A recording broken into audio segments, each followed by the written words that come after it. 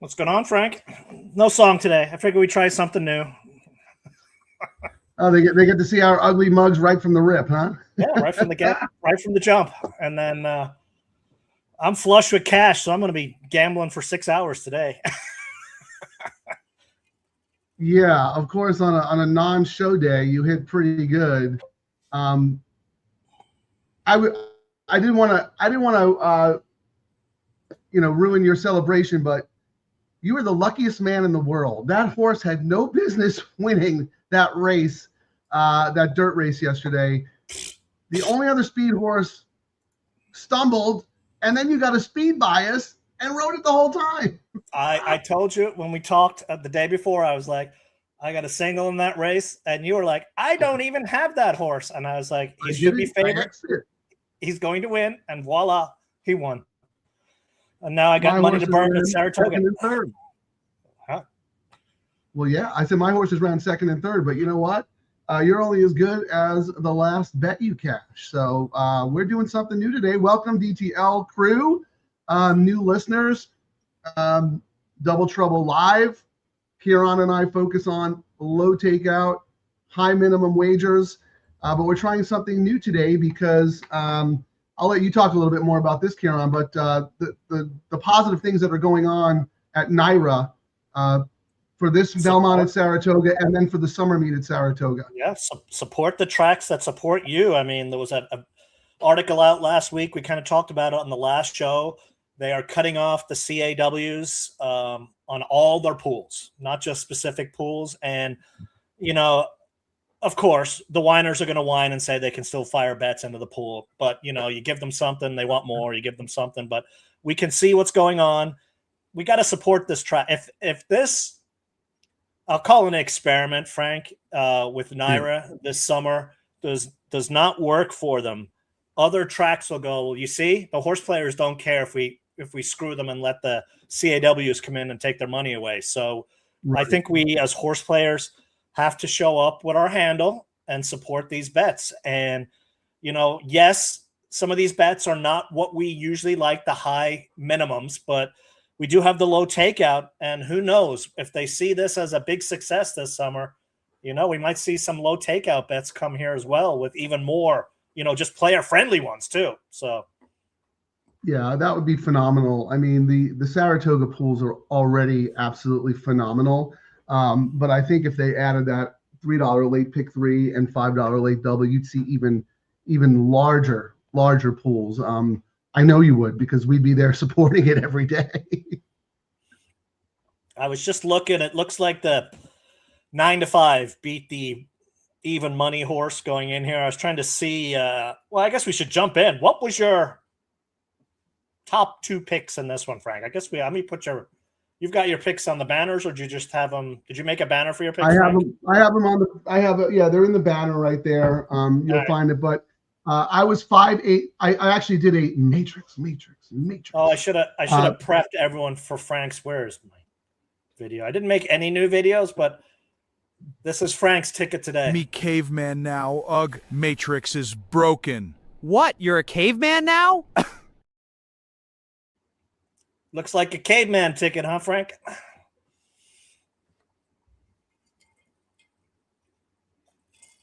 All right, bingo card. Frank is muted. Yeah, the stupid thing mutes my mic every time you play one of your stupid little videos. Yeah, because it knows you're going to go on some tirade, so it automatically, the AI just, let me shut this dude up. I was going to say, it is a caveman ticket, but it's not a traditional caveman ticket that costs a lot of money. I'm very targeted. I have horses that I like, and my 50-cent pick 5 ticket for $1 costs $12. So it is a caveman, but it's not really a caveman. I just have opinions today, which is always a little scary because when I think like races look pretty formful and I land on the obvious horses, that always means, something crazy is going to happen in, if not one, several of the races. So that freaks me out a little bit, but that's why we're doing the show. I could pivot. Yeah, we talked about doing a combined ticket, and if you're wondering why Frank sounds like he's under the ocean, he went and saw some band from the 1800s last night up in LA. So he's on the road remote. I never even heard of this band. Even when I looked them up, Frank, I was like, are you getting paid to show up for this band? I mean, so we talked our tickets. He sent me what his A's and his B's. And before we jumped on the show, I created another ticket for us, trying to use, like his A's and my A's. And there's a couple of races where we overlap that if we don't make it out, we're going to be kind of cooked. And this is what I ended up coming out with, Frank. We kind of had the same in this race. That's the band I saw last night. Texas Terry and Belmont Sebastian. She got singled out on stage there. You see, she's up there with the lead singer. I was just giving you crap. No, I know, but I just thought it was pretty funny. I wanted to show that because she was on stage. But I'm sorry, go ahead. I was saying, so I went through and I just, where you said A's, and then I took my top 2 picks, and there was some races where we both had the same A. So this is the $27 ticket I came up with ours. 5, 8, 10 in this one. We were both about the 6 in the next leg. I was all about the 1-3 in race 11, or the 1-4, Frank, and you had 3 as an A, so we went 1-4-3 there. Right, nice. We kind of had similar in race 12. I didn't have the 3, and you did, so that's where that is. And then I think you're all about the 4 on your own ticket, and I had thrown in the 6 in that last leg. Which horse is that? Wow, I didn't even have the 6 at all. I used 4 horses as a B, and the 6 wasn't one of them. Who is that? Because that's the Belmont, right? Where is it? Race 6, Growth Equity. I just thought. Okay. And the reason I did that was the favorite's 27% in the race, but over 10-1 horses are 27%. And I mean, my notes, Frank, for that last race, Renegade, today's the day, is what my notes were. So I don't disagree with you. That horse was a million times the best in the Derby, like a million times the best. So then I went Growth Equity. The other Chad won 2 in a row. And Franco, as we had talked about, is pretty hot so far at this meet. And this horse met the long shot criteria, and I also used Golden Tempo in a ticket, but I thought, will the brother make it so Irad wins this time? You know what I mean? Like, okay, Exactly. he had one and brother's going to win the other one, so. That's funny. I love it. A little tag team action by the Ortiz brothers. I actually spent some money on my tickets today because we were doing the pick 5 and because I have money burning a hole in my pocket today. So I kind of took the approach that I did for my slump buster that I was in last fall, where I did targeted pick 5s and, maybe the 2 or 3 will win kind of with our doubles. So, I mean, this was my first ticket here, kind of targeted, with my top 2 picks across. Right. I'll show these again. Then I came back, spread, single, spread, single, trying to get some more coverage, and then yet another one. So I'll throw all these up here. All these bets of mine are in the comments, so you can go back there and see all these tickets. But I was trying to do something similar to what we do on the pick 3s, Frank, where I spread, single, spread, and then single, spread type of thing. So let me ask you this: who are your? I mean, I know who your top picks are in this race, but like, who's on your backup ticket? Because we both have 5, 8, 10 as what I call A's, and then I have the 3 and the 6 as B's. I'm curious who you have as secondary contenders. I did not have the 6 in this first race. I did have the 3, but my other contender was the 10, My Boy Prince. Okay. Jose stayed there, so that's why I upgraded the horse, and he probably had some options. And I also had the 4 in here. Works for me. Pratt won on the horse last out, 5.5 by nose. Trainer's stats are kind of low, but big race days, how do you toss Pratt, if you know what I mean, especially in New York? So that's where I ended up going there. These turf sprints are so tough because they're, a lot of them, they really just come down to who has the best trip. Yeah, it's the break and the trip, and you just don't know what's going to happen. And sometimes you get out of it with a single, and sometimes you got to, it's, as you say, it's the B's and the C's. They get the right trip. I mean, right now, looking at the 10 here, my boy Prince is getting all the money, 5-2. And let's start with the pick 3, Frank. That's usually what we look at. Yeah. On the pick 3, the favorite is the 6, AG Bullet. I did not use that on any of my tickets. Did you? Well, I mean, that is a really, really nice horse. Yeah, I have that horse though as a secondary contender. That's the favorite on the pick 3 at 99, and the second choice is the 10 at 124, and the third choice is Litigation, the 3 at 131, then the 5 Reef Runner at 140, and in the double, it did change a little bit, Frank. In the double, the 10 is $14.06, the 6 is $14.55. Then the 5. Oh, no, then the 3 and the 5. So I don't know. There's not a whole lot of difference between those pays on these horses. Yeah, it's a little too early to analyze the win pool because there's still 32 minutes, but that is very interesting. Not that AG Bullet can't win. I mean, she is a really, really nice horse, but I don't know. Just something about, her left me a little cold today.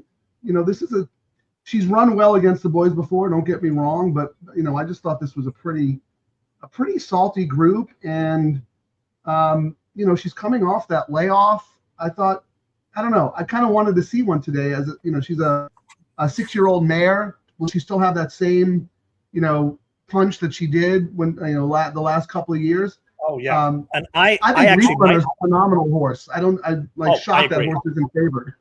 I mean, if we were probably betting on which horse is going to get the money, that's the one I would think. But AG Bullet, if there was an angle, how we have the Frank off angle. I'm good friends with one of the SDSU coaches, and his nickname is AG. And I bet this horse a million times. And I think today is the first day I've not bet the horse. So I might actually have to put in a really cheap ticket so that it doesn't screw me up. Well, yeah, I have the horse as a B. I mean, we could do, we could do another ticket between the both of us. Let me see if I put it on the combined ticket we did. No, I didn't put it on the combined ticket. Yeah, because I think you just used the A's. Yeah, I just used the A's. We have a lot of time. Why don't you actually explain to perhaps new listeners out there the exact kind of wagering strategy and ticket construction we're talking about? Because as we know, handicapping is only one part of the game, and this is the more important part where you actually have to make money.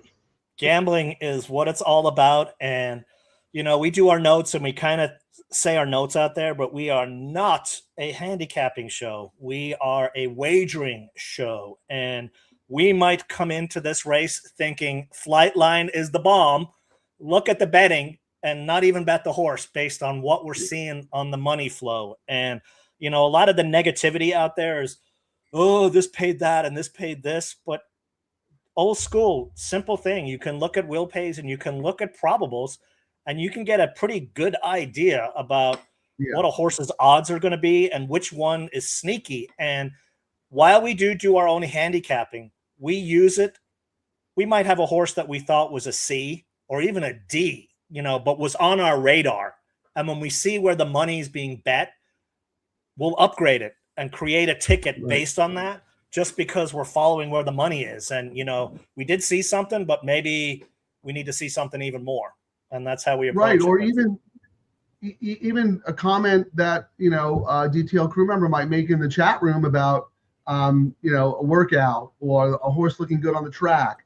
There have been plenty of times, Kieran, that you and I have, come into the show and, our A opinions went down in flames, but because we're talking it through and we're playing tickets based on the real information we have, we end up hitting pick threes using horses we didn't even like originally. You know what I mean? So you have to use the real-time info to your advantage.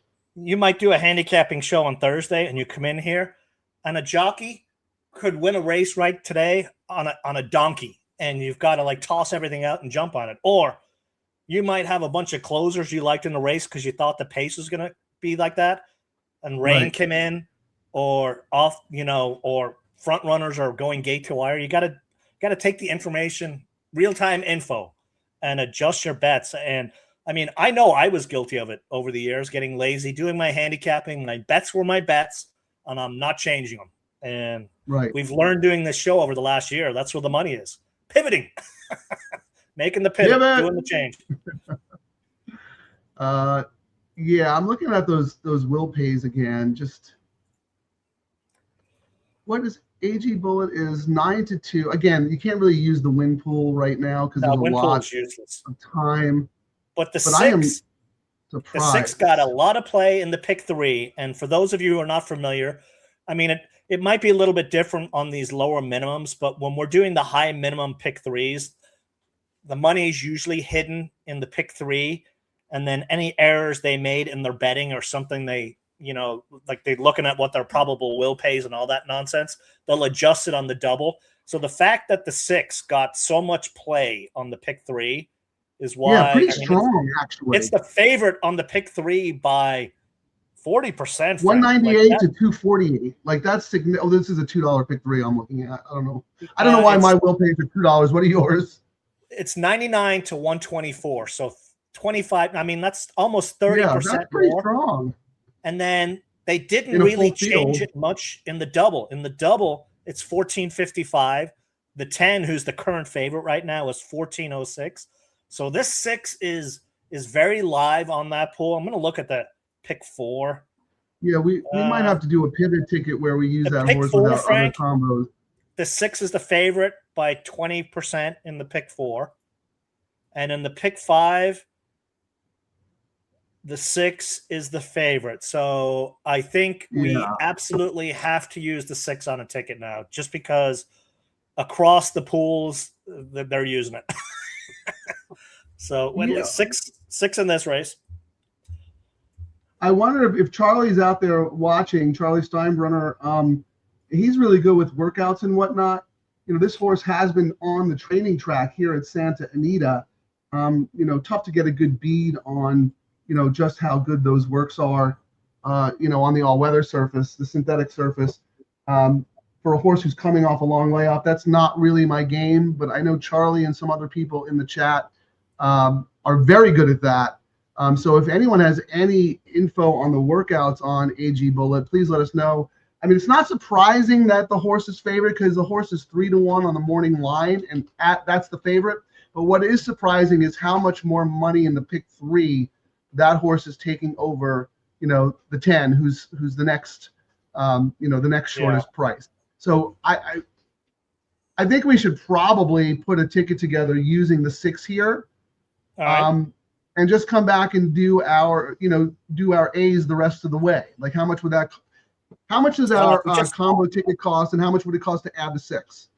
Well, I already put the combo's already in, so I would just come back now and just do 6 in this race. It costs $27 for our A ticket. So right now, if I just put this one in, it'll be 3 by 3 is 9, by 2 is 18, $9 more. So it'll be, on one ticket, 6 with 143, with 563, with 46. It costs us $9 more on this ticket. Yeah, I mean, we'd be stupid not to. We have to. I mean, we have to, just because that's the whole point of the show. We use the information available to us. And again, the horse is obvious. It's just funny that neither one of us had it as a main contender. Because I was looking at its last few races. Third, first. I had both of those, and when I don't use the horse, he wins, and when I do, doesn't win. So I'm gonna force my other tickets as a winner. This is a 6-year-old mare coming off a layoff, facing some really tough customers. Again, she has run well against the boys plenty of times before. She won the Jaipur back in 2025. I mean, she absolutely crushed. So she's no stranger to this kind of company, but this is different circumstances. If you go back to the Jaipur in 2025, she had a prep race. She's coming off the bench for this. And if you look at her recent, when she came off the bench in November, granted it was the Breeders' Cup Turf Sprint, but she ran a good second. But if you're a speed figure person, it wasn't as fast as her best races. So that makes her vulnerable to me. But at the same time, the money talks. The second leg, race 10, Frank. Yes. All our tickets, if we get out, I was all about the crude velocity, Giro for Baffert unbeaten. But, Freshu gave up all his mounts and went up there. He is cold, but my notes, and the reason I ended up kind of upgrading the 8, it wasn't enough to upgrade it to an A, was while O'Neill is cold, that 8 Civil Liberty kind of hasn't been trained by O'Neill, because it's been out of state. So even though O'Neill as the trainer is cold, it's not possibly a reason to toss that horse, because his other guys have been. Yeah, but the works were at all the works were at Santa Anita, even though they shipped out to run at Keeneland. Yeah. But yeah, it's a very, very nice horse. But I just think crude velocity is in a different league right now. I think he's probably probably could say he's the best 3-year-old in America, and even though he's not a Triple Crown type horse, what he's done in all of his starts is nothing short of remarkable. The problem is he's a little bit of a brat at the start of the race, right? If he breaks slowly, that's the only thing that concerns me, because he's going to be a super, super short price. In fact, we should probably look at how short the horse is going to be in the double probables going forward. Yeah, I'm just pulling that up right now. So let's go 10 to, what is it? He's 6, right? Yes. 10 to, guess who the favorite is? 6 to 6 is $9, Frank. AG Bull at 6-6 is $9. 10-6 is $12. 3-6 is 15. So yeah, if we weren't doing a pivot and you weren't even considering, I don't see this 6 AG Bullet being 9-2 when the gates open, Frank. No, definitely not. This horse is going to be, I would say AG Bullet's going to go off as the favorite.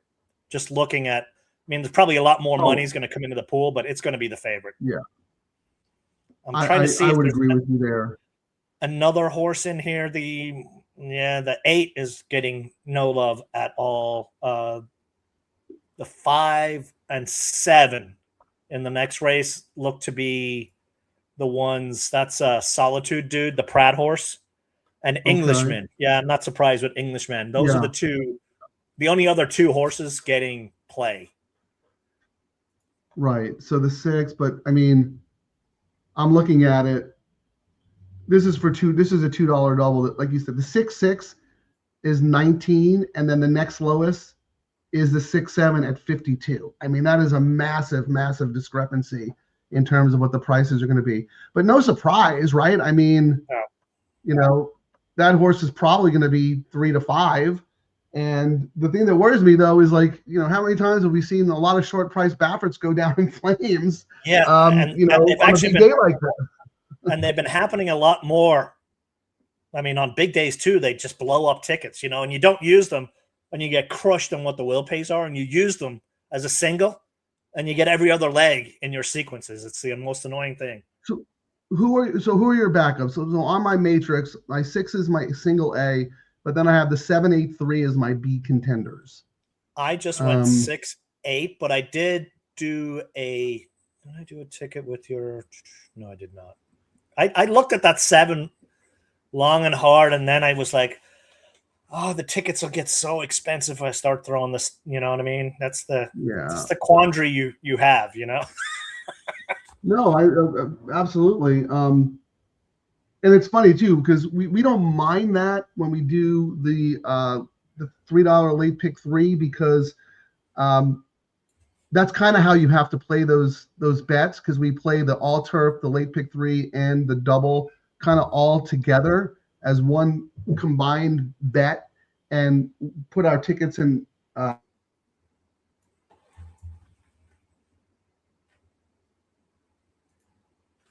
Frank frozen. Another drink. We missed one bet. We're alive in another bet, or we're alive in all of them. So it's a little different when you're playing the 50 cent late, 50 cent pick 5. It's a whole different type of strategy. it's been 9 months since I've played a pick 5 because we've been doing everything we've done on our show, focusing on the other wagers. Well, Frank, let me ask you this question: Race 11, Niso's race. Yeah. Is Niso another one of those Bafferts that looks too good to lose, but could lose? Like I wanted to try and beat the horse, but I couldn't really come up with anyone, so I just landed on Antiquarian as my, the one who could come and beat the horse. And I actually went with the Irad horse, so that's why I was asking you, because I was like, the only competition I saw was, what was that? It was Saudi Crown. Irad. Oh yeah. For Cox, they're 35%. But I mean, it was one of those things. It was like, am I just burning up coverage in a ticket but then it goes back to that point we keep saying on these big race days, how many times is that, Well, I mean, Nisos is a nice horse, but I don't necessarily trust him so much. You know what I mean? Yeah, coming back to Saudi, he's life and death to win the the Breeders' Cup Mile at 70 cents on the dollar. Same thing, 20 cents on the dollar. Had to fend off Nevada Beach. He's got the gaudy numbers, right, and the flashy, paper form. But he's I don't consider him like an elite level horse. But maybe that'll all change today as a 5-year-old, and we'll see what he does. He's also got he's got a break from the rail. They have that weird configuration at Saratoga. And the Dubai bounce, as we say, from coming there. First race in 4 months. I mean, the works say, the horse is perfectly fine, but you just never know. You never know. I mean, it is more of an issue coming back out here to California, I think we would agree, versus out there. But still, that's a lot of traveling. And also just like I said, I wanted to try to beat the horse, but I couldn't really come up with anything clever. DTL Crew, if you guys have any strong opinions, any favorites you're trying to beat, we can address you guys after we get through this first race. But I'll keep an eye on the comments if anyone has an opinion. If you're for crude velocity, against them, for Nisos, against them, like who are the vulnerable favorites in this sequence? And here's the other thing, Kieran, like I don't really love journalism in this spot, but I feel we have to kind of talk about journalism because I just don't like how fast, how good is this horse? I just think it's a weird spot for him. Yeah, I was like, I don't know. I mean, I didn't know what to. I like the horse. He sucks. I don't like him. He does well. So that's a horse that I just cannot figure out myself. Yeah, I mean, like if you're looking at just form and speed figures, like he's putting up the biggest numbers in the race, but a mile might, I don't know. It just seems like a very weird spot. But then again, I do trust Michael McCarthy. He could have chosen many, many different spots for this horse, and he ended up here in this race. I mean, look, this is one of the most prestigious races. Yeah, when you show up for this, the horses they're not waiting for a race. One turn mile here, it's kind of like a 1.5 turn or whatever. The configuration is weird, but I mean, this is also known as like the stud making race. Like if you win this race, your stud value goes up tremendously. Yeah. And so maybe that's what they're thinking with journalism. I just think it's a weird spot for the horse. So we'll figure that out and see what happens. And then what about, let's keep moving because the race 12, which is a name. I was expecting to see a name in there that's familiar to both of us. Yeah. Go Phoenix was supposed to be there, but Barrios screwed that ride up and cost me $15,000 double, Frank. But that's a whole aside from the win money that we would have got. I didn't mean to bring salt in the wound. I mean, he races next Sunday, and if you've not been watching the workouts for Go Phoenix, there's actually 2 barn mates that are at Santa Anita later today that are absolutely must be a use in your tickets. I think it's race 8 or race 9. Daria and Inbox have been working out with Gold Phoenix. Yeah. So, the fillies against Gold Phoenix. And for those of you who aren't familiar, the fact that Phil thinks enough of those 2 horses to have them work out with Gold Phoenix is automatically an upgrade for those horses at Santa Anita later today. I mean, it is a scramble race, but I think when I saw your ticket, Frank, you're all about both of those horses. I did spread a little bit in that race because I thought it was tough, but if you told me I could only do one horse in that Santa Anita race, it would be Daria. I know we're going off topic here, but right, no, but that's okay. This one, I so thought real quick, I ended up, Jay thinks the shorter distance helps journalism. I mean, yeah, but a mile might be too short. But we'll find out. So thanks for that, Jay. And then real quick here on the Derby status, we have showed our tickets yet. They're also, if you scroll up in the chat, you will see our tickets posted at the very top. But Kieran, do you want to roll through the banners one more time real quick so people can take screenshots? Yes. Thank you for joining us, Derby status. Appreciate it. Before you see Me Frank's, caveman now. Ugh, Matrix is broken. What? You're a caveman now? so here's Frank's ticket. Done on the back of a napkin at Denny's this morning.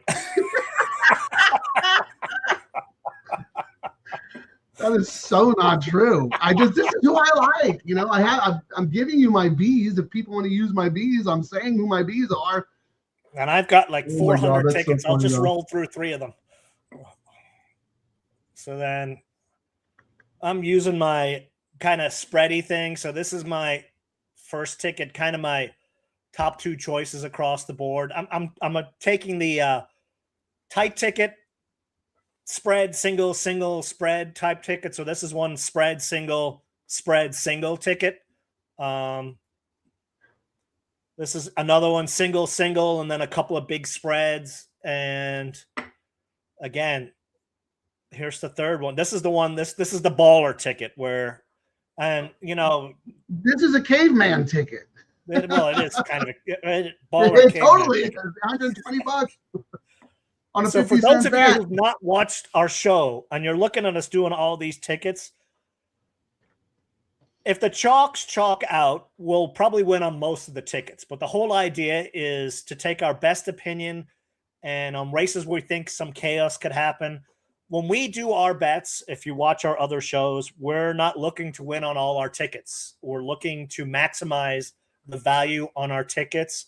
We're not doing, caveman. Frank, though, has some horses he feels very strongly about, so he's hammering them twice. Me, I didn't feel strong enough on some horses to hammer them with conviction, so I've got some spread tickets. And as we've seen here at Saratoga, there's been some chaos already today with like 30 and 40 to 1 horses. So that's what some of these tickets are hoping to grab.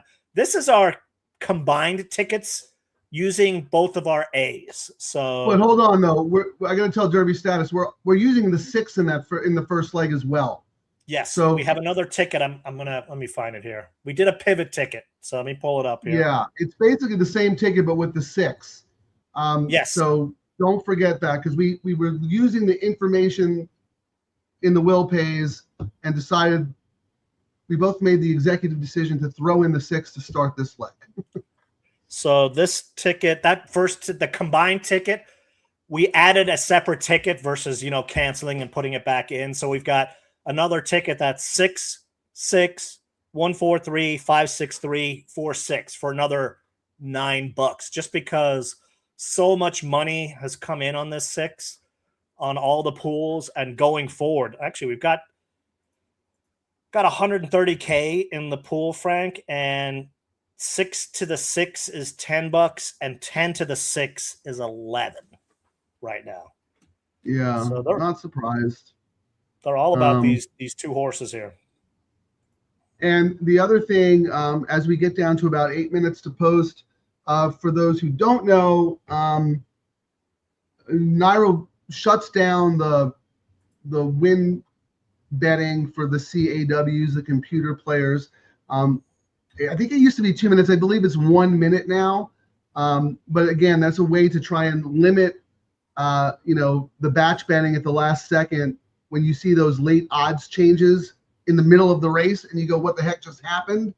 That's because, a nanosecond before the gates open, $100,000 worth of win bets flooded the pool. That's not supposed to happen anymore. So now I actually have a question, and maybe one of our viewers can answer this. when we see the post time supposed to go off, like right now when we're looking at it, it says minutes to post. What are we at? We're at You're 8 minutes to probably, post. yeah. So my question is, when we get to 0 or when we get to 2, are they adding extra time for them with the crawl? No, I think once it says 1 minute to post, they shut it down, even if it's Okay, another so 10 then minutes.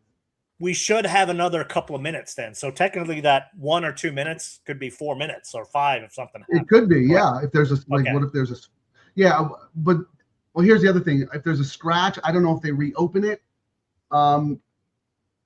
It's very gray area when it comes to the information we have when it comes to the computer teams. But, you know, we wanted it, well, obviously it's Belmont Stakes Day, so we wanted to focus on that. But we wanted to give NYRA a try because they are making efforts to. We got to support these tracks, guys. Yeah. Even if you do not like and have not bet them, they are pushing stuff that other track. I'm telling you, every other track is looking at if this is a success for them, and if it is, the other tracks who are refusing to do stuff will have to do it because they're just going to have the CAWs fighting with each other. And what's going to happen there? No, they'll just, you know, just pick it apart and then there'll be nothing left, you know? It's just, it's crazy. But yeah, Saratoga gets a lot. NYRA gets a lot of credit for doing that.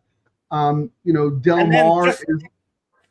I was going to pull up. I sent you I'm going to find it now. I should have made a picture of it. Let me find our thing. The takeouts for Santa Anita were, hang on. Remember I sent it to you the other day, Frank? And we were like, yes. Saratoga. Or Saratoga. Santa Anita's 15%, but we're not getting bad takeouts here. Let me take a picture of this so I can add it for everyone to see in case you didn't know. And I believe this, you know, for the summer meet.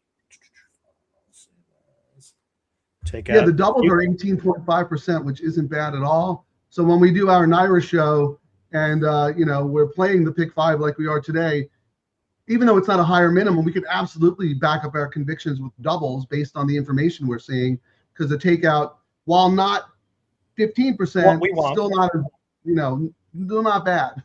And the positive for that is the cutoff is a lot sooner as well. That's right. So here's the takeouts they have right here. Let me pull my banner off here. Hang on. There you go. Yeah, I mean these funky ones here, but Exacta Quinella double 18%.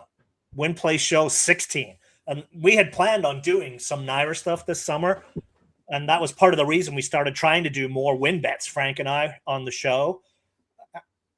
And this, you know, these pick 5s, 15%, and the CAWs cut out. So we will be doing a lot more stuff here at NYRA this summer, guys. Just so you know, we're going to have the flagship at Del Mar, but we're also going to be doing. We're going to, as we say, support the tracks that support you, and we'll be doing a little NYRA this summer, I'm sure. Yeah, and Del Mar is going to introduce an all turf. So that's going to be exciting again for, you know, everything that we do. We'll have the all turf, we'll have the late pick 3.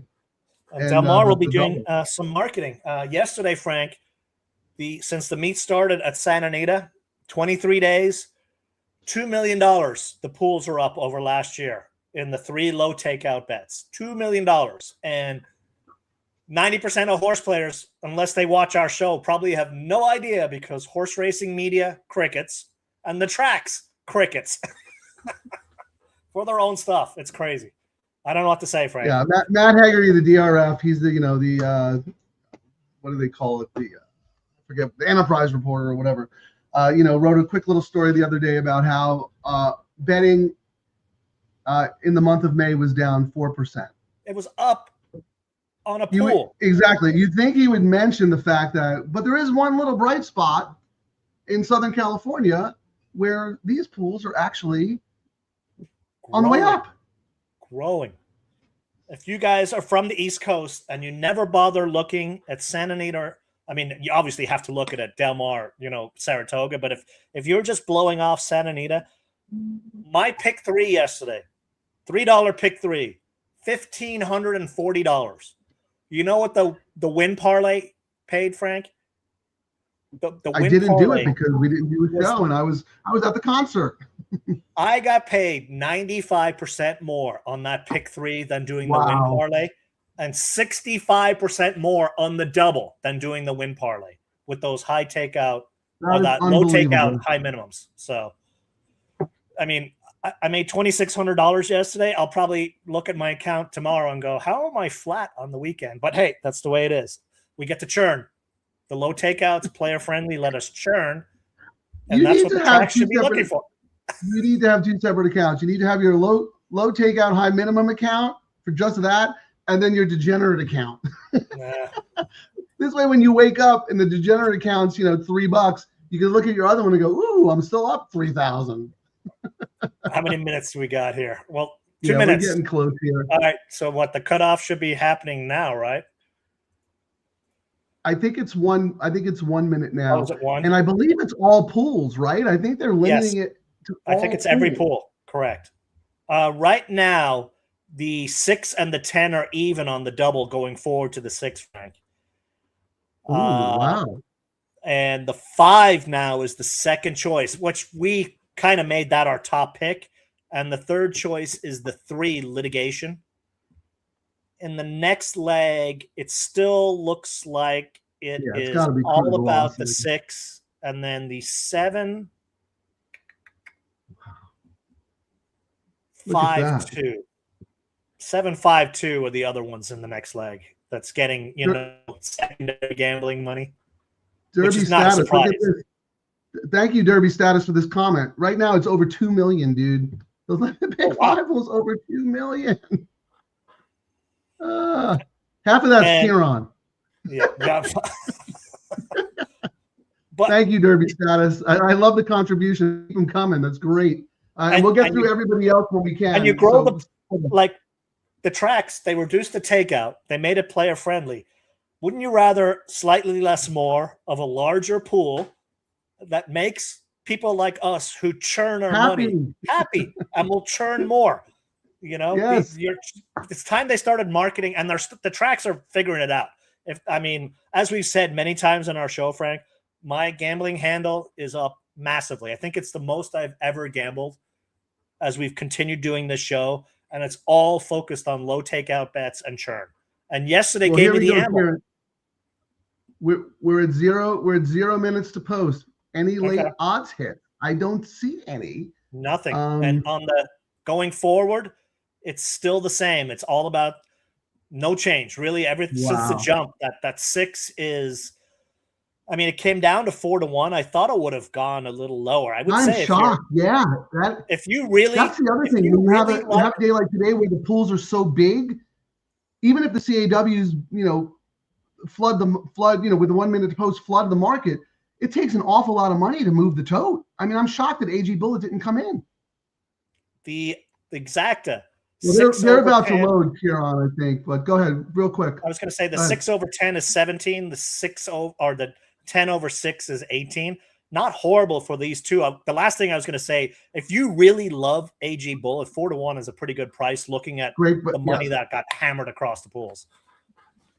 All right, good luck, everybody. Let's get out alive in our pick 5 and come back and fire away after this race.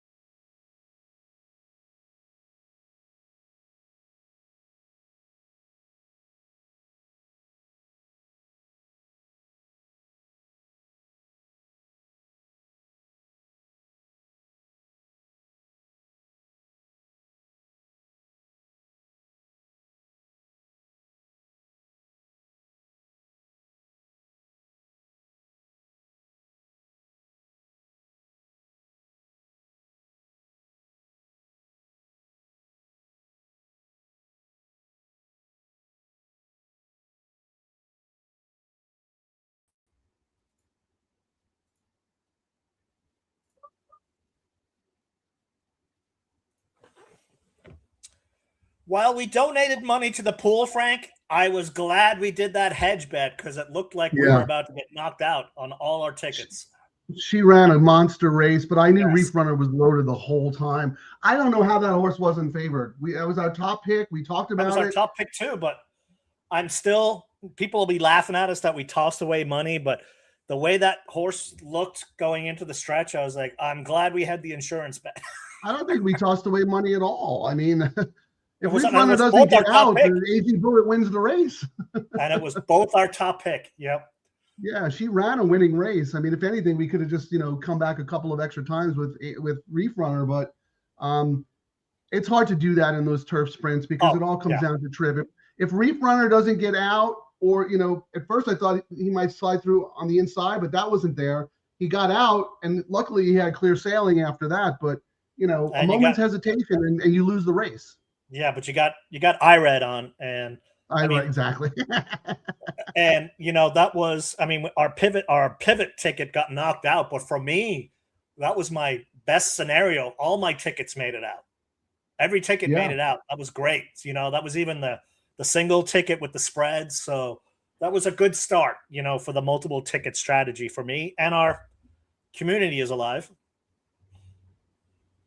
Yeah, I'm just looking at the horse's form again. AG Bullet finished ahead of Reef Runner in the turf sprint, the Breeders' Cup turf sprint, but that was at 5 furlongs, and the horse had to come on a little, needed every bit of 5.5 today to get there. Yes, but I don't know about you, but I hadn't seen this horse. The horse came to Del Mar, and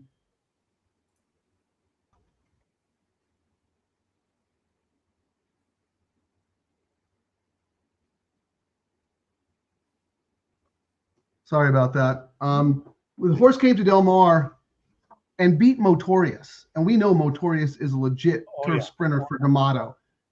And they DQ'd that. I couldn't believe that was one of the worst DQs I have ever seen. And I remember that. I gave David Fox so much credit because if I was him, I would never come back to California again and run. But he did. He came back at Santa Anita and ran down the hill in the Eddie D and won. And right then I was like, this horse is really, really good.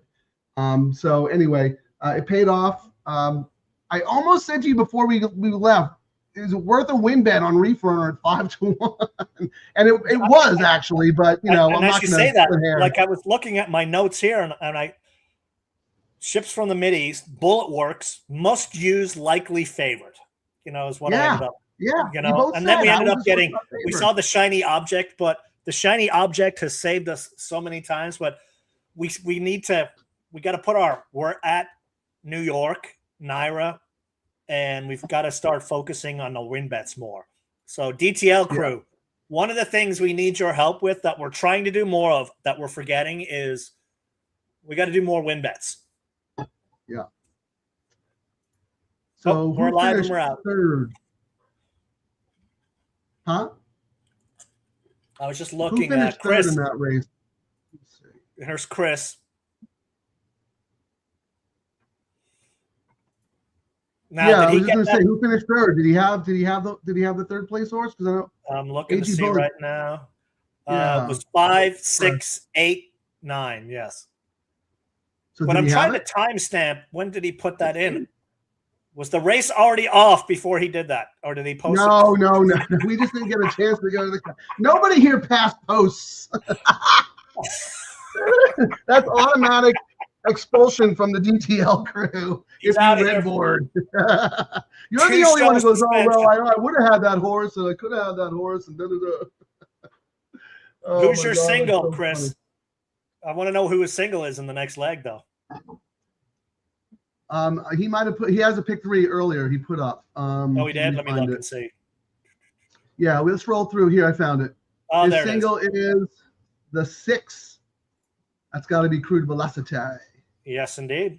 Good start, though. Really good start, Kieran. That's a big full field, 5-1. Yeah, nice start. And look, I don't think we did anything wrong with the pivot at all. No, I thought she ran a winning race. She just got beat by a better horse. When we from the jump until the 5, ended up making that late move, I was like, I'm glad we did that pivot because, yes, the 6 was a lot better than I had thought, and the money kind of knew. Yeah. But like you said, a better horse won. But that was good insurance we did there. I'm not disappointed in that insurance. And a heck of a training job by Richie Baltus. Again, I would like to, if there's anyone out there who understands I think when you work on the synthetic, it helps build a little bottom, a little foundation. But I really don't know. Like we saw Gold Phoenix work on the all weather, right? And he looked like an absolute monster. But he did it so easily. Did he get a lot out of it? Like, is it easy on the horses? Like, I don't know. So if anyone does, please enlighten me. I will say, since that training track went in, Gold Phoenix has been just so, you know what I mean, for the last year plus. Okay, that's interesting. Great. Yeah, maybe working on the dirt was a little detrimental for him. And then the other side note for you guys who are getting ready, our East Coast viewers, for Del Mar, one thing to keep a really close eye on that many of you would probably discount is when they work out at Los Al and come down to Del Mar on the grass, do not throw those horses away. Horses that work out at Los Al and come on the grass at Del Mar tend to do very, very well. So that's just a little handicapping note from us. We are the West Coast on the site. Yeah, the circuit knowledge we talk about.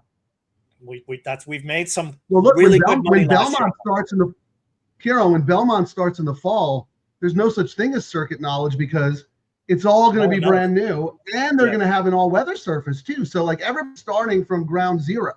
So I can't wait. I cannot wait for Belmont to open. It's going to be incredible racing, and before the Breeders' Cup came along, that Belmont Fall meet, they called it the championship meet because that's where champions were made. They didn't have the Breeders' Cup, 20, 25 years ago, whatever. And that Belmont Fall meet was so prestigious. Do you want to roll through? Can I roll through some comments first before we? Well, I just wanted to roll through his so I could do this. I've not used that one in a while. Don't let him bully you, Chris. You fight right back. I love that. You did post it because I saw it. He just doesn't look at the comments because he's so in his head. He's puffing. He's talking about the bet he hit yesterday. Good job, Chris. I love it. All right. Well, shout out to Mike Whalen who came into the chat at 12:03. We weren't even on air yet, Kieran. Right away. Heather, let's do it. Love that. I was just looking at the Will Pays on the pick 3, Frank. Can't even get through one comment. Oh no, you go up. One comment. Go ahead. I only do that. I only go to the comments when Nick Sievers is on.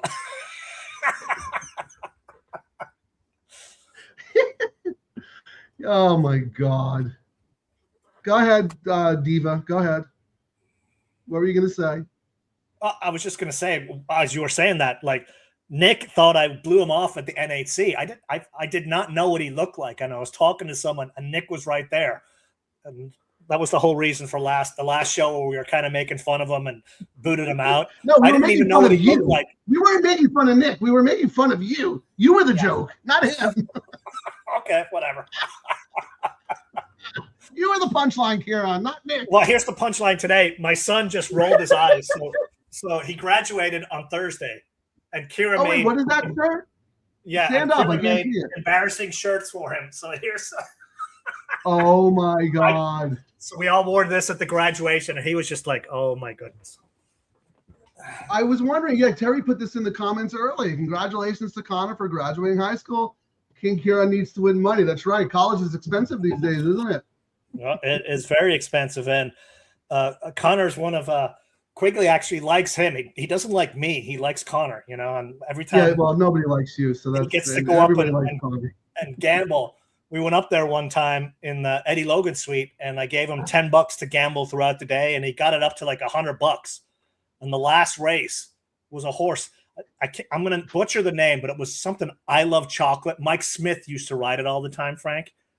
It was a couple of years ago. And Quigley Connor only wanted to put $10 on. And he was like, Quigley goes, your dad gave you the $10 anyway. You love chocolate, because he goes through chocolate in the Logan sweep. He's like, Yeah, bet it yeah, all. yeah. And he won it. It's a good life lesson. Go big or go home, right? I love it.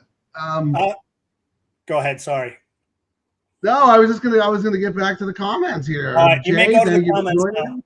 I'm tired of talking. You may go to the comments. Why don't you do a bathroom break here while I go through the comments? I was just Oh, going to wait, look here. at So how- Jay had a double. We didn't see his double. He did not use reef runner. So okay, that's well. Maybe he pivoted. We'll see. This says Floyd Mayweather got the money team. Well, this is the money stream. Oh, I like that. Thank you, Cat ate my form. We might have to steal that. Let's see what we got here. Here was Cat ate my form's picks. 3, 5, 6, 10. Nice. You got that 5 and the 6 to run second.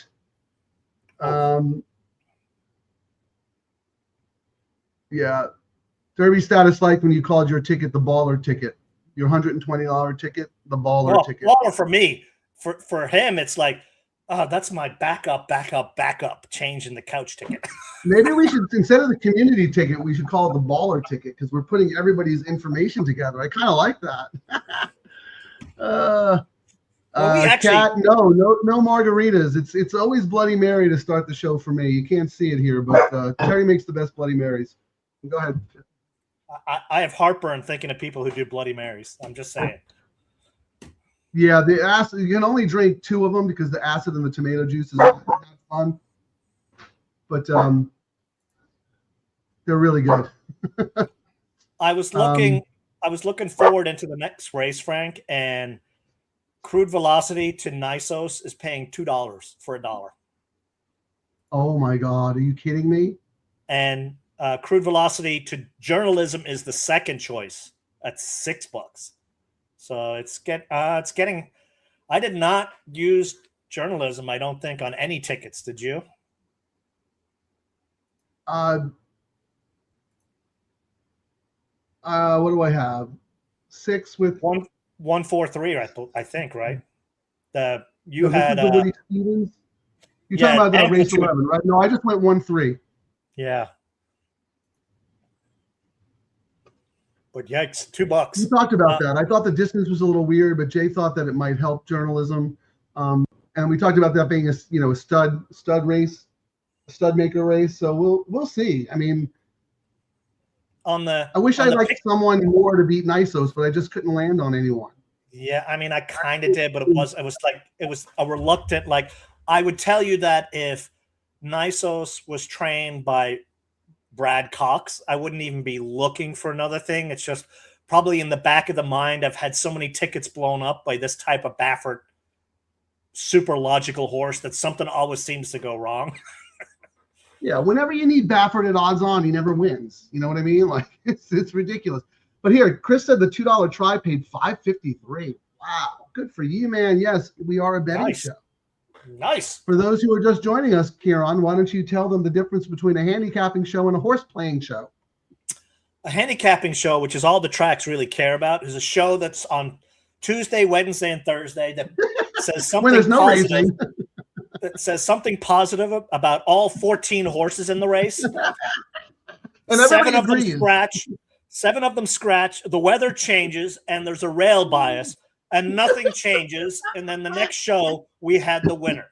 Versus, we come in, we'll say something about every horse, but we'll actually look like it didn't work in the last race, but still, we did the perfect thing. Gamblers are very lazy. I've been very lazy myself. We do our best. We have our convictions, and we do not want to change our opinion, even though we have people and robots that spend a lot of money coming up with who the winners are. And on certain pools, like the doubles and the will pays and the probables going forward, we can kind of get an idea of what the odds are and what horses they think have a big chance, and they're putting big money behind it. And we'll either upgrade or downgrade our picks and go with the flow. It didn't work in the last place, but our insurance pivot in that last race, I keep saying it looked really good, deep stretch. Oh, for sure. We take the information available and we bet. We're we don't do a handicapping show and not bet. We're betting live here. And, if we were doing a show on Sunday, I mean, I'm up on money. And at the end of the day, after I've drank a bottle of Henny today, I'll be looking at my account and going, either I made a crap load of money or I had a bunch of winners. And why is my account flat? That's why he's the chief gambling officer, ladies and gentlemen. But speaking of betting, let's take a look at the will pays, because it looks to me, I just took a quick look, that Solitude Dude was taking some sneaky money in the pick 3. Why don't you roll through those, because your pick 3 payouts are better, because mine are based on $2. 6 is paying $41.69. Who won the first leg? That is actually not a bad payout, Frank, for $1 on the pick 3. I know. Into a 3 to 5. How about the double? Look at the double. This is a really good payout. You get from Reef Runner to Crude Velocity, you're getting 15 to 1. I mean, that is a massive overlay. Yeah, these are very, very good pays. The pick 3, 6 is the obvious. I have to do the math. I might be wrong, but it seems like it's a very good price. 41. The second choice is Englishman. That horse was getting money going into here. They're essentially saying it's between 6 and 7. And on the double, $15 for the 6, $35 for the 7. The other two kind of getting money was the 2, Obliteration, and the 5, but the 5. The 5. I thought the 5 was the 5's third choice, right? I think that's kind of interesting, because was he third 1, 2? Well, it was third choice on the morning line at 6 to 1. So yeah, maybe not that crazy. And I was looking into the next leg, into Nisos, to see if we're seeing any, sneaky money, Frank. And the 5 that you mentioned, the Pratt horse, into the 1 is 43. Actually, I'll tell you who the lowest prices are. 6 to 1 is $3. Crude Velocity. Do Crude Velocity to the horses in the next. So 6 with 1 has got to be really 6 short. 6 with 1 is $3. 6 with 2, $69. 6 with 3, $20. 6 with 4, $42. 6 with 5, $123. 6 with 6, $16. That's the third choice. 6 with 7 is $6. No, that's 6 with 7 is what? 6 with 7 is $6. But that 6 in the next race, Knightsbridge. Yeah, 7. It was 7 to 2 morning line. So, well, then the sneaky one is my 3. I like my 3. That's a close fourth choice and was 6 to 1 on the line. But no, the fact that the 6 is taking that kind of money, even though it's 7 to 2 on the morning line, into the teeth of like 2 odds-on horses, that's a little sneaky to me, I think. And I was just looking. I was trying to see if the 5 was going to show us any, or the 5 or 7 were showing us anything interesting into the next leg. They're saying kind of the same, that the 1 is favorite. Actually, the 5 to the 1, Frank, is $39. The 5 to the 7 is $35. Not a whole lot of separation there. 7 to the 1 is 19. 7 to the 7 is 16. Not a whole lot of separation either. So wait. 7 to journalism is shorter than to Nisos? 7 to Nios is shorter right now than by $3. Okay, so Nisos is still the favorite in all the pools, but it's a lot closer with the higher priced horses. Correct. Yes. And the closest one is that 7-7 combination right now. Right. Okay. Wow. Your 3 is in order from velocity in this race. Nios. I'm trying to see. Nisos, yeah. I mean, if it's not a show, if I don't butcher a name, because I'm used to everyone killing my name. No, it's only won the Breeders' Cup Dirt Mile, but let's call him Nios. Number 1. Number 1. There you go. You can't go wrong. You can't go wrong to saying that. Or favorite 1, second favorite 7, third favorite 6, fourth favorite 3, and then they start jumping up in the next leg. So your 3 is the Antiquarian, I think, is taking some sneaky money based on the 6 to 1 morning line. Again, though, that's another horse who's probably better going a little bit longer. Yeah, I don't know. We'll have to see when we get to that. But I'm going to ask you this. It's probably too early because I think there's like 13 minutes to post, but I would love to see how strong of a win bet Crude Velocity is compared to your little place 8 times rule. Oh, yeah. Because look, now the horse is on the drift, open at 2 to 5, and now is up to 4 to 5. I will be, if this horse doesn't go off odds on, that is a bad sign. Yeah. That is a bad sign. Did you do the last race 14? Because there's a pick 5, I think, that starts here. We could pivot and use somebody else here. Did not look at race 14, actually. Well, we might have to go all. But who's taking the money? Why don't you look at the win pool? I want to see Cat 8 My Form has 5, 6, 7 in race 10. So, yeah, Solitude Dude. Here's Keon's notes. Pratt for Safi, best top speed, best late pace, had breakfast at Denny's the other day. For which horse? Solitude Dude, the 5 horse. That's Cat 8 My Form likes that horse. In this race, I did not do notes, only for the horses I liked. So you did not come up with that one? No. Pratt on a big day? Pratt for Safi? No. 5, 6, and 7. 5, 6, 7. Yeah. What is Civil Liberty? Is Civil Liberty taking any money? That's Craig Dado owns that horse. Craig Dado used to be the VP of marketing at Del Mar. Yeah, I mean, that was the one. That was what I used as my backup, and it did work out at Santa Anita, like you said, and Phil is cold, but Freshu. Doug. Oh, sorry. So Doug, yeah. Freshu did go out to Saratoga, for this race, and he's in the midst of a jockey race at Santa Anita. Right, that's a big deal. Him and Ayusu are tied at what are they both? They're at. That's an excellent point. I mean, it is a grade 1. Don't get me wrong, but still, he gave up a lot of mounts, a lot of live mounts today. He had some very live mounts today that he gave up, and he's tied with Ayusu for. There are 24 wins, and then JJ and Jaramillo are behind with like 18 and 19 or something like that. But yeah, he sacrificed probably the jockey title coming out here. Friends don't let friends not bet 19-1 shots that they like. So I'm just putting you on notice right now. You might want to throw a couple of bucks to win on that horse at 19-1 if you like the horse. And yeah, that is, that's my second choice in this race, Frank. I use. Well, that's what I'm saying. You should probably bet that horse to win. Yeah, I mean, I just said, Civil Liberty, Freshu for Neil is cold, but all the other points we made. So when we get a little bit closer, absolutely. I think the win plays show are all that 16%. Here's the thing, though. He's cold at Santa Anita because he was so hot. His horses ran through their conditions. So now they got to cycle back up to Del Mar. This horse went to Keeneland to break the maiden. So I don't think you can, even though the horse has been working at Santa Anita, I don't think you could use that same O'Neill is cold angle for this horse.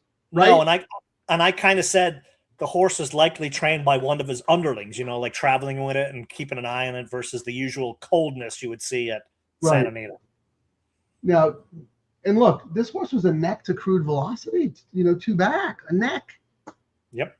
And, so that is very interesting. And the whole phrase viewpoint, he would have been on a bunch of live fill horses today, right?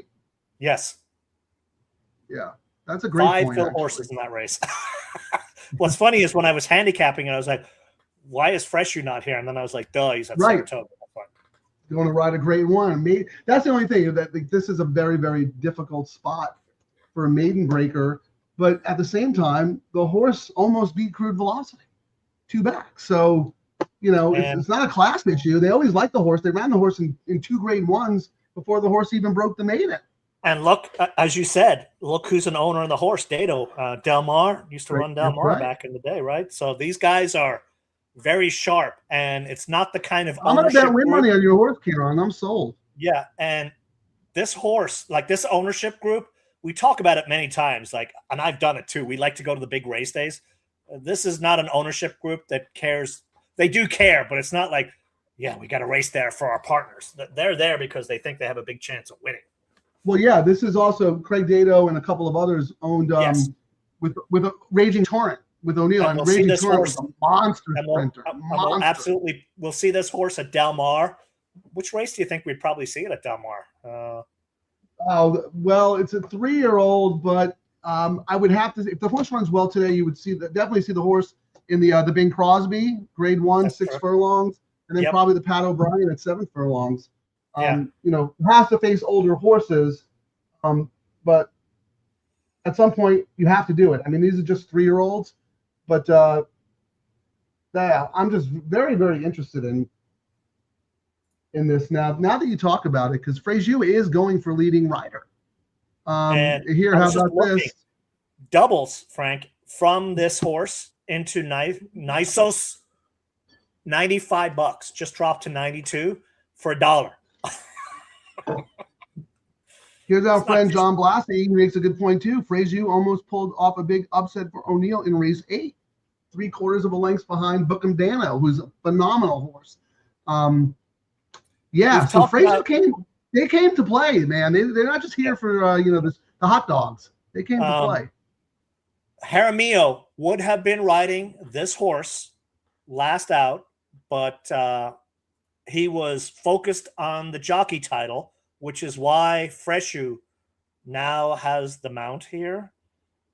And, we've talked about, and that's because Jaramillo was all about winning the jockey title. Yeah, that's important to him. I don't blame him. This horse is, and I'm looking at that. I'm going to do a win bet, Frank, but I'm also going to come back, and I was just looking like a double from this 8 into every other horse in the lowest. It's actually 8 to 7 is the favorite, Frank. Using 8 at $85, 8 to 1 is 93. Wow. That's a little crazy. That's the second horse What's now. The lowest pay with the 8? 8 to 7 is $80. $80 now, just dropped again versus 8 to 1. And that's the second horse we've seen. That's journalism. Journalism is getting a lot of play on secondary and third horses into the right with the second and third choices in this race. Are over betting. They're putting more money on journalism other than crude velocity into the next race. Nice, you mean, but yeah, that is wild, actually. So just real quick, while you're thinking about what you're going to do, Chris Babcock, it's a betting show. It helped confirm he did backup trifectas in case Renegade didn't win the Derby.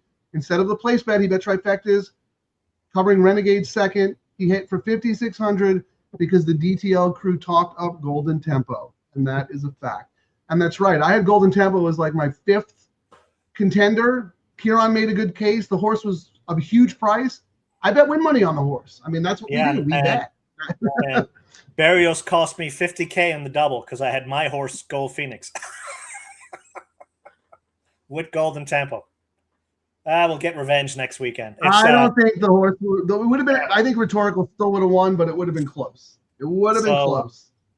Gold Phoenix is racing next Sunday in the first time ever in that 1 3/4 race, the Capistrano, and that is our 23rd wedding anniversary too. So Barrios better win because they're letting him ride again. Are you going up? Well, of course we are. Yeah. Are we going to do a show to celebrate? Nope. No show.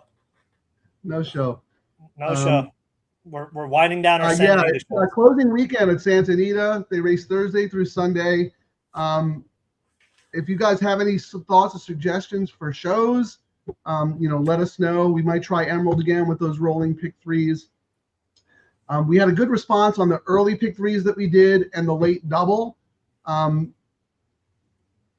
We kind of mixed it up with the Santa Anita coverage, so it got a little wonky for the late pick 3, but the numbers were pretty good. So we might consider doing that again. And of course, we're going to really start focusing on NYRA because we've got a big summer coming up. what is it, July 3rd, I think they start at Saratoga for their proper summer meet. Yeah, Del Mar doesn't start up till July 17th. 17th or something, yeah. So we'll be doing NYRA shows before, Santa Anita or Del Mar rolls out. Because, I mean, we might do a pop-up for Los Al, but I think I'd rather do Saratoga if the weather's good. I think is where we're leaning. Yeah, I mean, yeah, if the weather's good, that's a good point, actually. I don't want to get involved in messy off the turf type things, but so Kieran, can we look at the win pool now that there's only 4 minutes and see if crude velocity meets that, that 8 times old school criteria? Yeah, 521 to 84. So no, does not meet that criteria. You need to be 700,000 on the win pool to make it. Yeah, I'm really not taking a lot of money in the show pool, only 72,000. I would have expected more. Interesting. It is very interesting. Englishman taking, but I mean, look, between the win place and show pool, 677,000 has been bet on the 6, and the next highest is the Englishman at 283. So, yeah, and Crude Velocity just took another hit. So I don't think they're going to let this horse go off above even money. But, I could be wrong. So, Frank, I did. Are we going to do anything here? I think I'm fine. Yeah. Just like with. I'm doing a. What are you going to do? I'm going to do a $5 double. 8 into 1.7. It's paying $72, so I'll take that. And then I'm going to come back and do a $1 double, 8 into all the other horses. So it's I was going to say you have to do all in case something crazy just because happens. The pays are so good with the other ones. I just wanted to load up on because right now the 8 into the 1 now ended up going favored 65, 8 into the 7, 67. But I'll take that 5 times, and the other ones are like $100+, so I'm okay with that. Yeah, I just did win money on your 8 just for a rooting interest in case Crude Velocity loses. I did win money on it, but I'm not going to say how much I did win money on. $10 is no bucks, Kieran. Remember, Steve-O, drop that nugget of $10. That's why I did $11. That's why what? $11 does not suck. I did $15. I'm a baller now. I increased my budget for my double. That's right. That's a baller win bet. Unlimited supply of cabbages for Steve-O next time he comes on the show. DTL Crew, who do you guys like? Cat Ate My Form gave us his opinion. We know that Chris needs to get his single home here. That's number 6. SC3P usually come in with like an ice cold pick 3 or something. Yeah, Kieran and I keep talking about who we like and what we're betting, but we love to hear from you guys. This is a community effort. We have made a lot of money in this race. In the next race, where like these are 2 so obvious horses that one of them is probably going to lose, right? And it's going to screw everything up. So if anyone has a clever opinion, probably more so in the next race. If Englishman wins, fine. Civil Liberty, great. We have win money. I don't really love all the other horses. So to me, it's Crude Velocity. Crude Velocity's race to lose, but wouldn't be the first time an odds-on Baffert went down in flames on a big day. Absolutely not. It happens more times than we'd like to actually have it happen. The only good thing is that there's not an other Baffert in here. You know what I mean? Like we won't get mad. Whoa, the other Baffert one, of course. Correct. Yeah, my big concern is the horse. The way this horse breaks, not great. And we talked about this. Not a huge Giroux fan. But he did come out here for a reason, But yeah, he was not. He was kind of good at first when he came out to Santa Anita, and then there's actually an angle now where I saw that he raced the horse 2nd or 3rd his last race. I upgraded the horse because when you look at the replays, he didn't do them any help at all. So yeah, and he's back in Kentucky now, but he got lucky with this one. But if he doesn't win, he's not going to be on him next time. I'll tell you that right now. So. Anyway, it's post time, ladies and gentlemen. Let's take a little break. Let's root our horses home. Safe trips for horses and jockeys. And let's keep it going.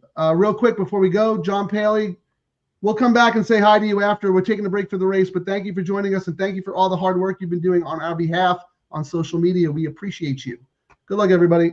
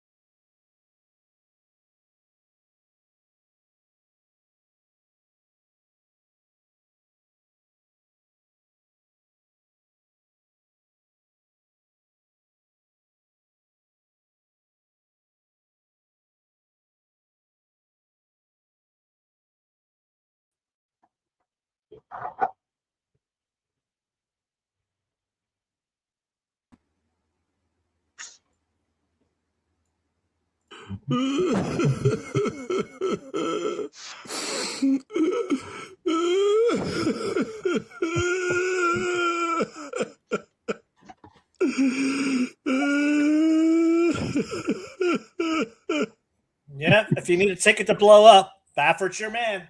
Yeah, that was a horrible effort by Crude Velocity. Horrible. Absolutely Horrible. terrible. No, take nothing away from the winner. Englishman, absolute freak. Sivo's got to be happy because the sire of Englishman is Maxfield, and they have a couple of Maxfields as there you 2-year-olds. So, wow, what a sharp effort. And look, Englishman ran really well last time in defeat. Had a break from the rail, set blistering fractions, and Crude Velocity ran the horse down. But obviously, Englishman got more out of that last race than Crude Velocity did. Yeah, this is going to be one of those things where we might never see Crude Velocity again, or we'll see him next year. Yeah, that was horrendous. That pays the bills.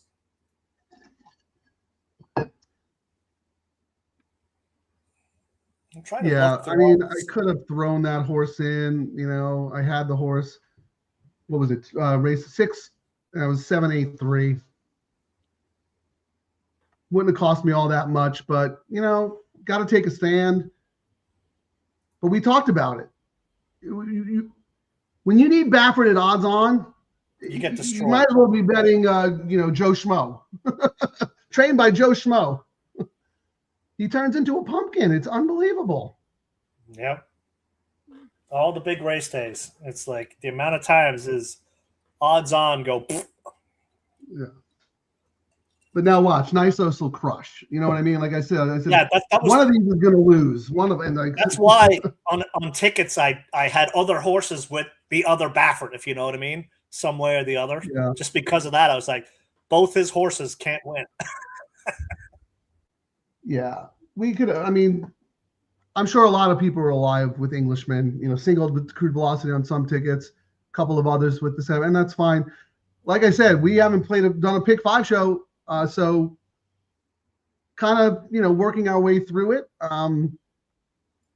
But while we have before I everyone lost $12 though. Kieran lost a lot more.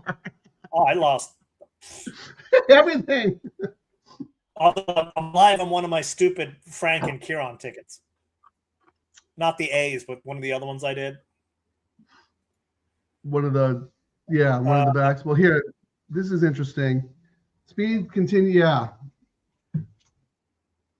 I don't know. Maybe I just think Renegade is the best horse.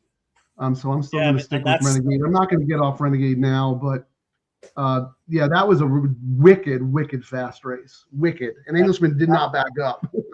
That combined, when I was going through and said I did a combined tickets and I showed the one with just our A's. Yeah. There was another one that was race 9, 5 as the single. Race 10, 6, 7, 8, 3. It was using 6 and 8 and you're 7 and 3 because you had them as B's on what you sent me last night. Yes. And then race 12 was I was 5, 6 as my top. What's race 11? Race 11. Oh, race 11, 1, 4, 3. Okay. Because I was 1, 4 and you were 1, 3. So I went 1, 4. Yeah, I remember we talked about it. Yeah. So did you play this or we just talked about it? I did it this morning when I was because I went through it on one of my, that's why my account is in the crapper because I do all this stupid. And then so we're alive. Race 12, I did 5, 6. And you were like, we kind of had similar ones. So I ended up going in that race 5, 6, 3, 7.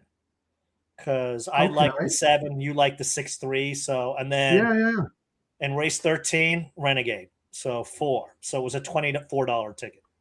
So at least we're alive on my $900 in backup tickets. Helping so wait, did you post that in the chat?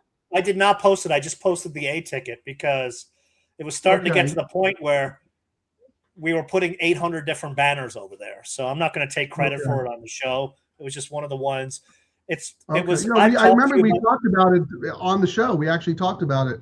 But it's one of those things. That's great.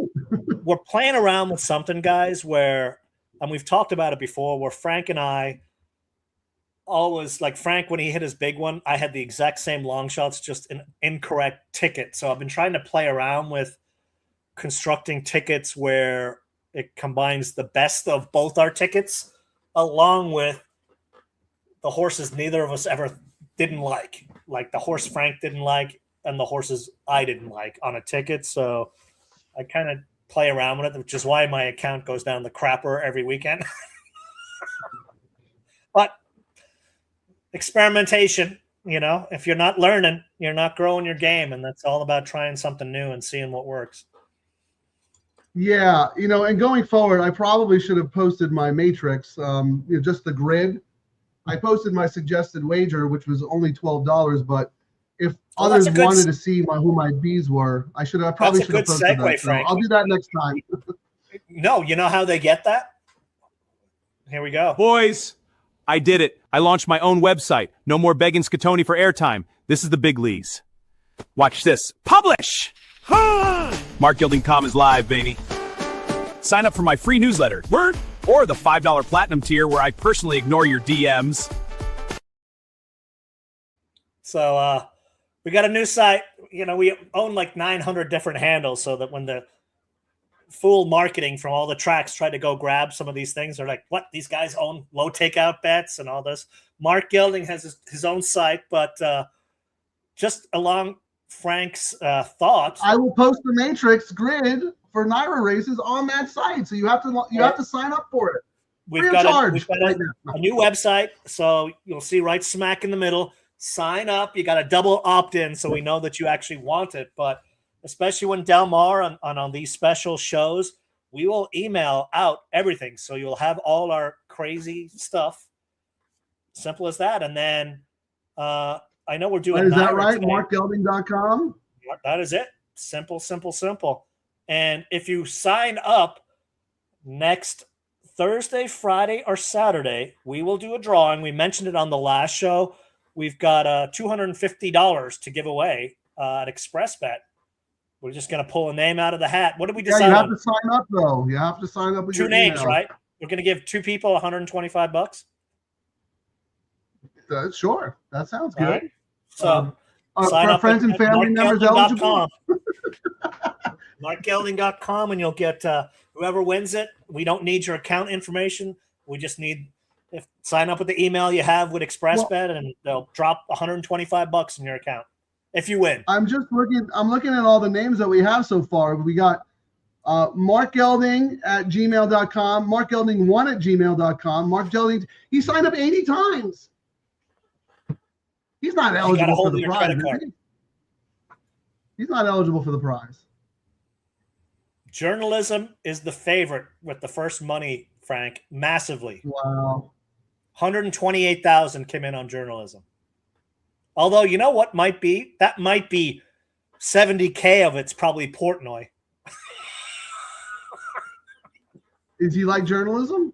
I don't know. I'm just thinking of the nonsense gambling. Like, I saw one of his things on opening day. He was complaining about the pays and the exacta, but he bet $10,000 into the exacta, and he swooped 30% of the pool, and he was wondering why the pays were so bad. He was his own robot. He was shouting at himself, arguing with himself. I think Fox has like some kind of alternate feed that he's on, and a couple of other people. If anyone out there is watching it, you want to give us an update. This should be the alternate feed, but God forbid they promote gambling on national TV when it's a horse racing is a gambling game. But we're working on that as well. But yeah, I'm curious if anyone has seen any of the additional coverage. Please feel free to comment. I'd be curious too. None of it's showing up on my feed for other shows. Well, it's on TV. I think it's Fox Sports 1 and Fox Sports 2 or something like that. I'm in the hotel. I can't figure out how the TV works. So otherwise, I'd be watching at home. I was just looking to see if there was any other live shows, but nothing that I follow. Only the Thursday and Friday shows picking their stuff. Yeah, well, no, there are a bunch of live shows going on right now, but we're the ones with the most viewers.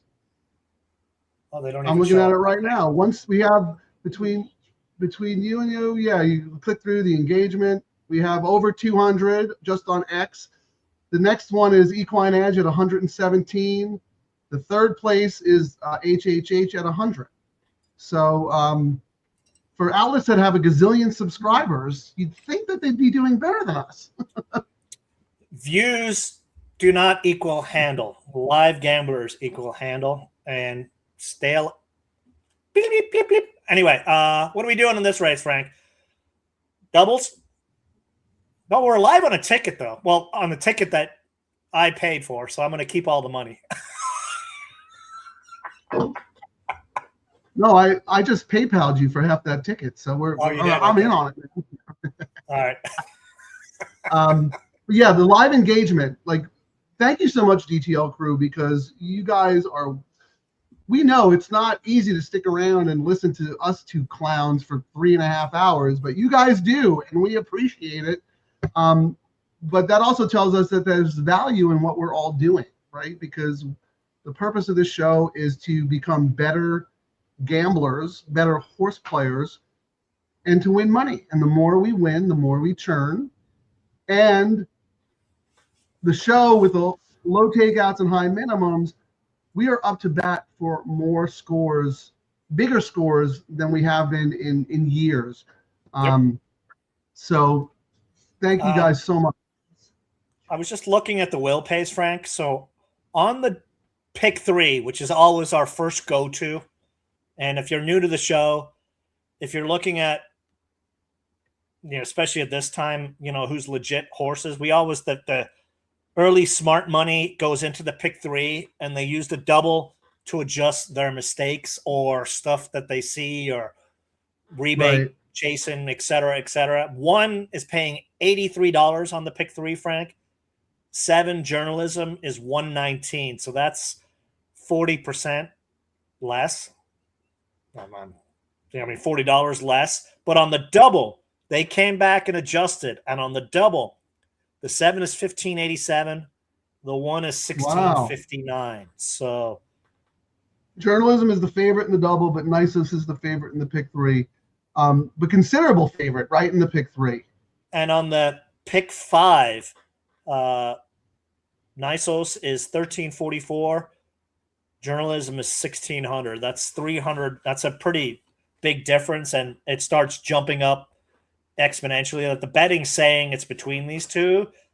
I'm still kind of shocked at how much money's come in on journalism. Yeah, and that's not the robot money. That's real horse player money. Somebody likes journalism a lot to make that horse 6-5. Well, who do you like in race?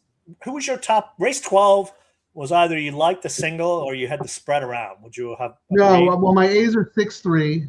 I'm just looking at the matrix. A's are 6-3. My B's are 8-7. Yeah, my top horse in there was Deterministic, the 5.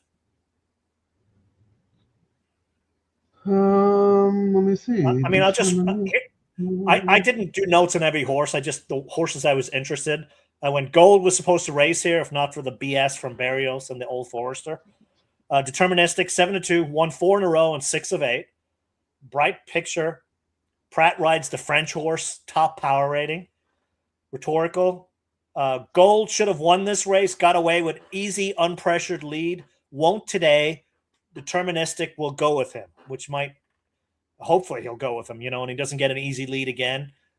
Integration. Yeah, but I don't think Rhetorical needs the lead. He just got the lead because there was no other pace in that race. Yeah, but whereas I think Deterministic kind of does need the lead. Like Deterministic really needs to be in the mix. So I think Deterministic has to go because he's drawn inside Rhetorical. I think Rhetorical sits right outside him. I said integration, Johnny V off Lasix. I don't see it, but the site that won't ever reply to my emails makes it a top pick at 22%. So I had to throw it in there. Really? Yeah, I was shocked. And when I don't use those kinds of things in races like this, I don't see it. And then number 2, test score. Closers needed for this race. I put in capitals. Franco, the last 2 races, has gone too fast early, and this horse has paid for it. If Franco chills, possible closer chance. And then number 8, one stripe, closer. Use somewhere on an alternative ticket. That's how I saw this race. Well, what do you have on the 6 horse Bright Picture? I just said French horse Pratt rides. It's always an upgrade when you get the Frenchie riding the Frenchie. Yeah, well, I'm looking at the probables from this leg to the next. Right now, the current favorite double probable is the 1 here, to the 6 in the next, and that's paying this is $2, $15 too, and then the next shortest is the 7 at 18. So the 6 is taking, the French horse is live, taking money, but no surprise there. I mean, no, it's just, I can't believe Andre Fabre actually shipped over for this. Yeah, and I mean, it's very interesting. $1 million, but yeah, I mean, Ascot could have gone a royal. I mean, there's lots of places this horse could have gone. Lots of places. I think it's awesome. I mean, he's one of the best trainers in the world and has been for a very long time. And you know that Euro form is, you know, even though we know the East Coast turf horses are better than our West Coast turf horses, the Euro turf horses are better than anybody. So correct. Yeah, so I'm not surprised that horse is taking money. But let's look with journalism. So journalism, the 7 to the 6 is 17, and then the next shortest is to the 7 at 26. So the 6 and the 7 are the ones in the double probables taking the most money based on the two horses that are vying for favoritism in this race. Did you use rhetorical at all? You're just trying to beat? On our ticket that is alive. Yeah, what do we have? Scroll up. I think you used a couple here. The ticket that is alive in race 11, we have 143. I did not use journalism. No, I mean in the next race. I'm sorry, not this race. Oh, race 12? Yeah. Race 12, we have 5, 6, 3, 7. So since we don't have journalism here and journalism is taking action, should we look at doubles, journalism here to those horses in the next? So in case double, journalism wins, because we do not have journalism on our live ticket. Yeah, so we journalism 7 to 3, 5, 6, 7. So 7 to 3, 27, 19, 8. Is this for a buck or $2? For $1. For $1. Yeah, I think we're just gonna have to take a stand against journalism. Yeah, neither of us really like them. not that, you know, and because he's getting hammered. I mean, if he takes us out, he takes us out. Is the way I'm thinking it, Frank. I agree. I want to stand against. Even with the money that we're seeing, I am a little concerned about Nisos, though. Based on his action, it doesn't seem like he's going to win today.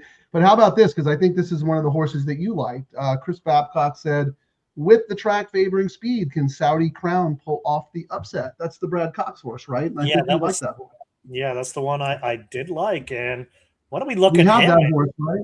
We have this horse. We got 143. Yeah. There you go. And 4 into the lowest price is 4 into 7, $64. 4 into 6, 69. 4 into 5, 94. 4 into 8, 112.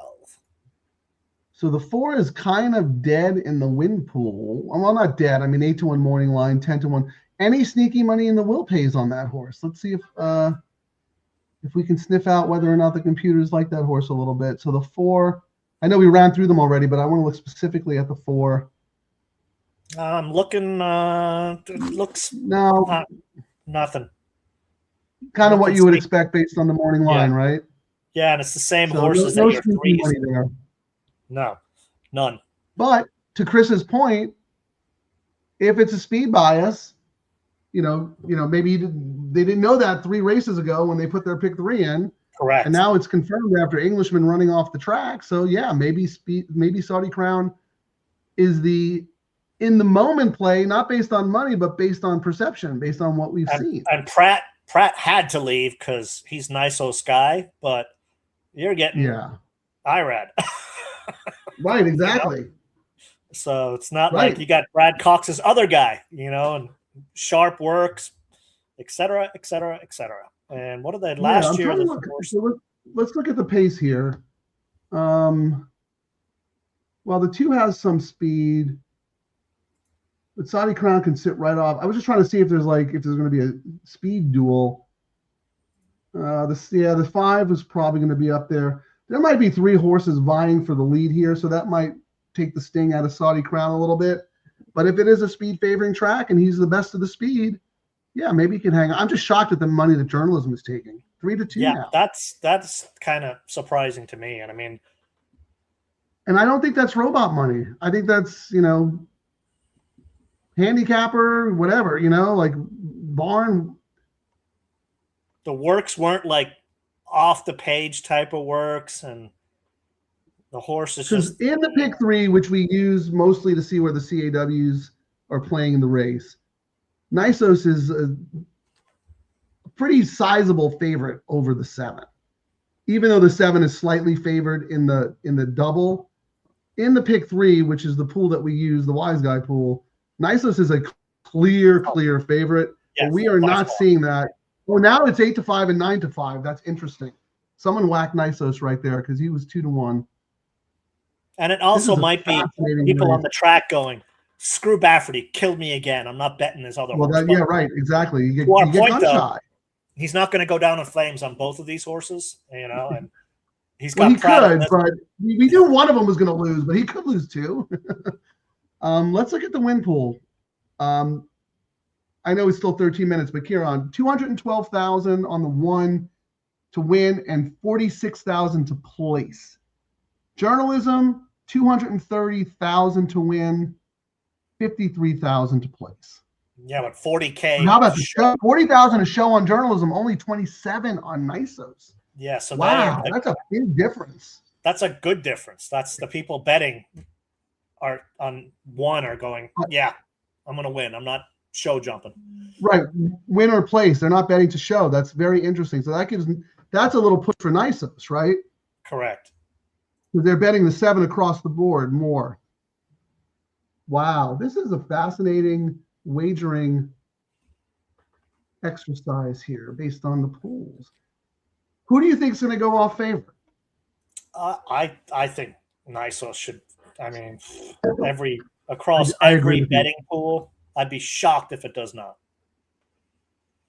I kind of agree with you. I'm surprised that Journalism is taking as much early money as he is, but it could also be the computers doing a little funny business, right? They're hedging with their rebates, and we don't know that. They just need to make sure their books are balanced at the end. Is the part that people don't realize. They're getting paid X if the other horse wins, and they're going to bet enough to get the rebate back where, their goal at the end of the day is 1% is 1% on to the next day. People don't realize that. Well, right. They're not trying to pick the winner. They're just trying to balance their books that if a certain horse wins, they can still make a little bit of money based on the rebates that they're getting. So that is very, very interesting. I'm with you. I do think Nisos goes off favorite. I think the computer money will show up. I'm looking at Optics EQ, which is a handicapping platform that I love and use all the time. They have a double odds what the horse, what the horse's price should be. So they have Nisos at 2.01 and they have Journalism at 2.53. So Optics thinks that Nisos will go favored as well. But right now in the win pool, Kieran, it's all about Journalism. What does the DTL crew think? Let's go. Give us some comments. How about this? Why is the 6 not getting that? I think I'm going to do an exacta box 4-1, Frank, for $10. Do you want me to see what that pays first? I already looked. 4-1 is 38. 1-4 is 26. Oh, that's pretty good. So why don't you do that, and then we'll answer Derby Status's question. Why is the 6 not getting bad? He had one bad race, but he is a good horse. Yeah, I mean here's my thing. Whenever I see a horse who puts up monster numbers at Gulfstream and then kind of just average numbers everywhere else, that's a big red flag for me. Because I think, first of all, I think a lot of those Gulfstream numbers are inflated, especially with horses who are speed horses. But yeah, if he runs back to any of those Gulfstream races, he could absolutely upset the apple cart, especially you're dealing with Belmont here. But I just thought all of his other races, just didn't seem as as flashy as those Gulfstream races. Do you have anything on that horse, Keon? There's not one. Well, it was the same thing, and I didn't write notes on it, but I was just looking at the pick 3 for that horse. 1, 2. He's the third choice on the pick 3. I mean, there's 7 horses, but he is the third choice at 220. Like it starts going up. 220 for the 6, 263 for the 3. So he did get action. The pick 5, 1, 7, 6 again, and then it takes a huge jump. So across the different bets and then the double, 1, 7. I mean, it is the third choice by far, like standout third choice. And if you think, but he is third like choice it at 7-1, that's a win bet. But Knightsbridge was 7-2 on the morning line, third choice. So that doesn't surprise me all that much. It's more surprising that the horse isn't taking money in the win pool based on the morning line. David Aragona, who is the morning line maker in New York, is the best at it, and he's really, really good. Yeah, we keep forgetting to do I don't know this. if I would have hung 7-2 on this horse, but look at those horses' betting pattern. This horse gets hammered every time. 1, 2, 3, 4, 5, 6. 6 races in a row, this horse was favorite. And 5 of those times, the horse was odds on. So I don't blame him for making an aggressive 7-2 line on that horse. But not for me. I'll go down in flames. But yeah, please like and subscribe. We don't pay for bots and fake subscribers. For some reason, racetracks still care about subscribers and views versus handle growth. I still like and subscribe. Watch us. Mind-boggling. We got a lot of good things coming up planned for the DTL crew too. We're talking to some ADWs, trying to get you guys some kind of rebate deal. We're really, really working it because, if the game is going to succeed, the tracks need to make the horse players happy. And it's been a slow process, but we are seeing progress, right? We are actually seeing progress. So I think the more we can do, for men and women like us, the better for the industry. So yes, please like and subscribe. Forgot to mention this, Kieran. There is that special Met Mile to the Belmont double. Chris, thank you for reminding us. We were actually going to play it because there was another one earlier, I think, in the turf race. But he's going to single the 4 here. That's Saudi Crown. And then 4, 7, 8 in the Belmont. I think 4 is Renegade. Who are the 7 and the 8? Yeah, that's a pretty cool bet. We might want to think about doing that, Kieran. What's the name? We can't see probables for it. Oh, the Met Belmont double. Okay, I see it. Yeah. We can't see the will pays. Oh, actually. The probables. Yeah, I don't think you can see the probables, and that makes things a little tricky. Oh, really? Yeah, so let me look too. Here we pass go. me up. So one with 4 is paying $6. I've got it up here, so give me some will pays, Frank, or some horses you're looking at. 1 with 4 is $6. This is for $1? For $1, correct. So 1 to Renegade is $6. Second choice is the 7 at $21. Third choice is the 8 at 23. Oh no, sorry. Second choice is the 3 at $18. Then the 7 at 21, the 8 at 23, the 9 at 38. And then it starts going up. Wow, 1 4 $6. What is the 7 for? 7 with 4 is $8. So Nisos is a slight favorite. Nisos is $6. Journalism is $8 to the 4. 7 is more of a favorite with the other horses. 7 to 3 is 18 versus 19. 7 to 7 is 17 versus 21. 7 to 8 is 17 versus 22. 7 to 9 is 29 versus 39. Yeah, isn't that we saw the same thing in this double pool. It's like it's almost like there's 2 competing computer groups. One loves journalism and one loves Nisos. Yes, it makes sense. I mean, what was eye-opening to me when I read that article they put out a week ago, when Naira said they'd lost a bunch of handle because of what they did. Yes. We had always thought there was like 5 to 12 of these, robot groups. They said there was 20 of them, which was like, oh my goodness. Right. And they're not always on the same horse. That's like, No. I think that's part of the reason why we see such great value in the late pick 3, because they can't balance their books the same way they do with other pools, because you also have the $5 late double that anchors that. So if they're on different horses, you see some screwy payouts. Who's so your second so fascinating choice? To me that, Frank, go ahead. Who's your second choice in the Belmont? My A is 4, and then I'm 3, 7, 8, 9. All right. I think it's Wallaby, right? Is that Wallaby? Yeah, I was going to do a $5 double, 1-4 with 4-8.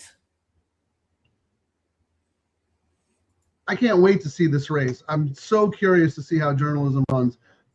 If Nisos runs a stinker, it wouldn't surprise me, but I am fascinated by all the money that journalism is taking in this race. I mean, it also might be a lot. Everyone on the East Coast knows journalism. It's been all, you know what I mean, more so than Nisos. I don't know. They both get a lot of press, so who knows what the reasoning is. Yeah, I really don't know. Like, it's crazy. I mean, Jay made a point thinking that the 1 mile cutback is really going to help journalism, and he may be right. Because he's been defeated at 10 furlongs by other horses. But I mean, Nisos is a proven miler. Like, this is his jam. Well, Michael McCarthy with Jose is 0 for 13. Really interesting. And this used to be Rispoli's mount, right? And then he got booted. Which is why I also don't want to cheer for it, because I think it was kind of the way they handled it was kind of, I get it, but also because as you guys know, when you watch the show, if they ride Go Phoenix bad, I don't even say their name for like a month. Yeah, you shouldn't be wanting to talk about the jockey comment. At least I've started writing his name again versus Voldemort or he. Oh yeah, you moved on from Voldemort. Oh my God! Because he gets one more chance. And what's funny is they did one of those videos after the workout that you saw last week, Frank. And Billy actually asked Philly's like, a lot of people were out with the pitchforks, Kieran. A lot of people were what? Out with the pitchforks on Barrios after that ride in Derby Day, and he was like, that was his mulligan. He gets one more chance, So. Well, he'll have a lot more time to get a good spot in the San Juan Capistrano, because I think isn't that a mile and 3/4 or something? It's far, right? Mile and 3/4. Yeah, that's awesome. That's always a good race. All right, well, they're at the gate. I think we should take a little break here, and this is going to be such an awesome race. I can't wait to see it. Nisos just went favored there. It looks like a lot of late money came in. Yeah, the computer money coming in at the 1 minute mark. Oh wow, that was so fun to just analyze. It'll be interesting to see how the doubles landed as well. But all right, good luck everybody.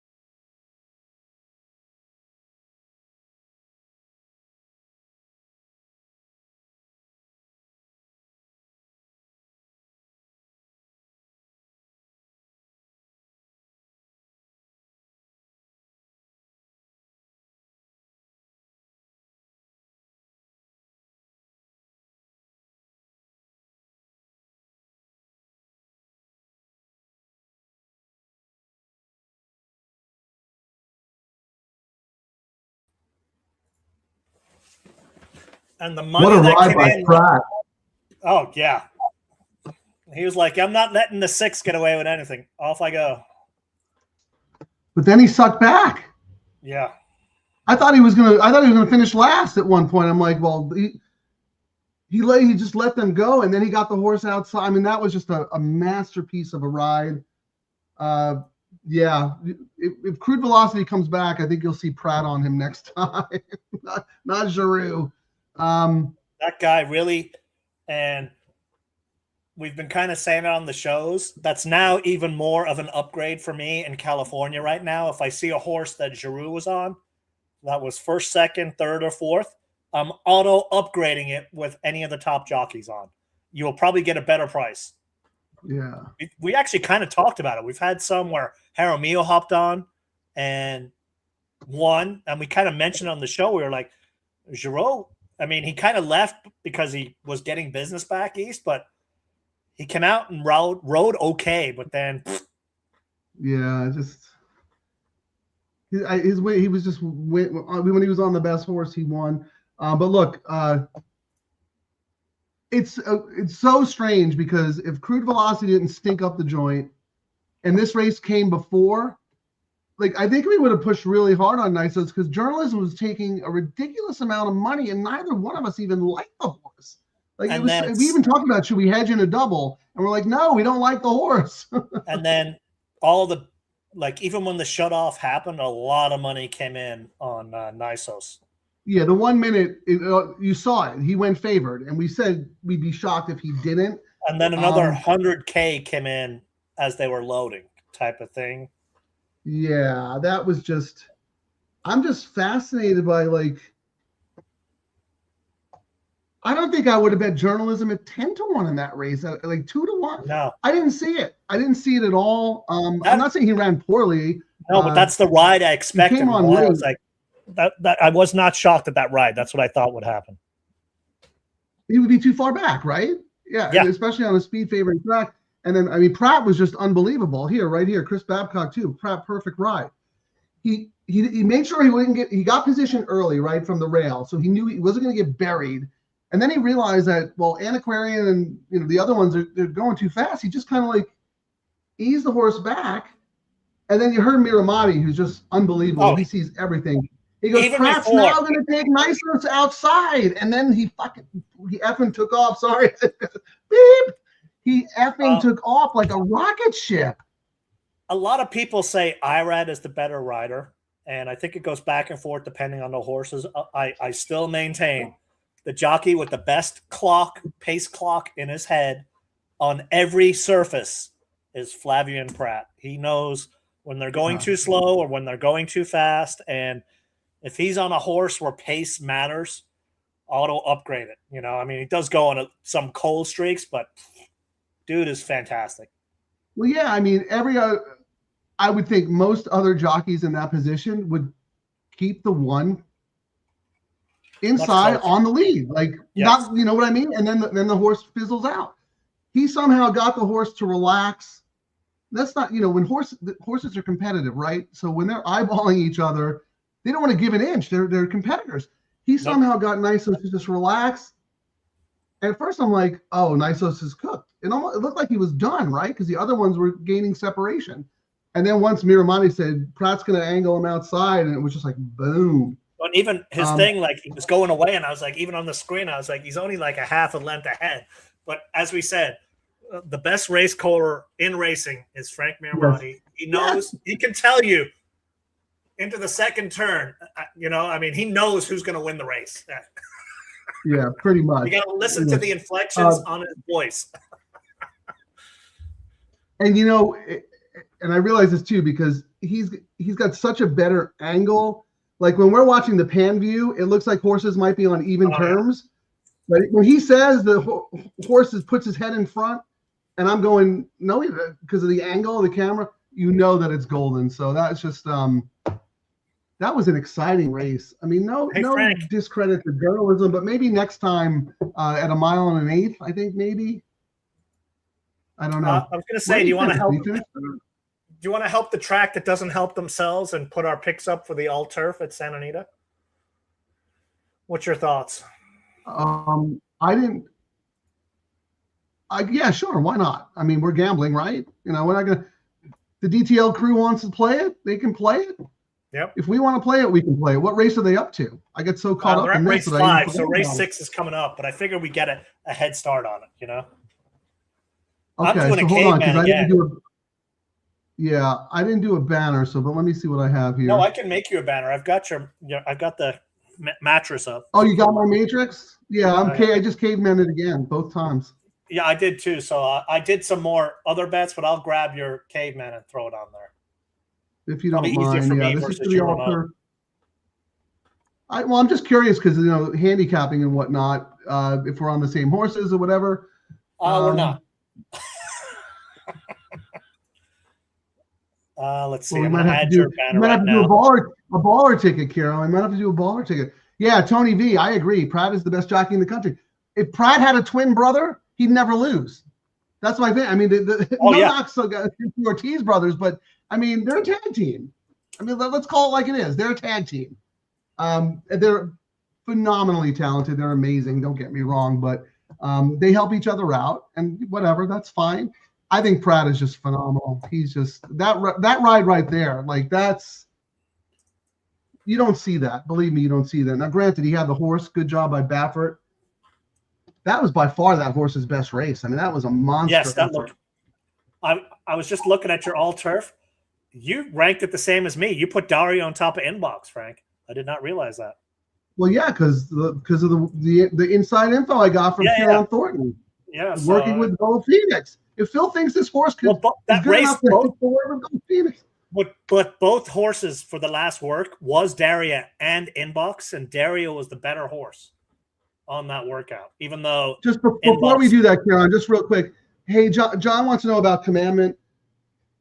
I've always liked Commandment. The problem is no jockey likes Commandment. He's had 4 I've never seen a horse so good have 4 different jockeys in a race. I don't know what's wrong with him. But he could win. I just like others better. Kieran, anything on Commandment? I didn't use it, but I mean, you get Johnny V, but he's he's the third choice for, it's not Irad or Pratt or Irad, so I'm not going to talk you off it, and they have better mounts. Yeah, I don't know. I depend. You know what? I'll say this. It really depends on the price of Commandment. If he's the forgotten horse, then he might be worth it. Because look, he beat Chief Wallaby twice. I thought the Florida Derby was the strongest prep. I like Chief Wallaby more today, but if Commandment's 10, 11-1, yeah, I mean, why not? We don't. Kieran is very good with the whole jockey situation. I consider it, but I learned that I shouldn't overvalue it because it always comes back to bite me. But there is a reason why none of the top jocks wanted to stick with this horse. I don't know what the reason is, but Anyway, okay, there you go, John. Thanks for the comment. Look at the form and see how the horse. I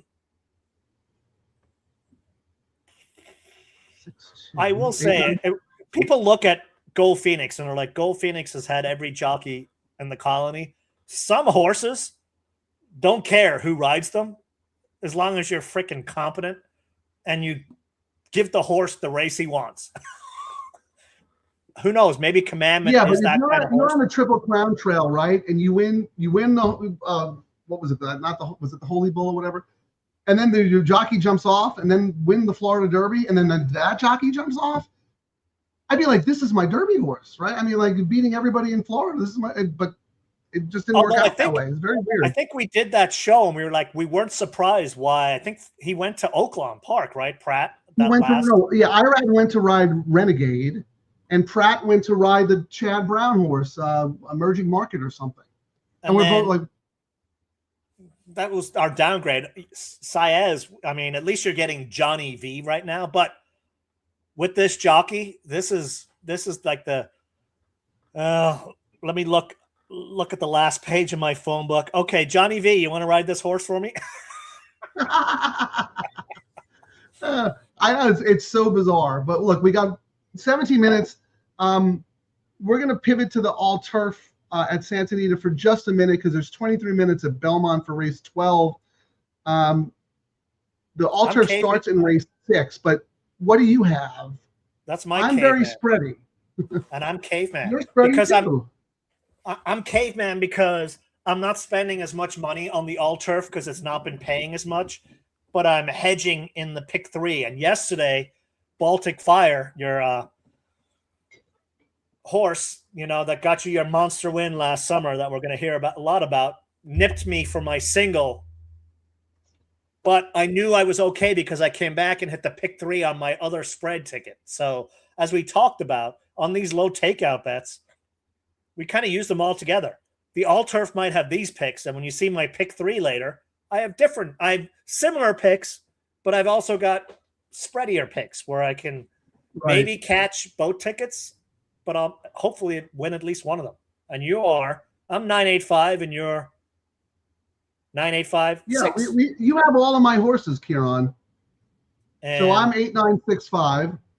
And then I went a little deeper in the second leg. Right. But we both have the 6-2 though, Yeah, only because I'm all about that, the 6-2, but I also liked the 5, Bella Lara, Ricky for Glatt. I've got long notes. It's like when you do your 8-page X write-up, this is an 8-page, I'm going to use the horse. Ricky for Glatt, second off the layoff. I believe I used this horse last month, fresh off the boat. And for those of you who don't know, one of the most automatic bets, and I think Frank was the same, was UK or Irish horses coming out to California off the boat. We used to bet them all the time. They used to win off the boat. We've seen them now for some reason the last year or so. They need a race or two, not like it was before. But the other thing that I really liked about that 5, Frank, and I mentioned it when I used it the last time, usually when we see these Euros come in, they need a few months to acclimate, the hard ground, whatever it is, 6-9 months. I think this horse raced in February, came out, raced 3 months later here. And I thought it was a big positive. And Glatt keeps putting this horse in stakes and grade 2s. And this is the second off the layoff. I thought the 20-1 morning line was insane. If the Phil horses don't do it, I thought it was a very interesting horse to have on a backup ticket. Although on my all turf, I used it with the 9. You didn't use the 9. My notes on the 9, which I thought was crazy. You'll probably see this light 1 up. JJ rides for O'Neill. Yeah. Another horse Frazier rode last time. Frazier's in Saratoga. I don't agree with the 9-5 morning line, but unfortunately, I think it has to be a single on a ticket because someone probably that I don't, So I don't know. Stretch out runner, never been 2 turns. I think there's other speed in the race. I'm going to bet that the closer runs this horse down. I could be wrong. But yeah, Frazier went to ride a 30-1 shot instead of staying here and picking up, easy victories. So that's kind of a downgrade on this horse as far as I'm concerned. Well, I know at Santa Anita, we've got race 5 coming up. I'm alive on the pick 5 to a single here. Oh, in this race? Yes. Who do you have? I'm alive to the 3 on the pick 5. That's not a bad 359. Not too shabby. How much was the ticket? I'm not going to say. 400. I don't know. Let me do the math here. I didn't want to spend a lot of money. No, you don't. It's okay. 20. It was a it's okay. $36 ticket. Oh, that's great. So yeah, why don't we look? Why don't we look at race 5 into race 6 probables to get a sense of who is favored? It looks like a 5. So that's Lady Marianne, right? We're looking at race 6. So the 3 here, who's 6-5. So Lady Marianne is $14 for $2, and that's pretty strong because I see the next one is the 9 at $24.80, and then the 8 at $26.40. But Lady Marianne is pretty significant. There's only 4,000 though, so maybe we should hold off on that. Yeah, and that race I ranked it. I went 9-8-5 in the next. I didn't do any bets, you know what I mean? But I do it for my guys who do those Yeah, multi-race and I stuff. went So 8-9. 9-8-5. And I went 8-9-6-5. So yeah, that might change a little bit. 9-8-5. What about my 6? Do you have anything on my 6 here? I didn't write notes. I think- If I don't do No. don't do a show, I don't do the notes. Okay, so that's a nope. Nope. Only because people don't realize the amount of time we put in doing notes for each race. It's it's like hours of time, and then going back and looking, and you gotta delegate your time for certain stuff. And the Santa Anita meet is just it's an eternity. It's it's a real grind, and to put the level of work that Karen and I do into it, it's not easy, but we get to do this show, and that gives us energy and it invigorates us. And we get anyone out there interested in the all turf, anyone going to make a play here, we can come back to that, Kieran. I think we should probably go to Belmont now and see what's going on. I was going to say we spend enough time on a track that won't promote their own bets. So off we go. Our handle's up $2 million from us screaming from the mountaintops. All right, we got 17 minutes and bright picture. I'm looking at the pick 3 right now. We've got $1 double. The 6 is paying $7.93. Wow. It's for $1, Frank. Second choice is the 6 or 7 rhetorical, $10. Yeah. The 5 at $19.40. And then the 3 at 24. We don't. Oh, the Grand Slam. So who is on our what? The Grand Slam, $1 Grand Slam breakfast. That pays off here? Yeah, it pays off here. I don't even know what that is. What is the Grand Slam? No idea. One of those 4 races, whatever it was. Yeah, I think it's a pretty high takeout, but yeah. That's why I didn't look at it. The pick 3, which is what we are all about.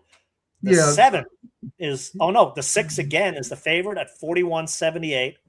Then the 7 at 47, and 5 reluctantly at 84, and then it starts jumping up. So it's all about the 6-7 across 6-7. Is this the hand we do? The hand movement? I don't know. You're the one. You have kids. I don't. I should have Mark Gelding. Oh no, they hate it. So I try to use all their stupid words and sentences, which has stopped them from actually using those words. That's funny. Here, I'm trying to put that back up there. I'm going to star that. Thank you, Stephen D. You always remember when we forget. So, Frank, I was looking at our mailing list. We picked up 2 names. So that's it. You and I have a 75% chance of getting that free express bet money if they don't sign up. I mean, I don't. Express bet to 2 people. 2 people, yeah. Mark Gelding, you're not eligible. Stop with the burner accounts. I've used them all. So Kieran, who is? Let's look going forward. So the 6 to the 4, that's Renegade, 19. Who do you think the second choice in the double is? The 6 to the 8. Really? Emerging Market, $28. Huh. Then the 6 to the 7, 31, and 6 to the 3, 35. Interesting. But Renegade is a pretty strong favorite. Well, we've got great spread on our ticket here, Frank, because we're alive on the pick 5 ticket Phantom I did. Ticket. So ticket number 900 is alive. We've got 5, 6, 3, 7 here, and we're single to 4 in the next leg. 5, 6, 3, 7. You said. Yep. Okay. 5, 6. So, and those are the top 4 choices in all the pools. So, yeah. So let's see. 5. Well, the 5 would be Oh, no, 5 here. 5. Single to the 4. 5, 38, fourth, 6, 19 19, bucks. 7, It's the third 22. choice. Yeah. Yeah, we'll come back to this pool with 13 minutes. Let's take a quick look at the win pool and see if there's anything interesting going on there with the French horse. The 6 is just getting hammered across all the pools.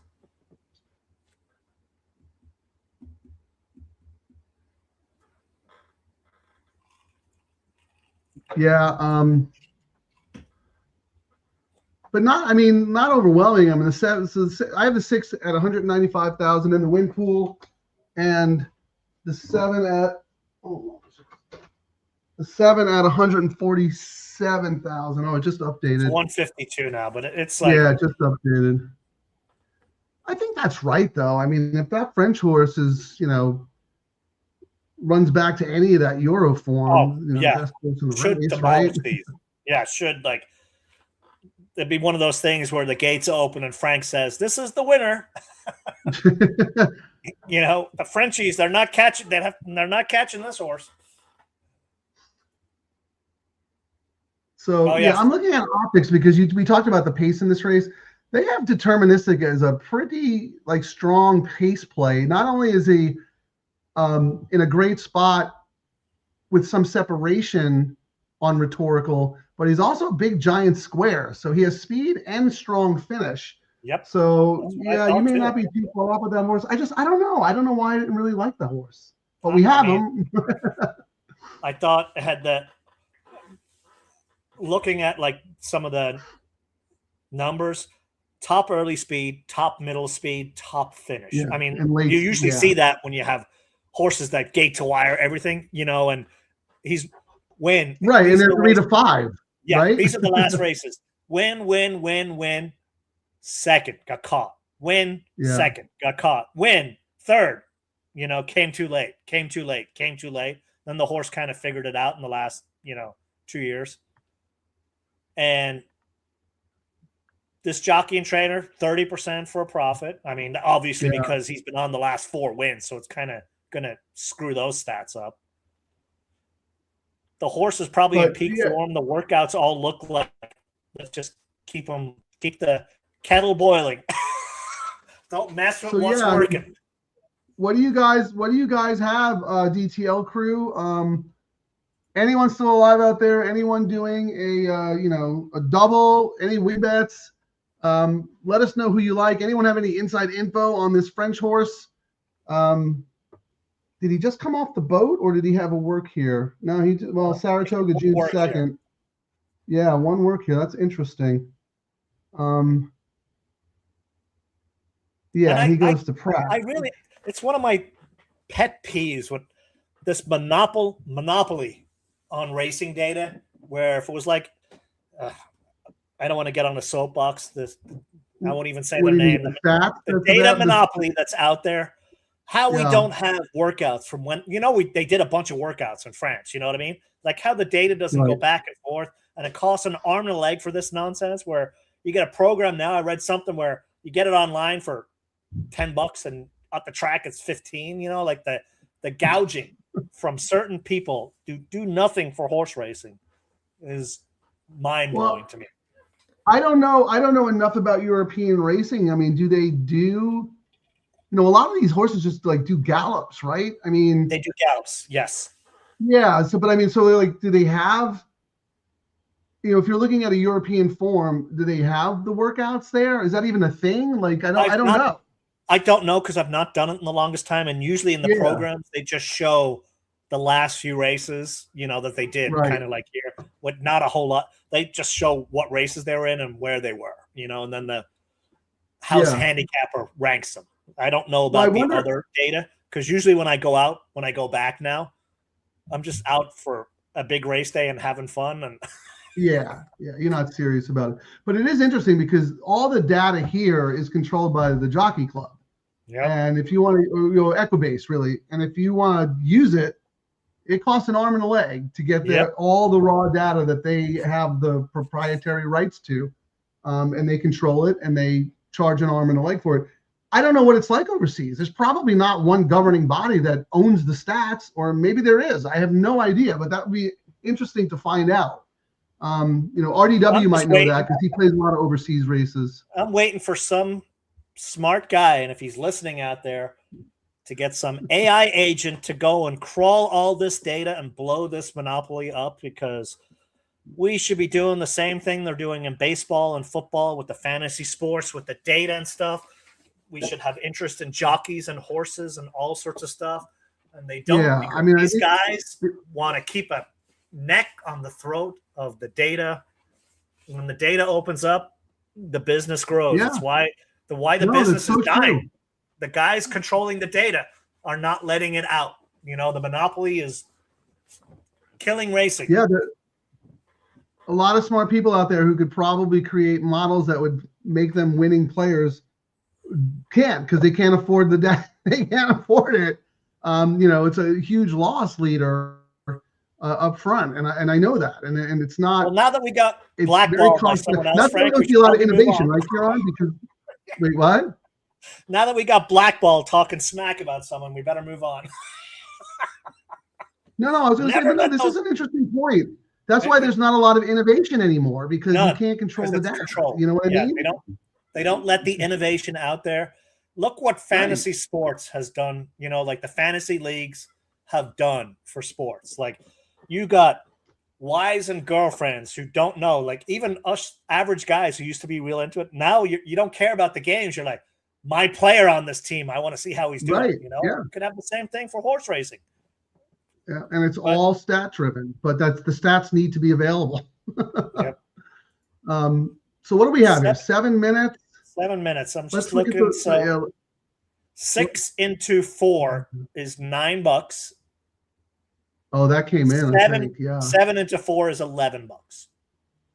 7 into 4 is 11. Those are the 6 into 7 is 14, but 7 into 7 is 29. So 6 is the dominant horse in here. Yeah, not a surprise, but there's no sneaky. Yeah, there's nothing surprising to me on the tote from a win end, except maybe the one horse from 30-1 is 19. And then we looked at the will pays, right? And it seems pretty straightforward. The French horse. I will say, Frank, my sneaky horse in the next race, 6 to 8 emerging markets, is only $13.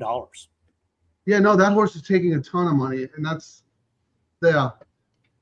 so you might want to think about doing some doubles to that horse, because on our Phantom ticket, we're alive to just Renegade if we get out of here, right?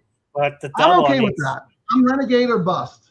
Yeah, if the pay was like 20s plus, I know it's for $1, and the equivalent if we were doing our $5 double, this would be like 65. It's to the point where I'm like, yeah, maybe I would, but not enough, and I don't feel enough to hammer it. I don't know.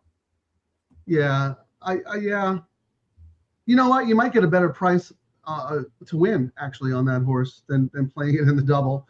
Let me see what Optics has for the next race in terms of the double pool odds. They have Renegade at 2.41.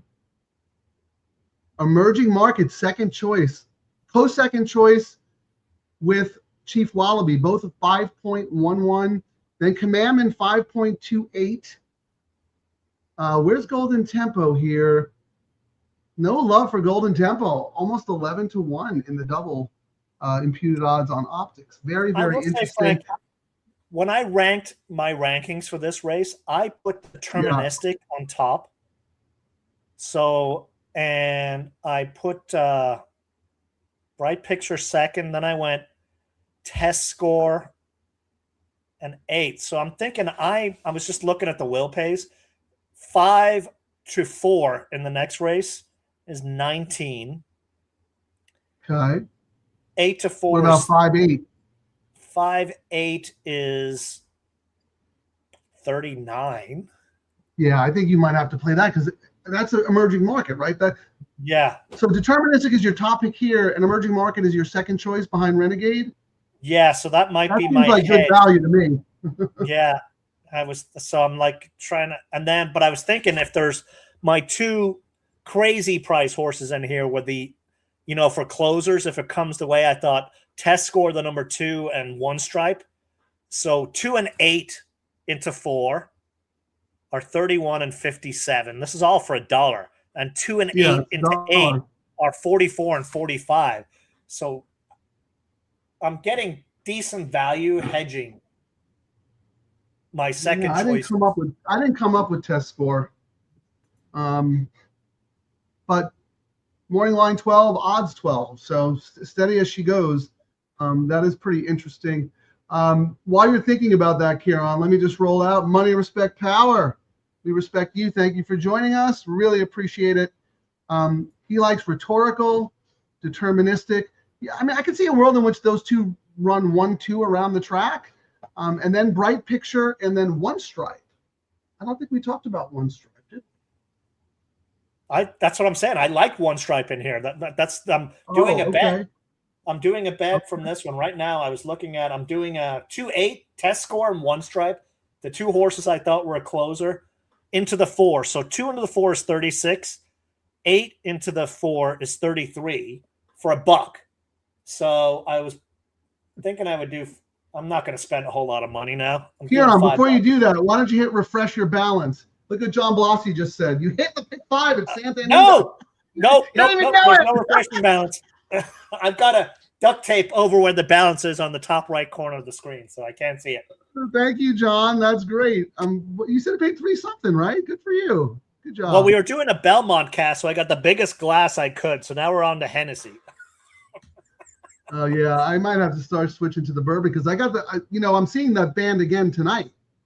So last night, Bell and Sebastian did the album Tiger Milk in its entirety, and then did a couple of random songs for the second part of the set. Tonight they're doing If You're Feeling Sinister, the album in its entirety, and then random songs again. So 2 nights in a row for me.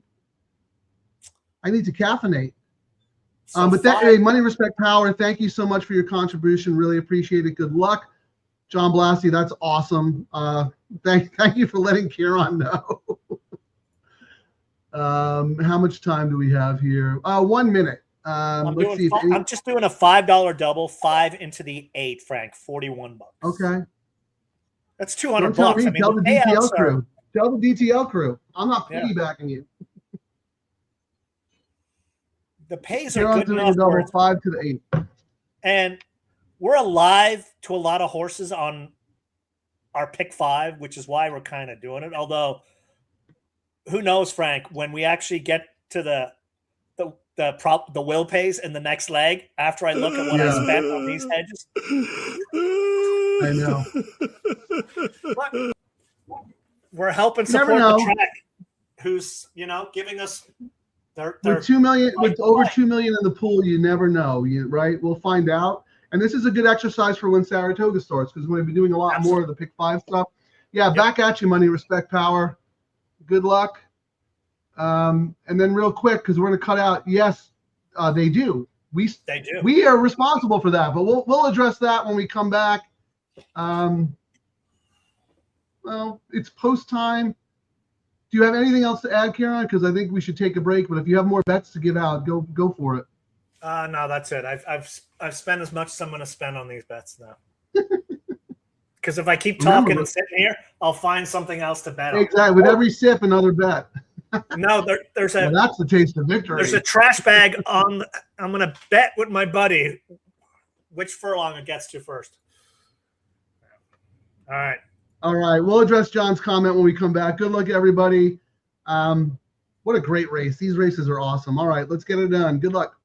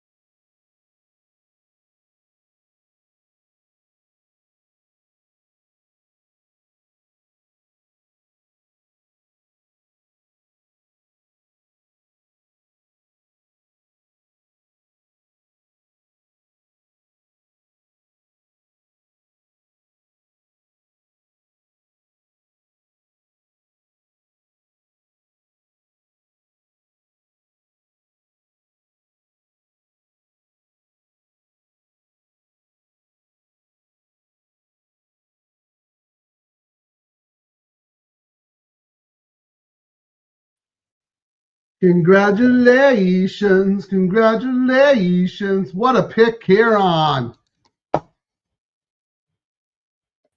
Excuse me. That should have been Gold Phoenix in the Old Forester. What a pick, man. Wow. That was a really exciting race. And your one stripe came running too, right? In test four. They were all right there. All 4 horses. If I'd done the superfecta, I would have. We hit the super, Wow. Frank. Kieran, Thursday handicapping show. We hit the super. No, but look, this is so funny. This never happens to me in a turf race. I didn't have any of the top 3 finishers. You had them all. What? Really? Oh my goodness. I had the 6 and the 7. The 6 was a donkey. Yeah. I have a video. Oh my goodness. Here was the 6. Giddy up, you three-legged wonder! Whoa, easy with that cane! We're double trouble, all right!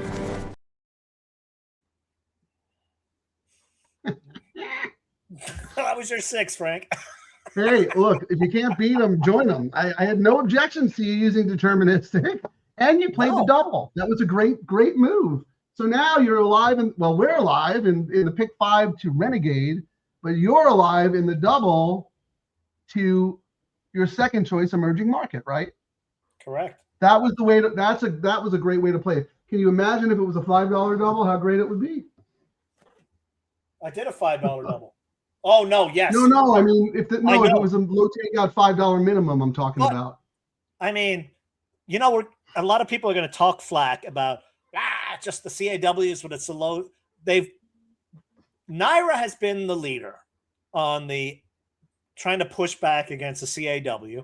Then Santa Anita came in and pushed the higher minimums. It's been a slow progression as they learn.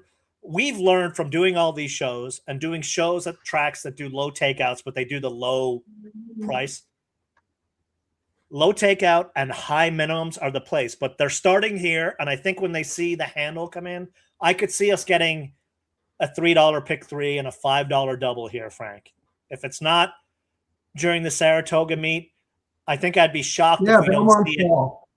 If we don't see it in the fall, when Belmont launches, So I mean, but we got to show them. Maybe in the winter when they have to drum up business for the all-weather surface, that would be a good way to bring players to to bet on that these tracks the love. We got to show them the love.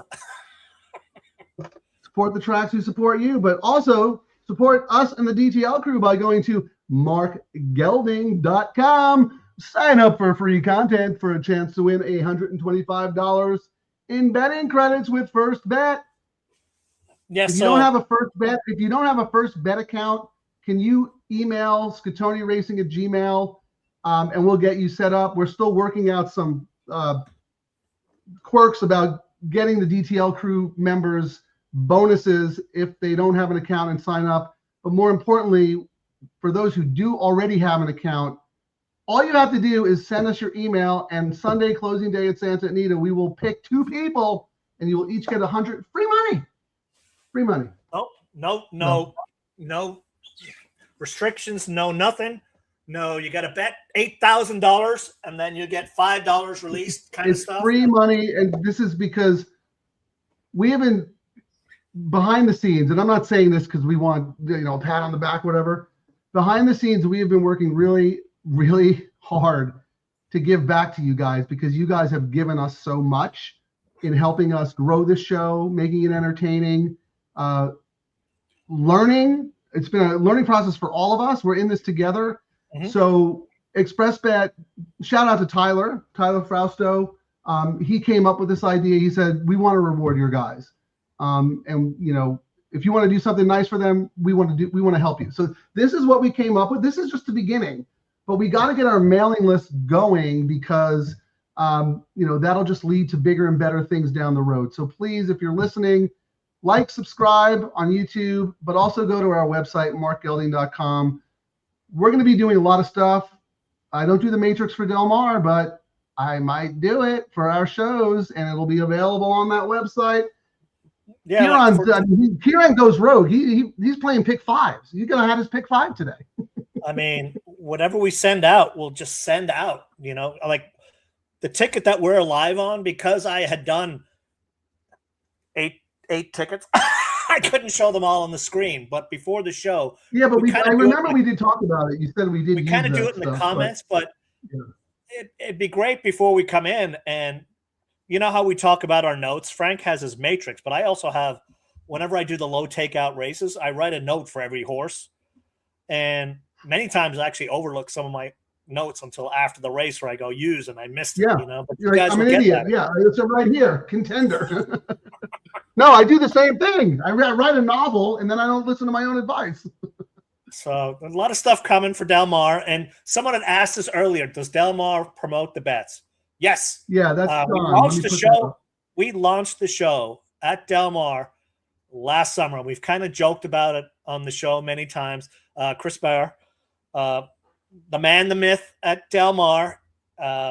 We had an idea and he believed in us, and we had a different idea when we started. Hold on. You're missing the best part of the story. So I was doing my best bet for Del Mar for, since COVID, because we needed some kind of content because people couldn't come to the tracks and I couldn't do my on-track seminars. And that was working great. And then Kieran, right after that, he said, Frank, you and I, we really need to do a show. We really need to do a show. And we're like, yeah, okay, what's the show? He goes, what do you mean? I'm like, well, what is the show? What is our pitch to Del Mar? Well, it's me, you, drinking, gambling, and talking smack. And I go, Kieran, that's not a show. Mm-hmm. And he goes, well, let's just ask Chris Barr. So for 4 years, all Chris Barr had to hear from Kieran was like, give us a show, give us a show. He's, what's the show? What's the show? What's the show? It's not a show. It's not a show. Turns out it actually is a show because that's what we do. But we framed it around the low takeout, high minimum wagers. Santa Anita started them 2 years ago. Del Mar implemented them. And to Del Mar's credit, they said, we're not just going to implement them. We need someone to support them, right? Yep. So that's how the show, so Chris Barr had to relent to Kieran because now we actually had a good idea to help them market these bets and a good idea for us to be able to foster a horse playing community. So that's how it started, John. And yes, we are back again at Del Mar. Probably going to do Thursdays and Sundays, maybe some bonus content here and there. They are including the $3 all turf that's new to Del Mar. So that will be the first year for them, low takeout. And then also the $3 late pick 3 and the $5 late double, which we did last year. But Kieran, you were going to talk about the original concept. It was originally the double until you started analyzing the numbers. The double. And then we started looking at it and we're like, wow, look at the pools on the pick 3. And we were using, as you've seen on this show, the will pays and the probables to find sneaky money. And we're like, this is also a low takeout. We're using this information. We got to do a show on it because how do you do a double without looking at the pays into the double? And then when we got to Santa Anita, we're like, well, how do we do the pick 3 and the double when we've got the all turf where we can use that as well? So, and they're higher minimums. I don't think you guys realize we've gone and done shows on ourselves at Voldemort tracks in Kentucky that do the low takeout, but the low minimum.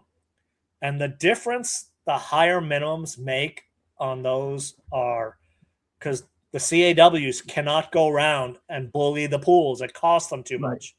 So that's the edge. I mean, yesterday at Santa Anita, the $3 pick 3 paid 95% more than it should have. And the double paid 65%. And I think at Del Mar this summer, with the promotions they're going to do, I think we're going to see a record for the $3 pick 3, Frank. I see them going, challenging what the pick 4s used to do back in the day. I think you guys are watching the show. The smart money, the horse players are coming back. I think some of them reluctantly, but yeah, I mean, we have a chance now and we can churn. We like to gamble. We like to have fun. And I was throwing money at the wall for the last 2 weeks. And then yesterday, one bet, and here I am. I got money to throw at the wall again. And here's John's follow-up question. Why doesn't the industry or media promote these types of bets? Seems like a no-brainer to me. Yeah, it seems like a no-brainer to us. We're still trying to figure that out. We really are. We're not looking for any credit. We just want the industry to tell horse players that these bets are available. It's almost like they want them to fail. And now that we've succeeded, they're going, oh, crap. Now we got to do more of these bets. But you will hear about how great this bet is with some show that has a lot of probably subscribers will take credit when they do a show on it. But it is what it is. At least it's going to grow it. We just want the bets. The bets are great. I mean, you guys who are with us know this is the best bet in racing. Best bet in racing. Matt Haggerty at DRF, I mean, he's terrific. He's been doing it a long time. But come on, you cannot write about handle being down and not mention that there are two pools that are consistently up. Like, how do you, like, that's a fail. I'm sorry, but that is just a fail. And it's not his fault. It's the industry's fault. Because we don't get any promotion or support from anybody. It's crazy. The low takeout bets. The low takeout bets at Santa Anita in this 23-day meeting are up $2 million. I'm going to pull the spreadsheet up. They're up $2 million from last year. I think it's a 20% increase on the all turf. The late pick 3 and the late double are up 20%. Tell me what other racing bet anywhere at any track is up 20%. There's none. The Octafecta, it's up 100% from last year. I got to find Mark's video. Love you, love you, love you. Thank you for joining us, my brother. I guess we're going to show this. John, we'll follow up with this other stuff. We got to get serious. I have more ammo. I guess I hit the pick 5.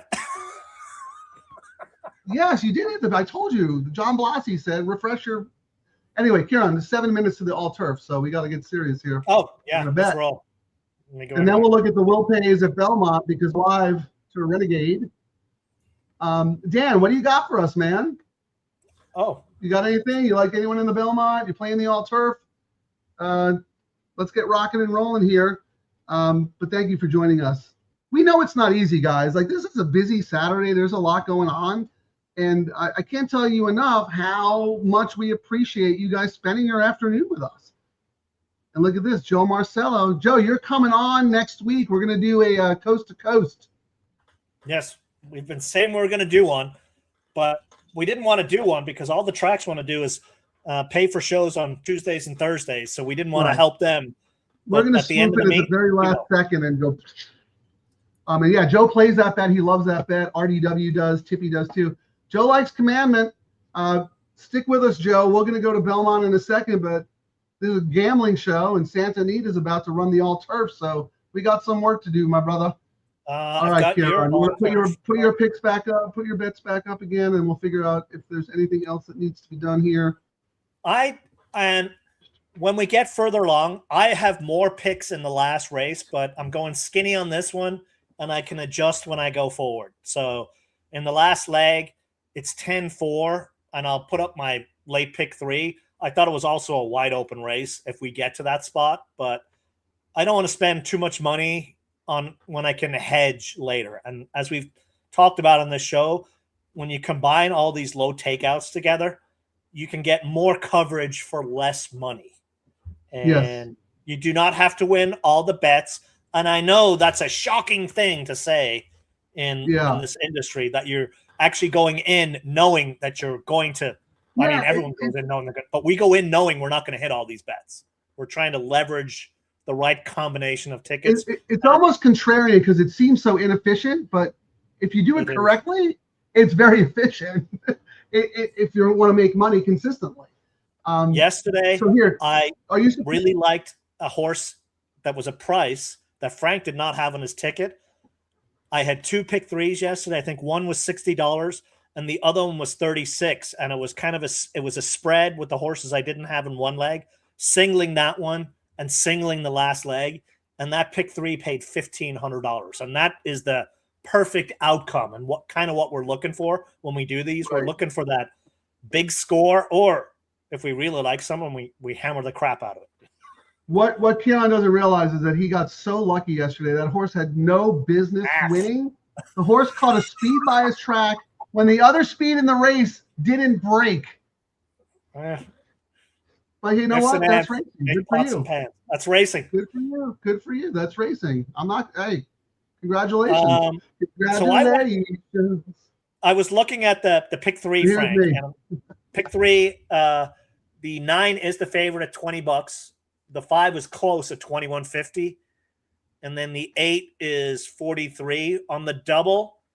They came back and adjusted a little bit. The 5 is the favorite on the on the double, and the 9 at 23, and the 9 is 27, and then the 8 at 31. So the betting says it's a 3-horse race. Yeah. And they kind of hedge between the 5 and the 9. I mean, I went with the 9 because I always give. I mean, it's an old silly thing. Kent DeSormo and Hess, when he does. Yeah, when I mean, they Hess made a makes meal the on call. when he makes the call to Kent, and Kent is riding consistently, you'd be remiss not to bet him. Who is your top pick in the last race? In the last race, I mean, I'm going to read them out: 10, 4, 13, 12, 3, 2, 6, 7. Thank you. That narrows it down. No, I like the 10. I'm 10. You're probably 10-4, right? I'm 10-4. Yeah, well, I'm a little different, but I'm 4-10. Yeah, 4-10, 7-6, 5-3. But then I have a bunch of C's when I'm playing the C's. The favorite wins this race 38% of the time. But if it's not the favorite, it's another one of those great races for big payouts. Over 10-1, not just over 5-1, over 10-1. Almost a quarter of the time, the winner is over 10-1 of this race. Are you talking about the last race or this race? Yeah, race 10. The last race or this race? The last race, race 10. Okay. And I actually really like a crazy price in race 10. It's the number 3 split. It's a Yaktine horse. Belmont is riding it, and he breezes Gold Phoenix in the morning. Couple of Sharks works. Is off Lasix, but I didn't think that mattered. And I thought it was the horse had stalker type speed in a race that could be interesting. And if you weren't following, Mullins has 2 horses in there. I think you have the 4, which we both have. Yeah, not a lot. I do. The 13 got in. Sonny Creed with Frey. And they're almost winning 50% of the time. And I actually had a note if Mullins had scratched the one that JJ was riding, that the 13 was an absolute lock, but another horse ended up scratching in it. I thought it was a. Yeah. I went tight on a ticket. Tough race. That is a very tough race. And I went tight on a ticket, but on the pick 3, I've got a spread ticket as well. Like on a pick 3, Frank, I'm going with Daria and Inbox in the first leg. I really like the 3-2 in the next, and then it's Chaos Central, type of ticket. But we get to do that, because if we don't get out of this race, we can adjust when we get to the pick 3, which is the beauty of it. Well, 0 minutes to post. I think we should step away. Yeah, they just get out alive. They just got on, so I'm. Oh, they're doing the dance for the pick 5 here. Yeah, they are. So is this still the pick 5? Yeah, they just came. They're still coming off the dirt, so we probably have like a minute.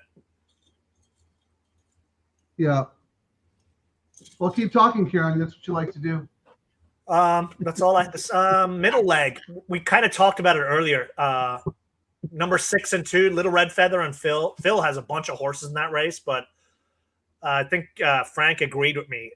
Daria looks great. I like those 2. That's it. Both of those horses have been workout partners for Gold Phoenix, who is on fire, and it's one of those. It's trainer intention is what we call it, and the trainer wants to put his horses. He entered that rail horse as a rabbit. Yes, that horse is a rabbit for his other 2 horses. Anyway, they are at the gate, so good luck, everybody.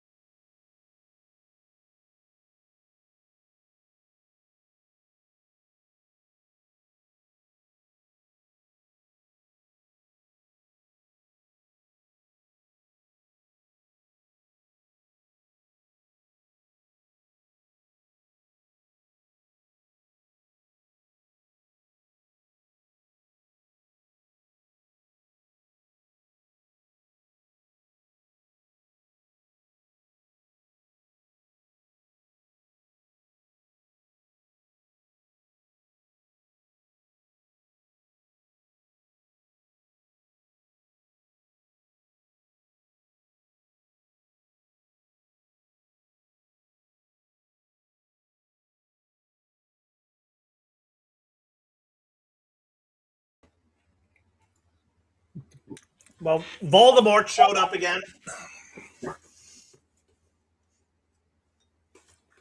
Who you never talk about the winner. You always talk about somebody else. Wasn't that the Hester Sorma horse? That was the Hester Sorma, but Yeah. Lady Marianne coming flying too late as usual. Oh yeah, the way I heard Pete. By the way, Pete Aiello is calling Santa Anita while Frank is Miramontes at Saratoga. I actually really like that call there. Lady Marianne is running out of her shoes, but she's running out of time. No, she ran a monster race, but he did say, I didn't catch it, but he said that she got shuffled back pretty bad. Oh, really? And then she went a million miles wide. Yeah, she has an excuse, but look, she never wins. She's 1 for 24. But Kent Sormel, and Hess. Potent combination. And I'm actually all right, well, let's see what we're alive to at Belmont. I'm actually looking forward to, because Kent's been riding a little bit more because of Angie, at Santa Anita. I'm hoping we see him riding a lot more at Del Mar, because, man, he owned Aggie. Jeez, I always screw it up, don't I? Whatever. Huron screws up a name is going to be a new bingo card. Angie. You can't say, oh my God, Angie. Aggie Ordonez. I know. But I'm hoping we see the Sormel and Hess a lot more at Del Mar, because the amount of money I made with those two over the years at Del Mar, and it's nice to see Kent riding really well lately, going into that Del Mar meet. Yeah. So here, Kieran, the pick 5 to Renegade. First of all, the pick 5 pool was 3.2 million. Wowzers. So the 50 cent pick 5 to Renegade is $748. Wow. Not too shabby. Your double to the 8 is paying for $2. It's paying 78. So you have that 2.5 times.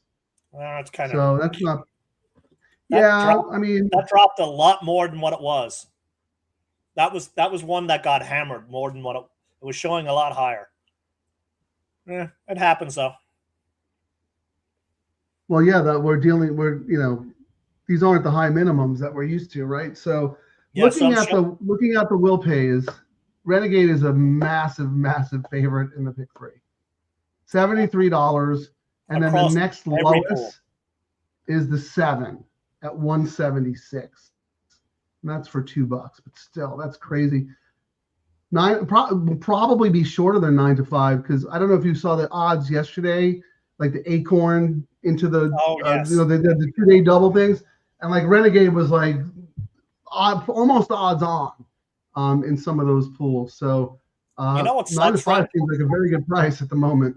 You know what sucks is if Giroux, if that Baffert horse did not suck. Everybody be alive on everything. I'd be live on 5 tickets, Frank. I know. Everything. To 4, 8, 9, 6, and multiple times across multiple tickets. But you know how we try to go back and go, what would I have changed on how I did my bets today? I actually really like how I structured the pick 5s I did here today I just picked the wrong horse to plant a flag on, It happens. Yeah, and but you were smart you were smart to use our A's and B's on one ticket. Yeah. So 7 something, that's not bad. Take it. You can keep it all, because you probably did some damage to the bankroll. Oh no, you hit the pick 5 too. So here, let's just go real quick. Money, respect, power. He was money last time with the deterministic on top. Final pick order, Golden Tempo, showing some love for the Derby winner, Renegade, Chief Wallaby, and Commandment. Good luck. I would rank it Renegade, Wallaby, and then probably Kieran's Emerging Market. Those are the ones. I'm not that interested in Golden Tempo or Commandment today, and that's funny because I really loved Commandment in the Derby. Frank Off Angle. Yeah. So let's see. I mean, I did my notes, and we talked about it earlier. Jose will make it so IRAD wins this time because IRAD set it up for Golden Tempo the last time. The fact that Renegade lost by this much after that horrific start, and after IRAD and Incredible like riding each other instead of trying to win the race. I mean, Renegade should have won the Derby. I have no doubt in my mind that horse 3.1 million. 3.1 million in the win pool for Renegade already, Frank. Oh, wow. The win pool, they've already got across the win place and show pool 15 million, Frank. I don't know if that's better or worse than last year, but that seems like a lot of freaking money for New York. Exacta already has 6.2 million in it. I mean, 4 million of it's probably Portnoy when he complains that he only got 6-5 on his bet when he sweeps it all. Yeah, let me ask again. Is anybody watching the alternate Fox feed? They said they were going to try to do something like the Manning cast that the NFL does. I'm just curious if anybody was watching it or has an opinion on that. Dan H, emerging market makes me the most money in the special doubles. Did you play the 2-day doubles or did you play the earlier ones like the Met Mile and I forget the turf race into this one? Just curious because it's these are pool. We like to analyze the pool sizes, right, Kieran? Because if one of the bets is working and we have an edge, we want to be in that pool. So last year, Frank, the win place show pool was 27.1 million. Whoa! Oh well, we still got 14 minutes to go. Yeah, we're at 14 already. So, but yeah, and yikes! You know what their exacta pool last year was in this race? 10.8 million. That's when the CAWs could run wild, right? So it'll be very interesting to see. It's probably going to be down from last year because the CAWs are getting throttled down. But I mean, anyone who thinks that the Triple Crown is broken, just look at the handle records from the Derby, Preakness, and today. Like, these are the three biggest days in racing. It's crazy. But hats off to Nairo. What a card, huh? Yeah, This is probably the best card of the year. Better than Derby. I think it was better than Derby Day. The weather held out. We kind of looked ahead and it said rain. I mean, the track did get a little, but not the usual when you're always worried Saratoga gets rained out type of stuff. So John says if Renegade loses, the exacta should pay. Yeah. I don't want any part of the exacta pool here, though. That's no, they're eating their own young in this pool. We only like to play pools where we have overlays, not underlays. I know we didn't handicap the nightcap, Kieran, but I'm just going to look. The 4 in this race to the 8 in the next is the favorite. I just wanted to see if anybody else was like taking money in this race going forward. 8, Pratt's 7, on the 5. What's the 4 to the 5? 4 to the 5. This is for $2, okay? 42 bucks. Yeah, 21. The 8. Interesting. All right. Oh, that's. I just wanted to see if anyone in this race going forward was taking. Yeah, the 8 is Irad and Brad Cox. The 4 is Pratt and Chad Brown. And then Ortiz is on the other Chad Brown, the 4, first call Bob. So they'll probably team up and take out Pratt. Yeah, right, exactly. I'm looking at the win pool. The only thing that looks a little funky is that Wallaby, who was 3-1 on David's line, is 5-1 in the wagering. But so is Commandment, Emerging Market, and Golden Tempo. They're all 5-1. What a good line. Look at this guy's line. Oh, no. I mean, he's almost spot on. It's crazy. You only hear about morning line makers when they're terrible. Like, this guy is so good. Well, is he using AI now? Because the lines have gotten really good with this new AI. No, David's always been good. He's Ed DeRosa tracks them because they do. HRN does the morning lines for Santa Anita and some other tracks, and he tracks them. And David's been like the top for a couple of years now. He's just like really, really good. And that, talk about a thankless job. Gosh. Oh, yeah.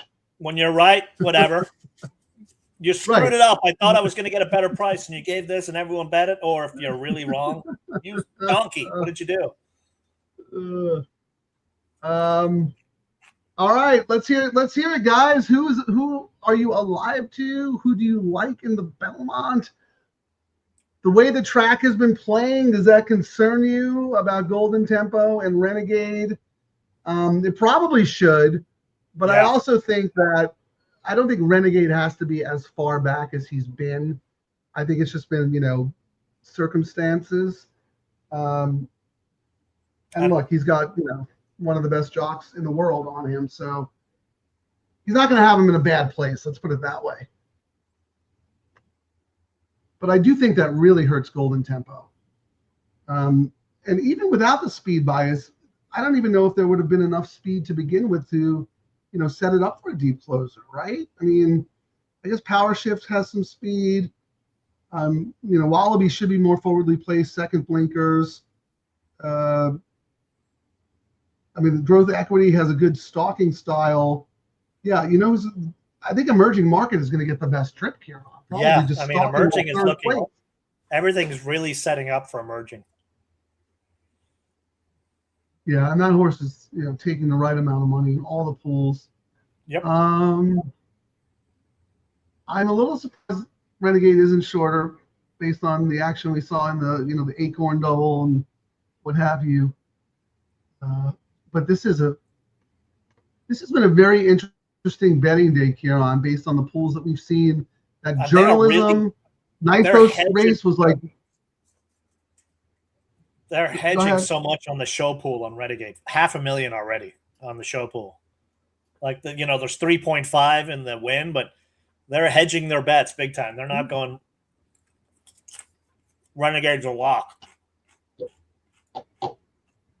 Yeah, But for all we know, this is them hedging their other bets for their rebate. They've got Renegade and the other horses so many times and throw $200K in. They're covering the horse, second and third, because they have the horse singled and other things. You know what I mean? Yep. But look how unbelievable this market is. If you look at the 7, 8, and 9, they're all 5-1. And they're all similar in place and show as well. Yep. Everything's across the board. It's so crazy. There's no separation between those three horses in any of the pools. The separation, except for maybe the show pool on the 9. The separation will probably come at minute 1.3. Right, but who's it going to come on? Like, who do you think the computers are going to like of these three horses? Probably Emerging Market would be my guess. I think Emerging is going to get hammered. Yeah. So that, although you know what? They may hammer Golden Tempo as well. Commandment is shorter in the doubles and the pick threes than the 8. 7 is shorter than the 8. The 9 should drift. The 9 should drift a little bit based on what I'm seeing in the other pools. The pick 6, the 4 is dominant. 2,700. The 3, Wallaby, 66. Then it's a split between the 8 and the 9 at 93 and 96. No, the 7. The 7. Oh yeah, 7, 7,500. Commandment, yes. So Commandment's going to come in, and the other ones.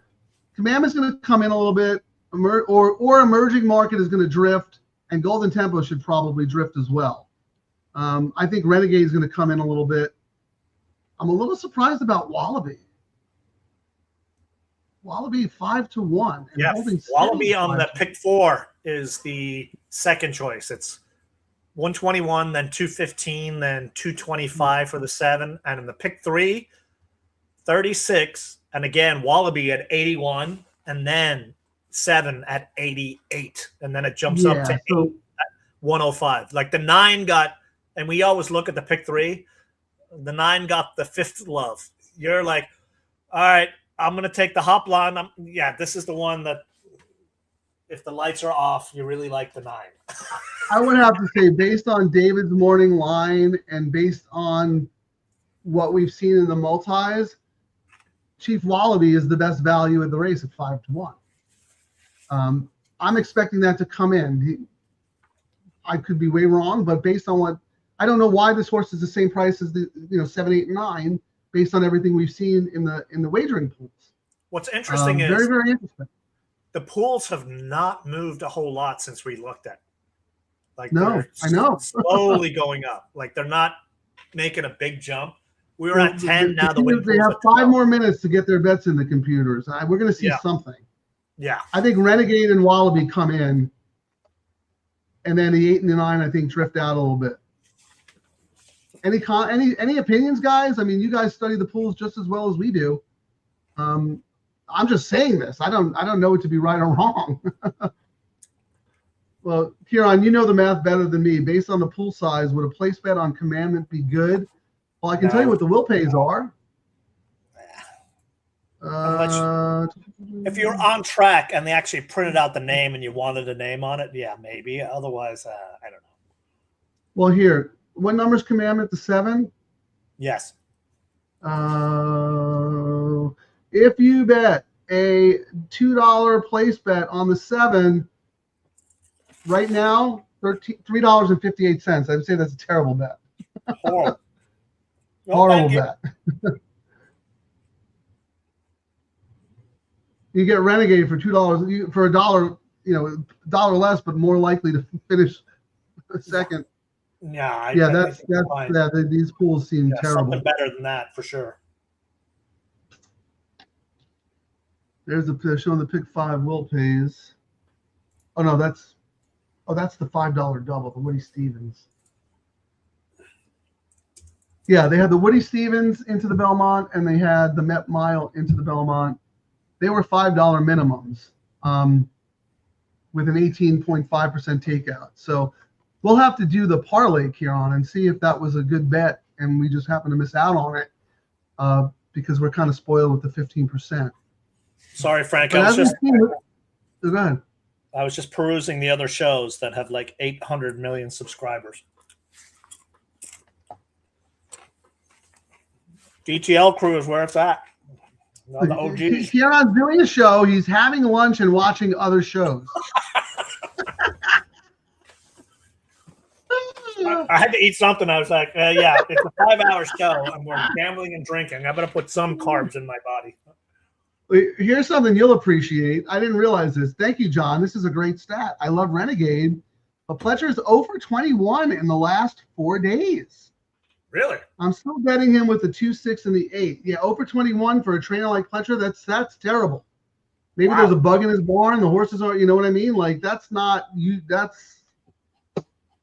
But sometimes, you know what? I used to call that the one horse syndrome. Trainer loses everything because he's so focused on winning a race with one horse.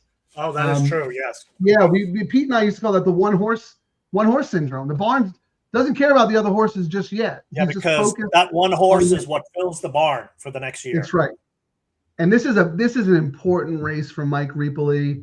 He's a New York guy. It's the Belmont Stakes. It's at Saratoga. It's a big deal.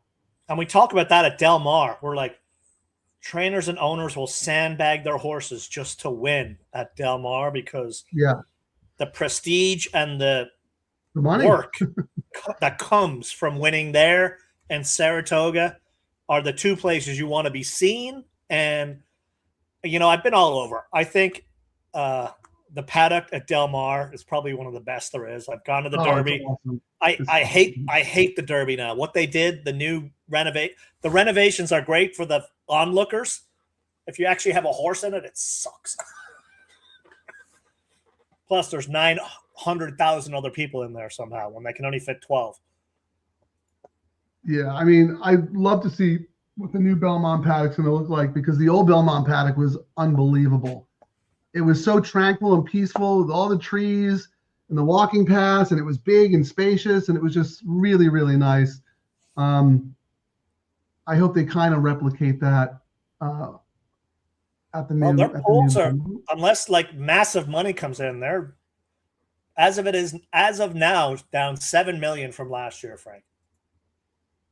Yeah, well, they just went 0 minutes to post, so we might see one more hit, and that's it. I said Renegade was going to come in 8 to 5. He did, from 9 to 5, but Wallaby stayed at 5.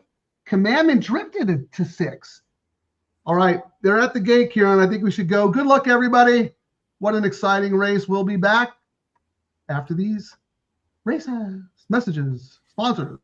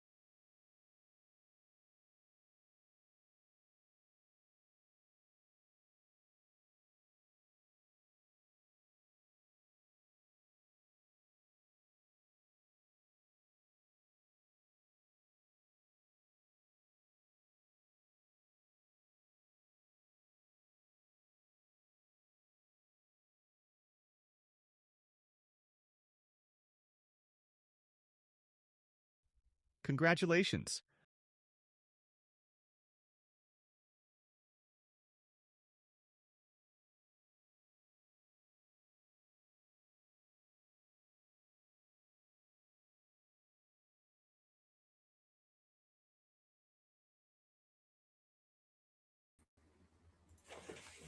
Wowzers. Yeah, yeah. The owners of that horse are popping cases of Dom tonight. The amount of value that their breeding went up because of that, my word. That is unbelievable. Yep. Unbelievable. Wow.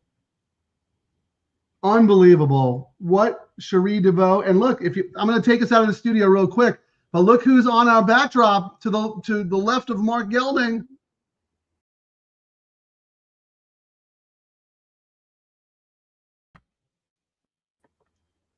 He gave out the why didn't winner, you tell us right there. We didn't bet it, but it was right there. That was Mark Gelding's pick. Well, I mean, I had it on my backup tickets, but let me see how I rank that race. I'm surprised. I'm really surprised at Renegade. I mean, he tried so hard, but I thought he was a better horse than what we saw today. I mean, Golden Tempo. What a training job. Oh my God. Yep. And what sucks is they should be cheering what she did. Yes. And I already know horse racing media is going to be going, why did you not go for the Triple Crown? Why did you run the Preakness for the 100%? 100%. This poor woman's going to get vilified for skipping the Preakness.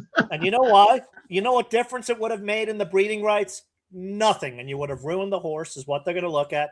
And now because you did 2 out of 3, they're going to make so much money, you know, that horse when it retires now. Because I doubt we're going to see that horse anymore.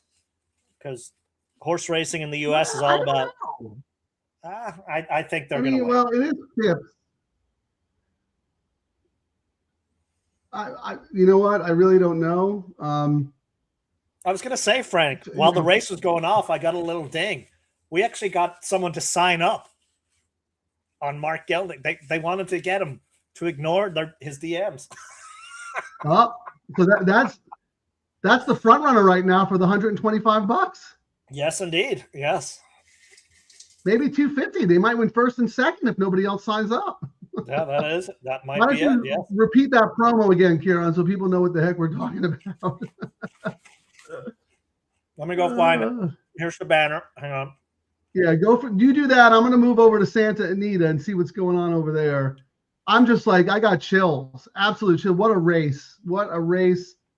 Man, Commandment is such a cool horse, but wow. Never enough. That's history. That's history. Anyway, what's the promo, Kieran? If you go to markgelding.com, you put your email in, you'll get added to our email list, and we'll send you whatever bonus stuff we do. But closing weekend, we're just going to draw an email out of the hat. We don't need your account number or any of that nonsense. We're going to use your email, give it to ExpressBet, that's it. And they will. We will not send you a thousand messages a day. We're not going to spam your account every race day, where you get $25 for every $8 million you spend. Whoever wins, they're just going to drop $125 in your account. You can do whatever the hell you want to do with it. Simple as that. You must have an ExpressBet account, but if you don't, we will get you one. We're working on a sign-up deal where you guys will get some extra perks, but we haven't finalized it yet. So DM me, email me at scattoniracing@gmail or CaliforniaPick4@gmail. We will hook you up with an ExpressBet account so you can be eligible for this award. It's free money, $125. That's it. No. And then, of course, like I said, we're trying to get more perks for the DTL crew with even if you do have an ExpressBet account. But anyway, go ahead. I was going to say, I see some of these emails these other guys do, and they spam. I had to actually remove my name. This is the 5th email since yesterday. Come on. What? Double the cash. Sign up bonus with 400 asterisks. And then I'm like, okay. No, thank you. Race 7, Frank. I know it's not included in anything, but I was all about 3-7 is the 2 horses I picked in here. So I'm not. Well, we could use this race to go forward for the pick 3. Yeah, and I'm not shocked. Are we going to stick around? What do you want to do? I mean, the Belmont was like the mic drop. Can we top that? I mean, we didn't make any money, but. Yeah, we got the pick 3 coming. Let me. You can go through the comments, and I'll go to the mattress and copy your picks over for you. There's Texas Terry. This is what Texas Terry was up to last night. Right there, Bell and Sebastian. That's the lead singer, Stuart Murdoch. He invites a bunch of people to come dance on the stage every show for their song, The Boy with the Arab Strap. And of course, Terry's not even front and center. She's all the way off to the side. And what happens? Stewart starts talking to her and then starts serenading her.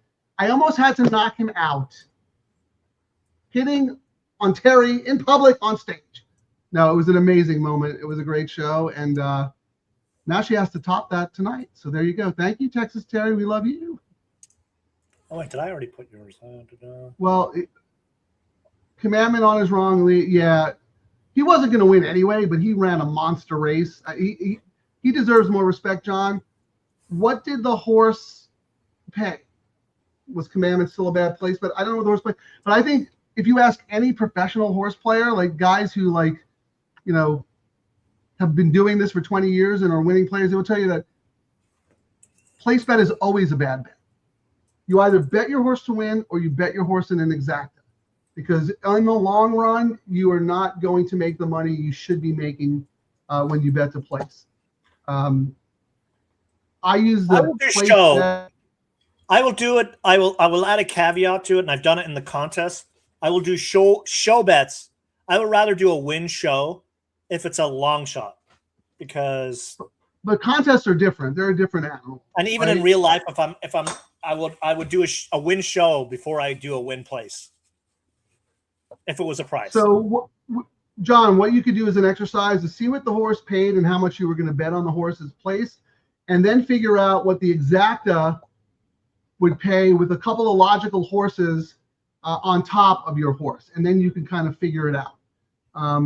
But we'll do that another time. But these are great questions, so thank you for that. Look, Kurt Brenner, he's in, just signed up. And Kurt Runner setting the early pace. He's 4 lengths ahead of everybody else. All right, I just copied over Frank's. Hang on, before I show you. Me caveman now. Ugh, Matrix is broken. What? You're a caveman now? Frank's pick 3. Done on the back of a napkin in a Denny's this morning. I have an opinion. I can't believe you spread in the first leg. You're wasting money. We have, I did. Here's mine. A bunch of different. I had the same conviction as you. Second leg, we have a different horse. I actually thought the 3 was the top horse in the second leg. Hold on, let me go there here. What race? Race 8? Yeah. Race 8, I have the 6-2, but I have 9, 5, 8, 7, 4 as B's. Yeah, on race 8. Oh wait, I'm talking about race 9. Sorry, Frank. Race 9, I have 2, 8, but I have 1, 3, 5, 6, 9 as B's. Yeah, that's what I mean here. I was like, I had to narrow down because if it wasn't the 2 that I liked, it could be anybody. Yeah, I did a spread. I didn't use Juanito, but I went 3-2. I put Duran as my top. Ayusu, up in class, stalker speed. And Ayusu had some decisions in this race, and that's why I ended up going back and upgrading this horse.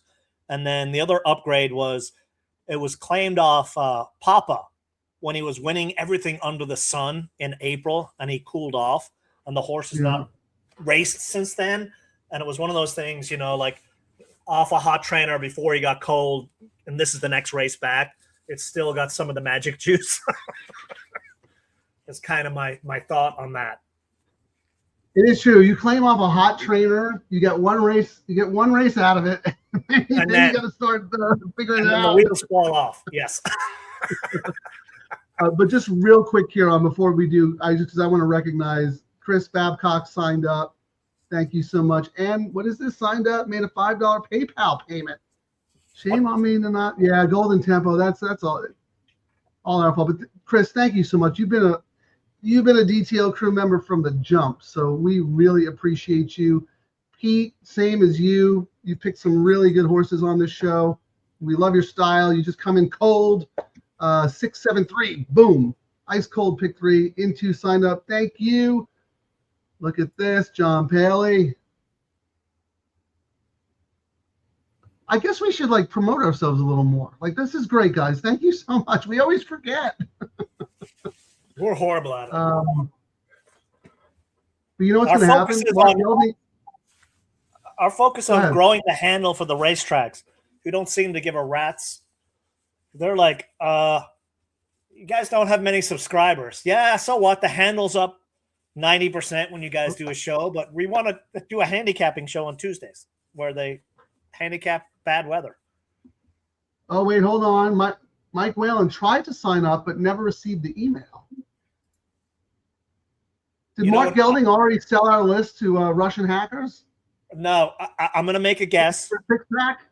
I'm going to make a guess, and he can just laugh when I guess it. His email is either at Hotmail or AOL. And what does that mean? It goes to spam? Bounce Central. Oh, really? Yeah. Mike, well, what if he sends you a private message to California, pick4@gmail? Yeah. Can you hook him up? Yep. Mike, can you do that? We'll get you signed up. Thank you. And John says, check your spam. That's good advice. Thank you, John. Oh, look at this. It went to spam with a Gmail account. It does until you, and that's just how they are. You got to make it not spam. It's a pain in the butt. It's just. Yahoo will check his spam as well. We could have 1,000 subscribers, but it's all in spam. Yeah. That's what we're going to have for dinner tonight if we don't hit something here. Where is it? All right, let's look at the probables from this race to the next and see who's taking the money. That's the honeymoon, by the way. That is a really, really good race. I thought it was a 2-horse race, so it's 7-3 into the 7 into the 2 is $8. Yeah, the 7 is like that's Rosario hopping on Lee's horse, where he's like, I'm tired of what's been happening. Take it home. But no, look at the 2. The 2 is a massive favorite in the next line. Massive. Yeah, that's Inbox, which is kind of shocking to me. Would you agree? I thought Daria would be the. Well, I remember, didn't they race against each other last time? And you asked Billy, and Billy was like, I honestly can't separate the 2. Or Phil said that, remember? Yes. But clearly somebody's separating the 2 today because the 2 is getting hammered. And Daria's not even second choice. Second choice is the 9. Yeah. Oh, that's that light one off. Rosario's 0 for 4 for Phil so far. And he's not, I mean, it is a big upgrade. Tiago was on it the last 2 times. And I mean, it's not like Tiago rode that horse incorrectly, I don't believe, both times. But then, I mean, the same ownership group has the 1 as well. Like Phil's got what, 4 or 5 horses in here, I think. No. Mike Smith is on one of the horses. Like Phil has 5 of the horses in here. Hold on. Are you exaggerating, right? 1. No, he's got 5 horses. Little Red Feather has 3 horses. 1, 2. Oh, yeah, he's got 4. Well, the 1 is a rabbit. The 1 is absolutely a rabbit. But this is weird. There's no way this 2 should be that short over Daria. The 9 I get because the 9 has the gaudy speed figures, but the 9 is a stretch out sprinter. This might change, but I'm not betting the double because it's not. No, it's not worth it. No takeout. But if I were betting the double, I would bet the favorite here, the 7 to Daria in the next, because that's $26. That's great value. I'd be doing the top 2. I like the 3 in here, and the way I rank this race, Frank, is I actually put the 3 over the 7 when I was doing my right. You're Val Brinkerhoff, right? Yeah, and both of these horses are paying $50 for $2. Actually, well, here I bet every Val Brinkerhoff horse except the one that wins. Yeah, Same thing exactly. with Paula Capestro. All summer long, all I heard about was Val Brinkerhoff and Paula Capestro, and then the one day, and that was the one race, and it cost me a lot of money because I had big prices.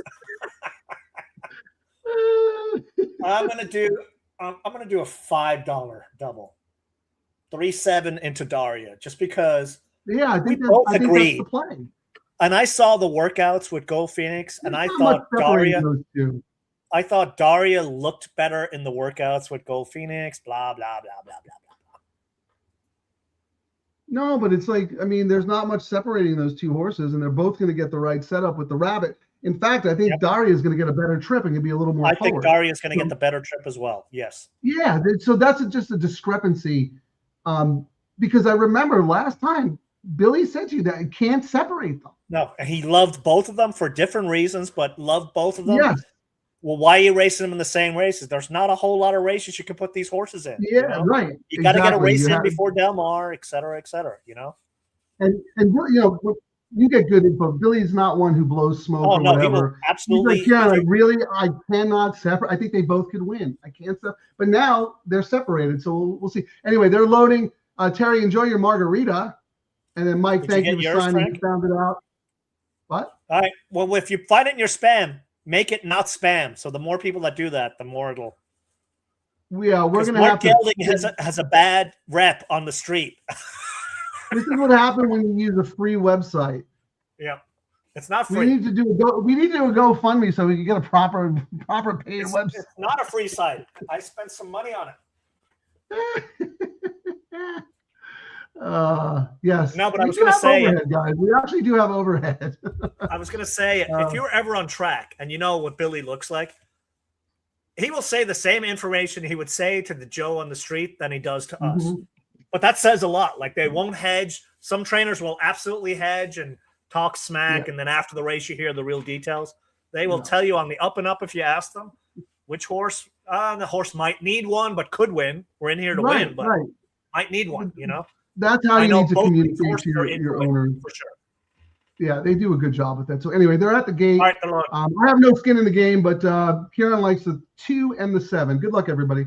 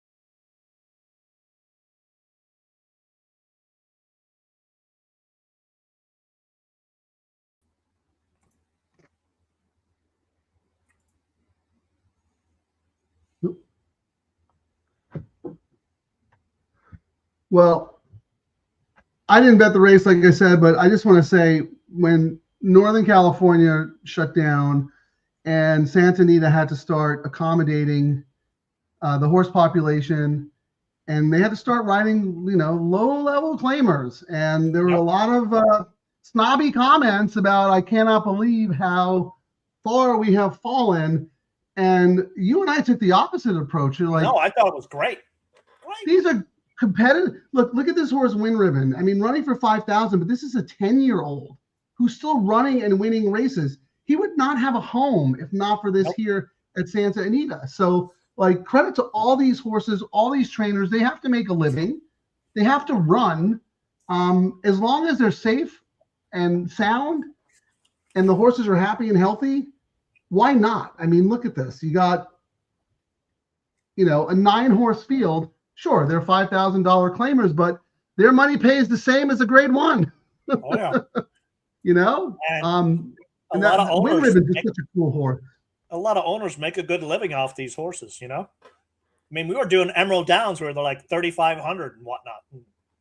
A lot of the other tracks around the country are the same. No, there was a 2,500 N2L that we played a 2,500 N2L.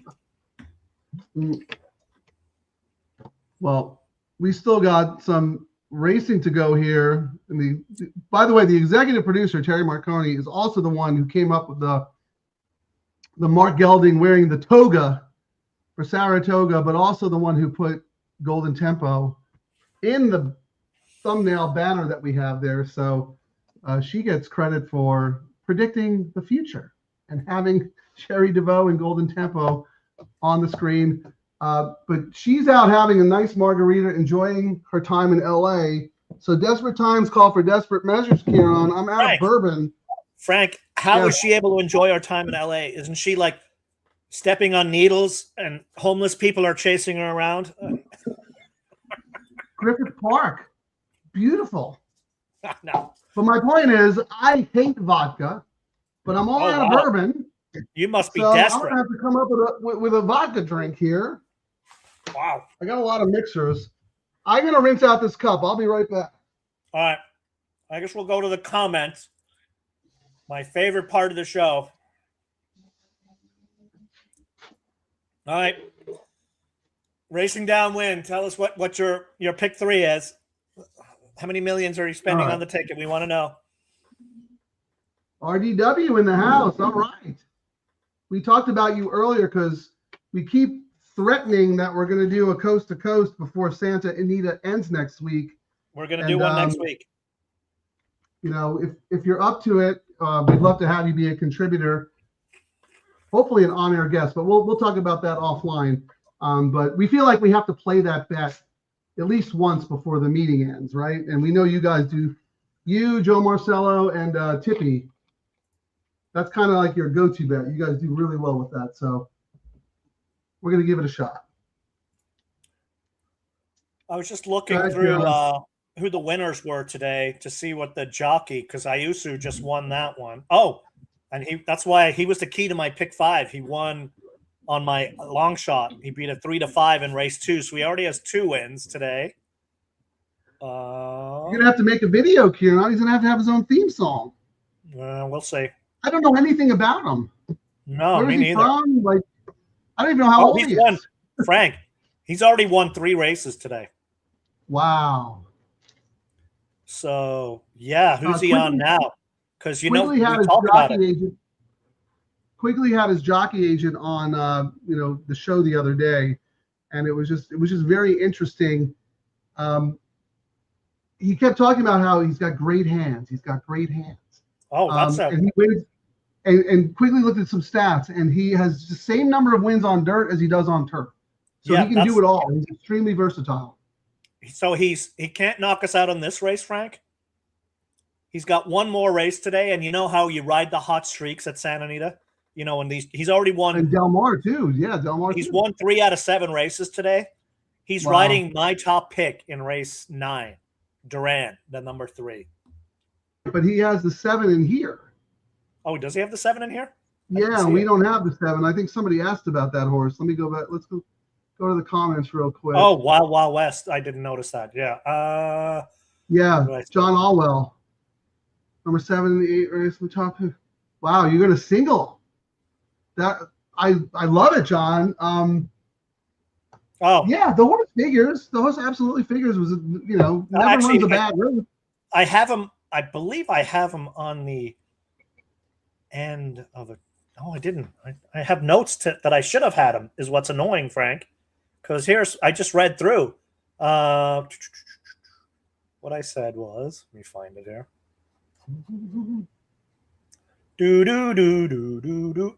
6'2", 9'5", 8'7", 4. But I gotta separate with the 6 and the 2. I like the 6 and the 2. If it's not the 6 and the 2, it's anybody's race. I need to just delete the old races, is what it is. What are you looking for your notes? Oh, yeah, I'm looking. I'm trying to scroll through here. What did I say? This is race what? 8, right? Yeah, this is the start of the late pick 3. So I gotta get my I used to rides for Baltus, has lost by a nose and a neck 3 in a row under JJ. Maybe a jockey change to the leading rider gets the win? Question mark. But then I'm looking there up. You go. When I ranked this race, I went 9, 6, 2, 4, 5, 7. But when I look at my pick 3 bet, that I put together, I did not use him. So I may have to do a pivot ticket because of that. Pivot. I think that was an oversight on my part when I was constructing my tickets. So I'm absolutely going to use them because I said on my notes I needed to use them, This is an occupational hazard, ladies and gentlemen. This is not easy. It's a lot going on. We do a lot of prep work for the show. We have a lot of bets that we're interested in. And then we come on the show and we start talking numbers and horses, and he's putting a bet in, I'm putting a bet in. So, yeah, there's going to be some oversights. The other day, go ahead.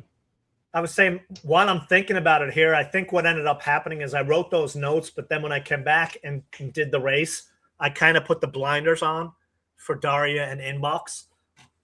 Well, we should look at the probables and see if I'm tossing money away. But the fact that I made a note like that, I might be willing to toss $12 away just because. Well, I mean, I love what John's doing. He's singling the 7, right? That's a ballsy move. Yeah.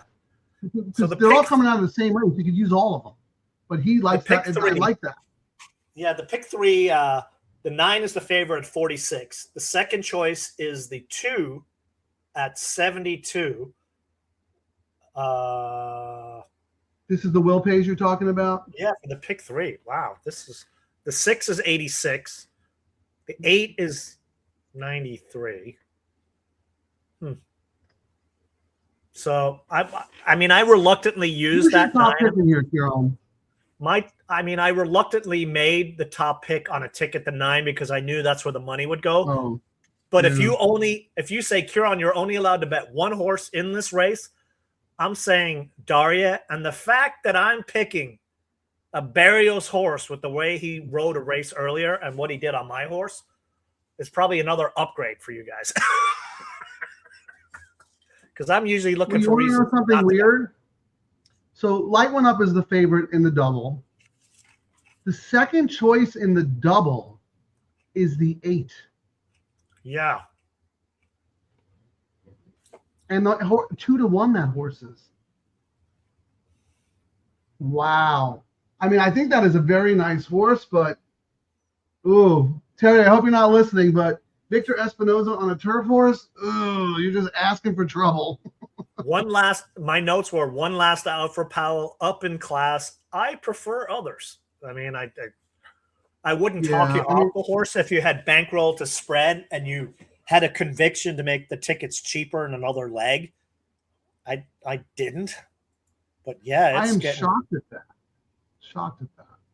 But I mean, there's only 42K in the pool, Frank. The 9 and the 8. The 9 and the 8 got the exact same money for the win. They're hedging more on the 8 on the place and the show versus the 9. They're betting the 9 on the nose for the most part. I'm kind of I'm not surprised about Daria and Inbox being in the 4 to 1 and partnerships. 8 to 1. We don't Really? bet a lot of the barn money usually doesn't come in on these kinds our horses. You know what I mean? We either bet them earlier and exactas or in doubles and pick threes and whatnot. It's not like you see us hammering our horses because we're all superstitious. But I mean, those horses are dead. They're absolutely dead on the board. Yeah. 4 to 1 and 8 to 1. Pick three. Wow, that's crazy. The favorite on the pick three is the 9 dominant. That's why when I did my notes, I was like, I do not see why the 9 is 9-5, but it'll probably end up being the chalk in here. The 2 is second choice on the pick three. The third choice is the 8, Frank. Oh, no, the third choice is the 6, Daria. I said very nice things about the 8, but I'd be shocked if the 8 outkicked the 2 or the 6. I would be too.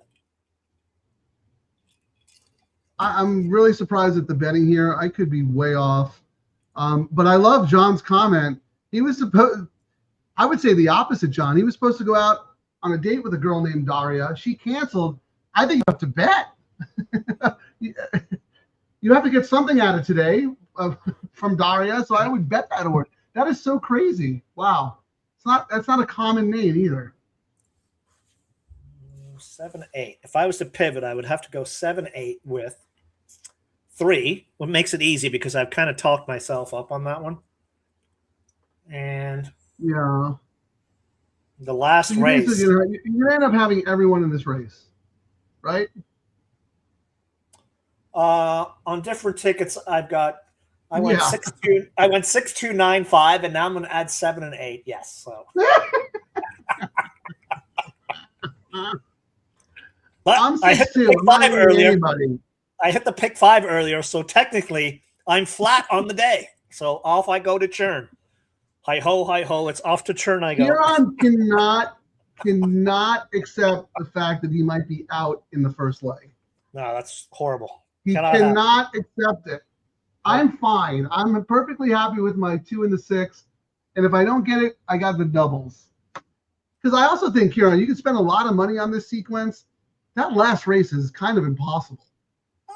I mean, there's no guarantee even if you use 5 horses, there's no guarantee you're going to have it. You know I went a little light. I mean, the pick 3 for me today is only like 126. I usually would go a little, well, who knows after I add this pivot bet in here. So yeah, you're probably correct. We're not covering race 14. Sorry, Kat. We just did the Belmont pick 5.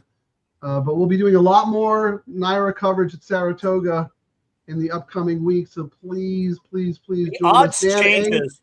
The odds were not imploding. Like if you look at horse racing Twitter, you would think 10-1 horses were going off at 3-2 when you read the freaking comments out there. I didn't see any odds changes that were not reflected in the pools if you didn't have your head up your butt. So that's all I'm going to say.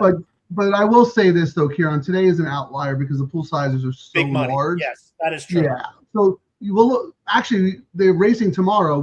I'm not going to do a show about it, but we should keep an eye on it and see if there are any of those kind of like late whacks. John Paley wants us to post the tickets again. I'll post mine while you're putting in your alternate. Yeah, I'm very simple, John. 6-2 with 2-8 with 4-10, 7-6. I know 2, 3, 4 others could possibly win this race.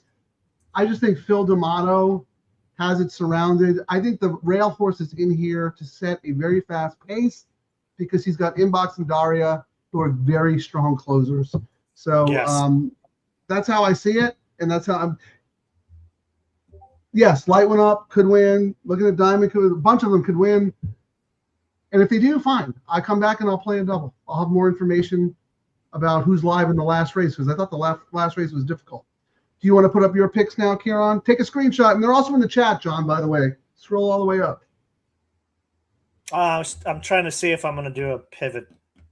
All right. Well, I'll put your original one up, okay?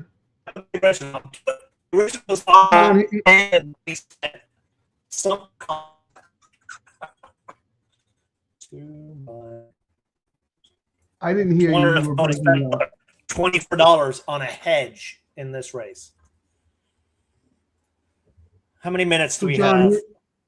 John, 11. here's Kieran's original ticket. We have 11. And once again, everybody, if you're joining us, you can always scroll all the way back up in the live chat. We post our plays. Excuse me. Okay, so there you go, John. That's Kieran. Let me throw up Dan H's play.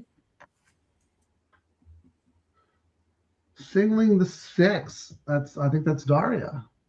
There you go. I like it. Oh no, he's got the 6 singled in the all turf. Nice. And then here's his hedge. Oh, 14 got in. I did not realize Grays over. That's a hard post with a Grays and Bays. The 14 on the AE list got in the last race. In the last race, yeah. Yeah, I mean, I think the horse is going to get the same exact trip as he got last time. Yeah, that's a horse that needs a new jockey. I might be wrong, and Bays goes, "Oh, really? I was watching your show while I was riding the horse around." Ha! You're watching other shows while you're doing our show. Maybe he's a multitasker, just like you. I'm trying to see if. Thank you for sharing that, Dan. Anyone else got any opinions out there? You know, let's. Steve-O's here. What up, Steve-O? We did not kill the Belmont. We were alive in the pick 5 to Renegade for like 750, and Kieran had some doubles going to Emerging Market. We did not have Golden Tempo, but we did celebrate the moment. What a great moment! We would have had it if it wasn't for that crappy Giroux Baffert horse. We would have had it every way to Sunday. But oh, that's right. Kieran did have Golden Tempo. You know what we got to do?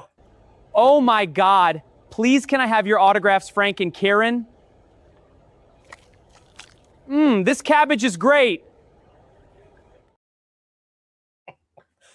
All right.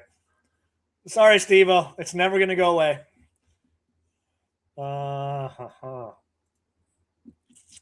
didn't want to be part of that. Frank told me to do it. He texted me. Never. We're the only show where guests come on and they get mercilessly ridiculed. Because Kieran can't share the spotlight with anybody. Nope.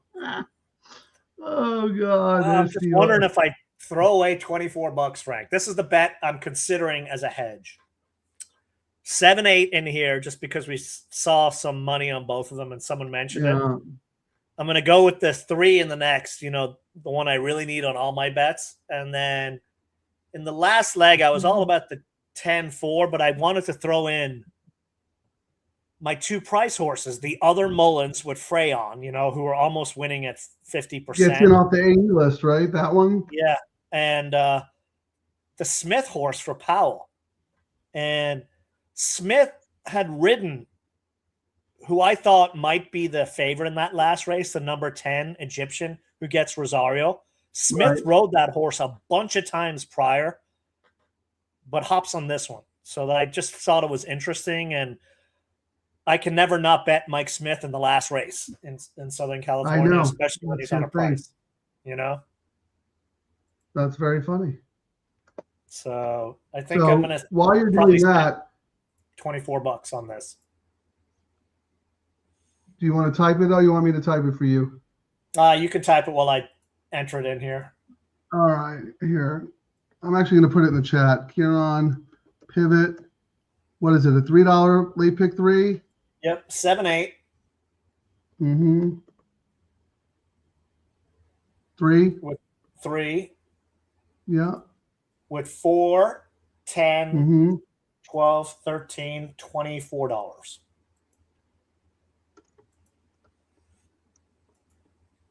All right, I'll put it in both places. So there's that. I made a big mistake right now, Frank. I looked at my balance, my betting balance.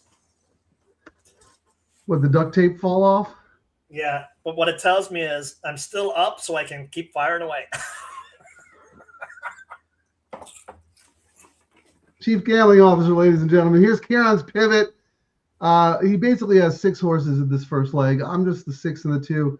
But I wanted to go back to Steve-O for a second because we were talking about you, Steve-O. The horse that beat Crude Velocity is a Maxfield, signed by Maxfield, and I know you guys have a couple of Maxfield 2-year-olds, so we talked about that. And next time we have it on the show, you can tell us more about it. What do we got? How many minutes? 5 minutes to post. 5 John minutes. Paley put his pick. Here you go, John. 2-6. He's taking a stand like I am with 2-10 with 4-6-7-10. Ooh, I don't have the 10 in that race 9. Do you? I know Race you like the 9? 3 as your top choice, but Shady wow. Appeal. Yeah, stretch out sprinter. That horse is a bomb, John. That's pretty good. One last out. First off, a long break going 5.5. That was probably the race to have, and the win rider leaves. So I mean, did Bautista lose his bug? I thought he was a 5-pound apprentice. I don't see a weight break on that horse. he does Interesting. not have his bug anymore. And Aguilar left the horse and had won on it last out, and right, yeah, he doesn't have too many mounts to give up. yeah, and he gave the horse up, and where did he end up somewhere else, or just he's not on the right number back? 1. He went to the number 1 from Miotti. So yeah, who I like better actually. But you know what? If you're right, you're going to get paid stacks there, John. So I appreciate that. Steve D'Amico, hi, right back to you. He's 0 for 20 first time routing too. Bondi, yeah, he's more of a sprinter, sprinter type guy. But hey, that's why the horse is, going to pay a lot of money if the horse wins. 8-5 on this horse. Wow. 9 to the. I was looking forward into the next race, Frank. 9-2 is $9, and the next closest is the 3 at $40. They're saying the 2 is unstoppable in the next race. The second choice is the 2 to the 2. That's my top. I'm 2-8 at $21. The 2 to the 9 at 27. Oh, look at this. James White came in. Nice. Win place 6-7. Exacta box 2-3-6-7. All right. So he likes Daria. And then also I think the 7 is that Baltus horse. So yeah, we talked about all those. Good luck, James. Guys, I had a significant trip in on the 8 in debut. And that last was monster. Yeah, that's the thing. This horse could be a stakes horse. That last race was very impressive. Yeah. Espinoza from the 8 hole. Yeah. That's the. I'm afraid to go in. And the horse is taking money like he's the real, or she's the real thing. So look here we saw the inbox taking money in the double. It was kind of dead early, but now the money came in. The inbox is 3-1. Daria getting no respect. No respect. Golden Phoenix is a workout partner. 3 back. No respect. Ooh, just came into 6. Went from 8 to 6. That's a big whack. That was computer money because it's 2 minutes. Yeah, 9 to 8. Interesting. Yeah, it went from 8 to 6. It was just as I was looking at it. Just trying to see if there's any other sneaky money in there. 9 to 9, and not. Well, Santa Anita cuts off the CAWs with 2 minutes to post. I will say, I don't think 2 is getting more action to more horses than the 9. 9 is just all about 9-2. Everything else, the 2 to the 2 is 20. The 2 to the 9 is 30. Whereas the 9 to the 9 is 41. So. Yeah. All right. Did Daria not look good, or everyone's just going, Voldemort sucked earlier closing, so he'll probably suck again on Daria now. But I want him to heat up so he can win next Sunday. The word must be out that, inbox is just doing better. Where we got a minute. Where are they? Yeah, just a little surprised at all this stuff because just going on what Billy told you last time, there's not much separating these two, but maybe inbox is training better since that last race. And I thought the workouts with Gold Phoenix, that Daria was the better horse. But Who knows? I don't get An the inbox? emails. Yeah, I thought Daria worked better than Inbox against Gold Phoenix, but I don't get the emails, and they might say, well, it looks like Daria got the better work, but we wanted Inbox just to chill, and learn something. You never know what the intent is sometimes when they've got the other horses. Right. Hey, just real quick, because you mentioned this horse earlier, and I think the horse is a little sneaky as well. That Mark Glad horse, the 5, the German bred, is 26-1. Oh, Bella Lara. I'm making a small little win bet on that horse. I am, absolutely, yes. I know that horse has talent, and just tossed that last race. That horse is a sneaky one to me. Thank you, Frank. I forgot to do it. Win bet. Yeah. All right, they're at the gate. Good luck. Let's go. Woo.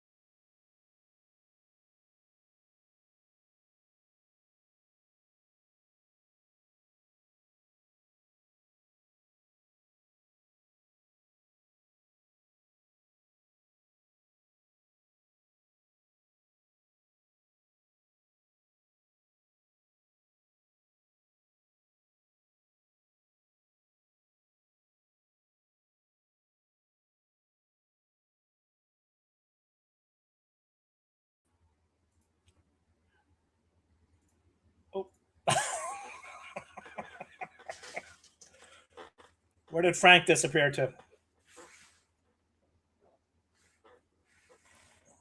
Got any tougher races?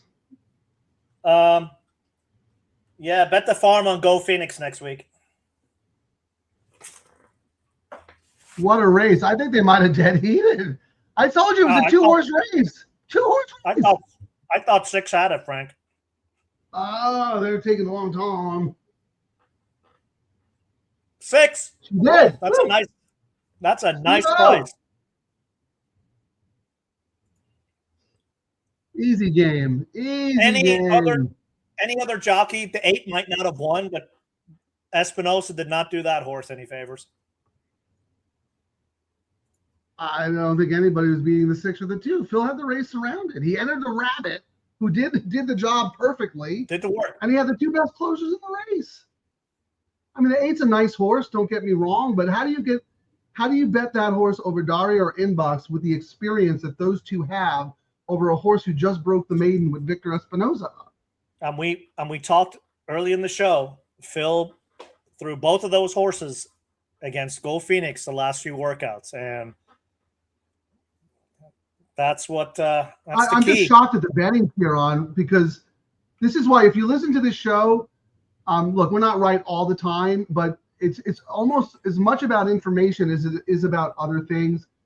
I specifically remember when these 2 ran in the Providencia, you asked Billy, who, because I think we both liked Inbox better that day or something, and he said I changed my bet. Yeah, and I changed my bet and went to Daria. You know, because I gave the edge, because every time Daria had worked out against Go Phoenix, she was the better horse against Go Phoenix. Simple as that. Even when I did it today, I was like, the last workout, you sent me and went, oh my God, what a workout Go Phoenix had. And I was like, yeah, those 2 horses are racing Saturday. No, he worked with Daria a couple of works ago. No, it was the last before work. The Providencia, actually. That's why we liked her there. Wow, I don't get the betting in that race. That's crazy. And the O'Neill horse, 8-5. Come on. Shame on you. You've been talking about how cold O'Neill is. Yeah, Daria, good job, Steve-O. Nice call, Frank. No problem, John, but we gotta close it out. Should have had the exacta there. Please be the 6. It was the 6. Kieran chimed in. Easy. Good call, Kieran. I thought it could have been a dead heat. They were taking a while.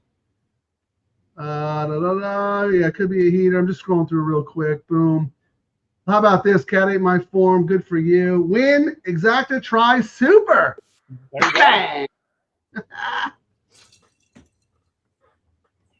But there were handicapping shows 3 weeks ago who gave out the superfecta too. So, you know, my 15th you can't take all choice. the credit. You can't take all the credit. This would be a very good time to announce the markgelding.com promo again, because everyone's in a good mood. And we have some new people watching since Belmont's over. Wow, that was amazing. $14.40. That's a great start to the pick 3 too. And the all turf. We're both alive in the all turf, right? Yep. I mean, that's massive. I'm find the thing here. Where is it? Banner. There we go. In case you're coming in late, we're going to do a drawing. All you got to do is go to markgelding.com, sign up, email list in the middle of the page. You don't have to pay the $5 unless you want to get the mattress from Frank when we exit out of Santa Anita, or my other picks and notes and whatnot. That's the bonus we're going to do. But if you just drop your email in the middle box, we're going to do a drawing closing weekend. We're going to pick 2 names, and if you've got an ExpressBet account, they'll drop $125 into it for you. We don't need your account number. We'll just give ExpressBet your email. You don't have to bet $900,000 like some of the other promos that are out there. It's free money. All you got to do is sign up. Free money. And we won't spam you if you don't want to be spammed. All we're going to do is when we exit Santa Anita, we've got Del Mar and whatnot, we're just going to send out the mattress and whatever picks we have. and any other interesting stuff we see that we can't do on the show. And if we're not doing, I mean, it's a great marketing tool for all of us because once we get, we will know who our community. We see you guys on here, but it'd be nice to have be able to have a direct contact with you. And again, I didn't mean to cut you off, Kieran. I'm sorry, but I was just going to say, if you don't have an ExpressBet account, don't sign up for one yet. Contact me or Kieran first because we're still working out some final things where the DTL members are going to, we're going to try to get you a little bit of a bonus for new members. But you do have to be a member of ExpressBet to win this. So if you want to win this and you don't have an ExpressBet account, Scatoni Racing at Gmail, California Pick 4 at Gmail, and we will hook you up. We finally get to give back to the DTL crew, Kieran. Yep. $125, 2 people. Mark Gelding is, he just sent me a text. He said his lawyer said that he is eligible because he's an unpaid intern. Oh, look, it's Ricky's. Ricky was in the photo. Ricky's little baby. Wow. Look at that photo right there. Really close. Yeah. 6 though. Yeah. Wow. And the main owner of that 6 is one of the main owners in Gold Phoenix that you saw on the TV there, Frank. Agave? No, Sterling. Oh, okay. Nice. Yeah, because that wasn't the Little Red Feather Silks. He's the one that I always have to. He's the one I always have to fight for the saddle cloths.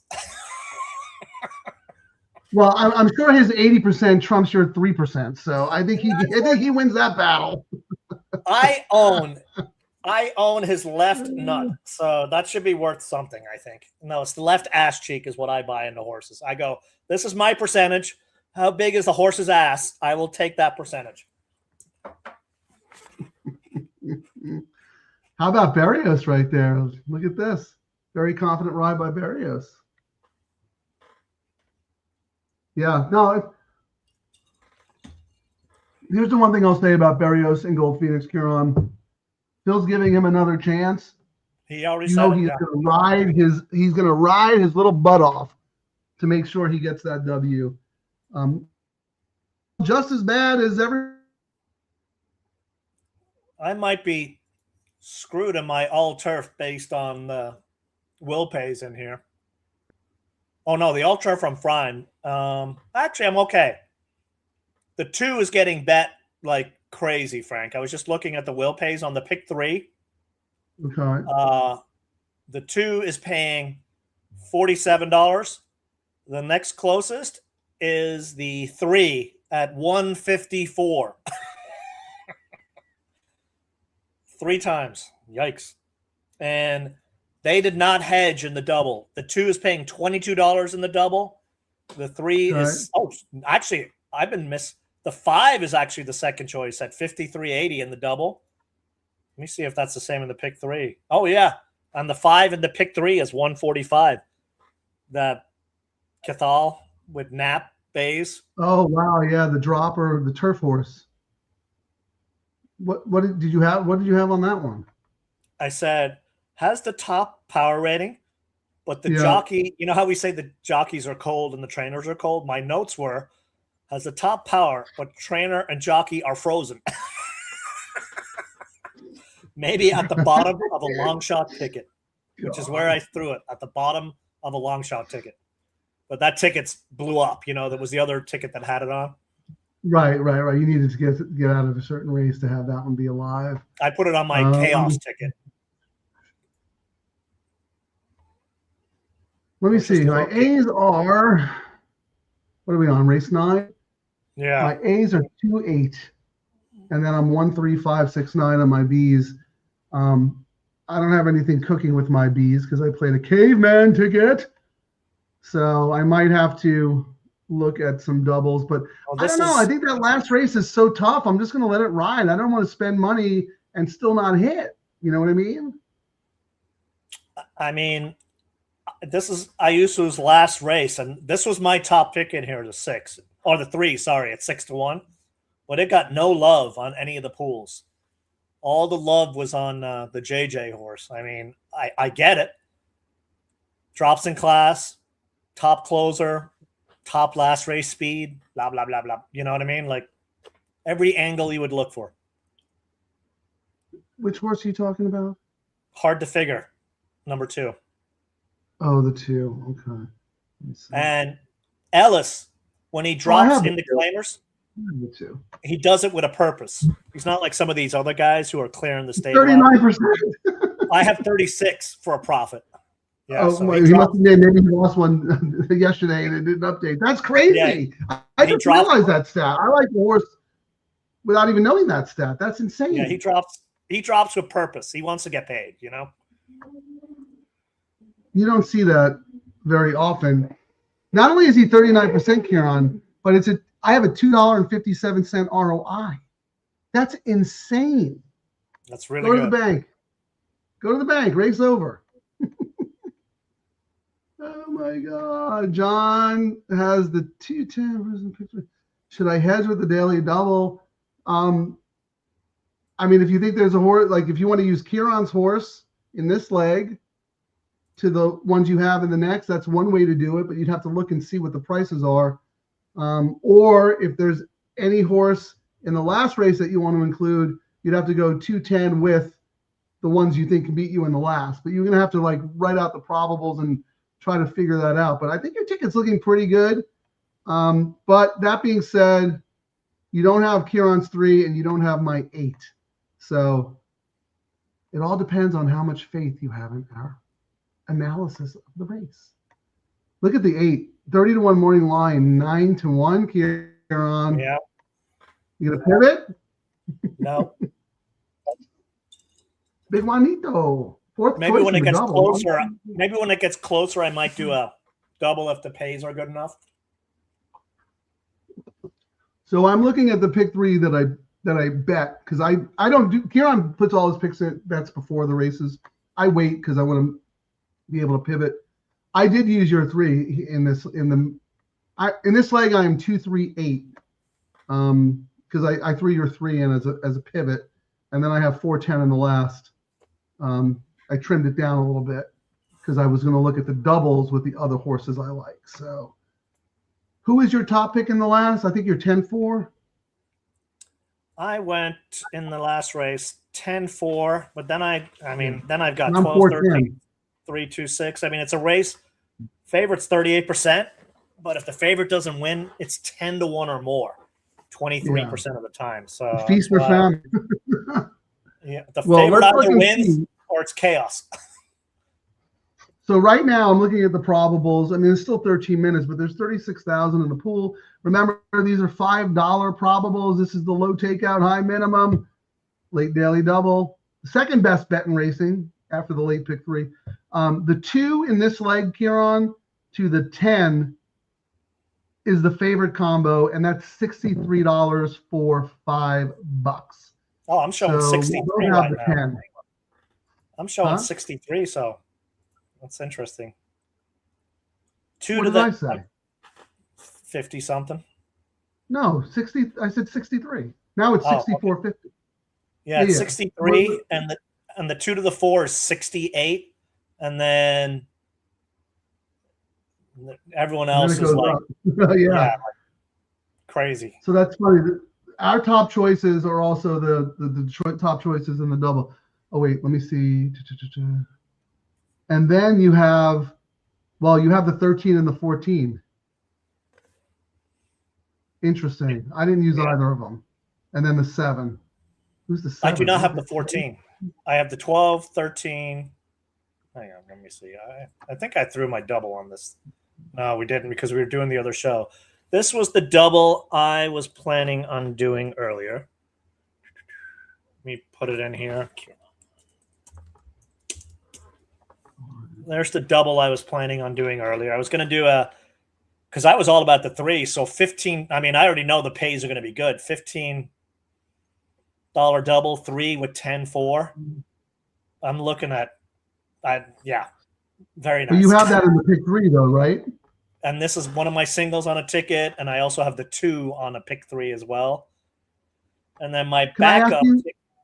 Go ahead. Finish. And my backup. Finish. I'm going to ask you a question. Go ahead. Then I've got a my long shot ticket in here, 2956 with the 10-4. Well, I guess I shouldn't have done that, actually. Let me look and see if I'm... Yeah, I wasn't really a believer in the 2, but I did so that I 2 to the 10 and 4. What's that? Well, you were saying it was paying $60+ so at 160, I'm okay with that. The 956, I did get a little lazy on it, versus hammering the other one. 956 into the 4 are all, I mean, the pays on I don't need to do much more. When we get a little bit closer, I might do something with your 8, Frank, like your 8 into the 4 is 620 and the 8 into the 10 is 529. I'd be kind of stupid if that's your only second, like you got 2 horses in here and I don't use the other one. Well, yeah, I threw your 3 in on mine. So I'm 2, 3, 8. So who do you have in the last leg? The last leg. Well, I have the 4.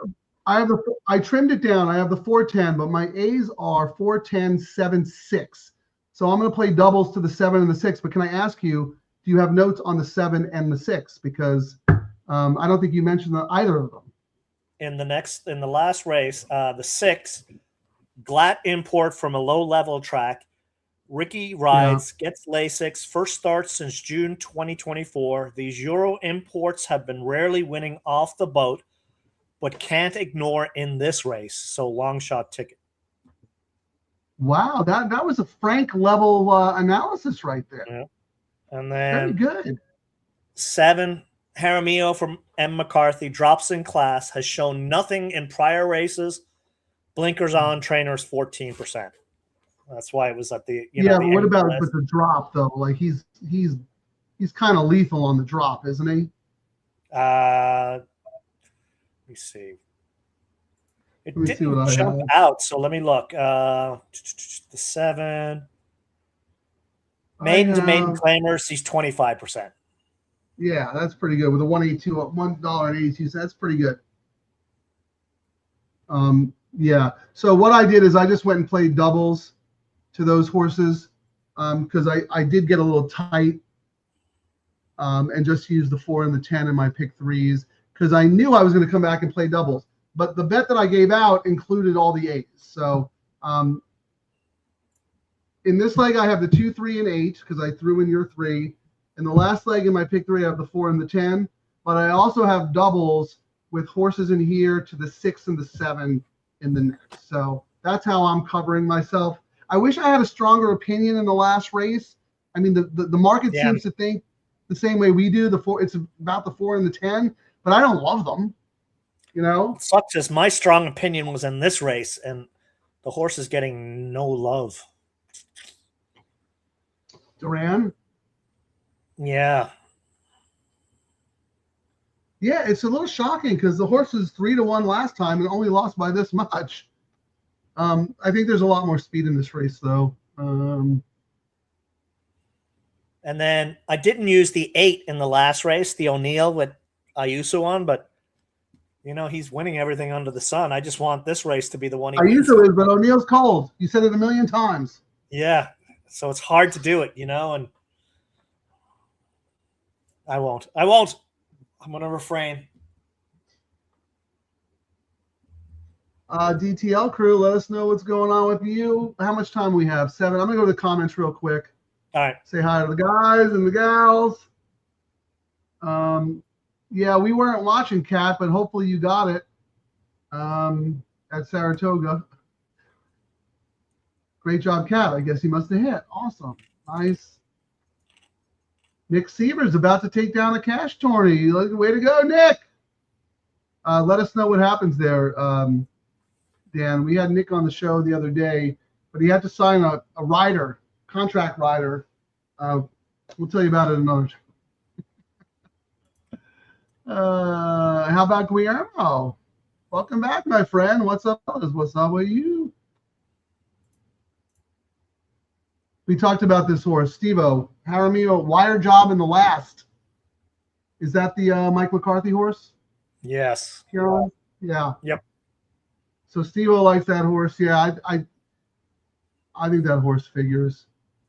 SC3 Pete. What do you have on Royal and Rando in the last race? He likes to move to Rosario off the win. In the last race. Or not the last race, in this race. In this race. One on this, last out, the first in 2 years, and up in class, use is what I said. Yeah, Pipey's on fire too, by the way. Even though up in class, I just said use, and it is on one of my tickets, my secondary ticket, 2956 with the 10-4. It was on my backup. It would screw up my pick 3 because my pick 3 ticket went down. Do you have doubles, Kieran? Did you put up any double plays? I did. I threw them. Hang on. Can you put them back up? I'm sorry, it's probably looking. These were my planned doubles, but I'm trying to refigure it because I was all about the 3, but then in the back of my head, I was all about the winner yesterday that made me all that money. So do I just go with my conviction I've had all day, or do I hedge more? I don't know. That's what's rolling around in my head. You're already hedging. You already got 2956, right? Yes. I think that's the way to play it. You have the single. You have the 3 single to your top 2 choices in the last for the most money.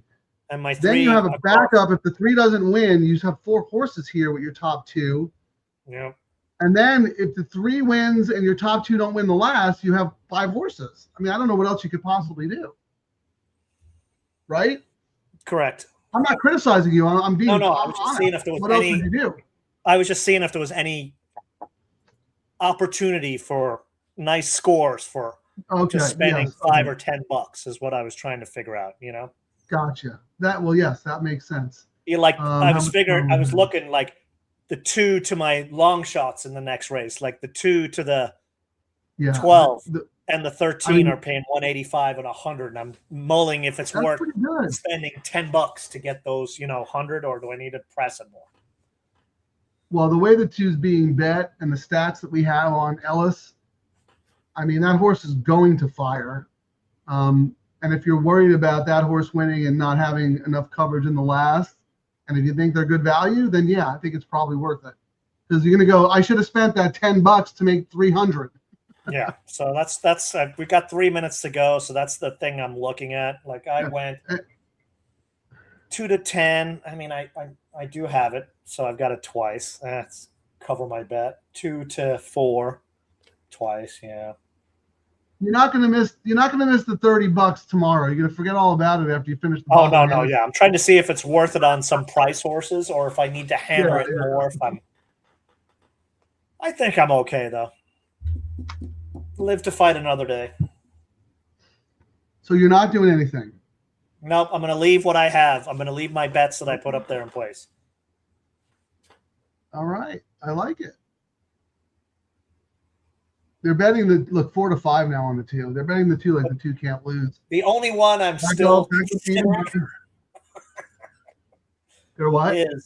The only one I was still considering is the one I said earlier, your Juanita into the next leg, because your 8 is to the 4 is 723, or 8 to the 10 is 562.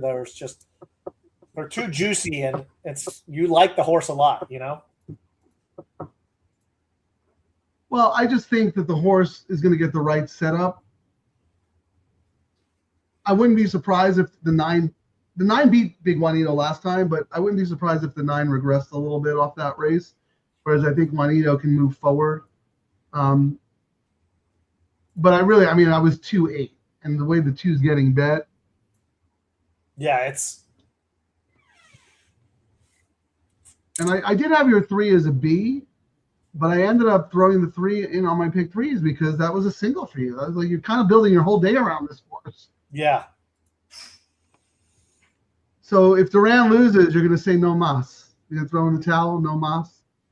Like when Roberto Duran was fighting, who was it? Sugar Ray Leonard? I'm saying that, but I probably will not. Oh, I was just looking. I was like, no, you won't. I know you won't. I was just looking at my account. I've got extra money in my account. And I was trying to figure out why. Oh, that double, the 3-7 in race 7 into the 6. That $5 double paid $123. All right, free day. I'm gonna file later. If anyone from the industry is watching, this is called churn. This is what horse players do. We win, we turn. Oh my God, that is amazing. Yeah, I remember you played that. Found money. Daria. It was so good. So no matter what happens today, I'm up on the day. It might be I'm up 11 cents, but still I'm up on the day and I had fun. Well, you can't say that yet because you ended up doing a trifecta in the last race. Yeah, probably. So 0 minutes. Do you have anything going with the 2 here other than the double that you have on the screen? I've got him alive in the pick 3. Okay. So I've got the 3 on one ticket, and then I've got him on the other. I've got one ticket that's where is it? I was alive 6 to the 2. I'm alive to the 3 here on one ticket, and then on the other ticket, I'm alive on the 3-2 here with 13, like all the spreads in the next. 2 would kind of screw me. I'd be looking for prices in the last, the way I did it, Frank.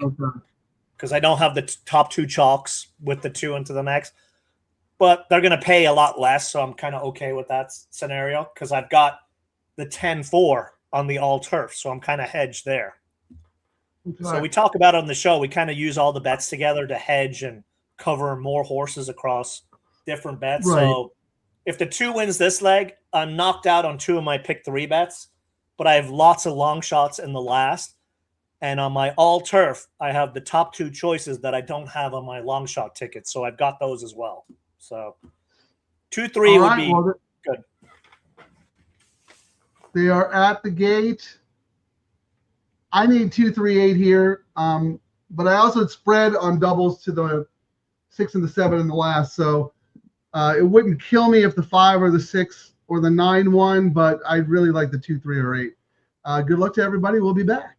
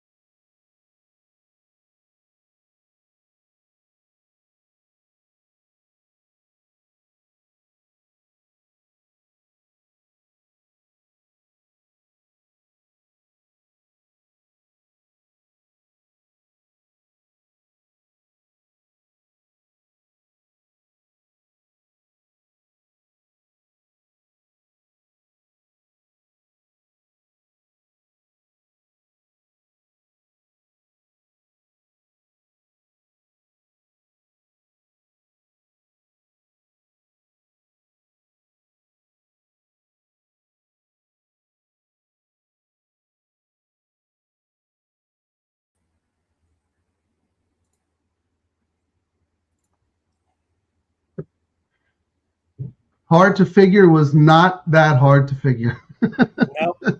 Man, the money told the tale there. That horse pissed in. And what sucks is the will pays I was able to finally get the will pays for the all turf, Frank, into the next leg. Yeah. The 4 is the favorite at 432. Oh, no, sorry. The 10 is the favorite at 371. Not bad considering the results. The 4 is 432.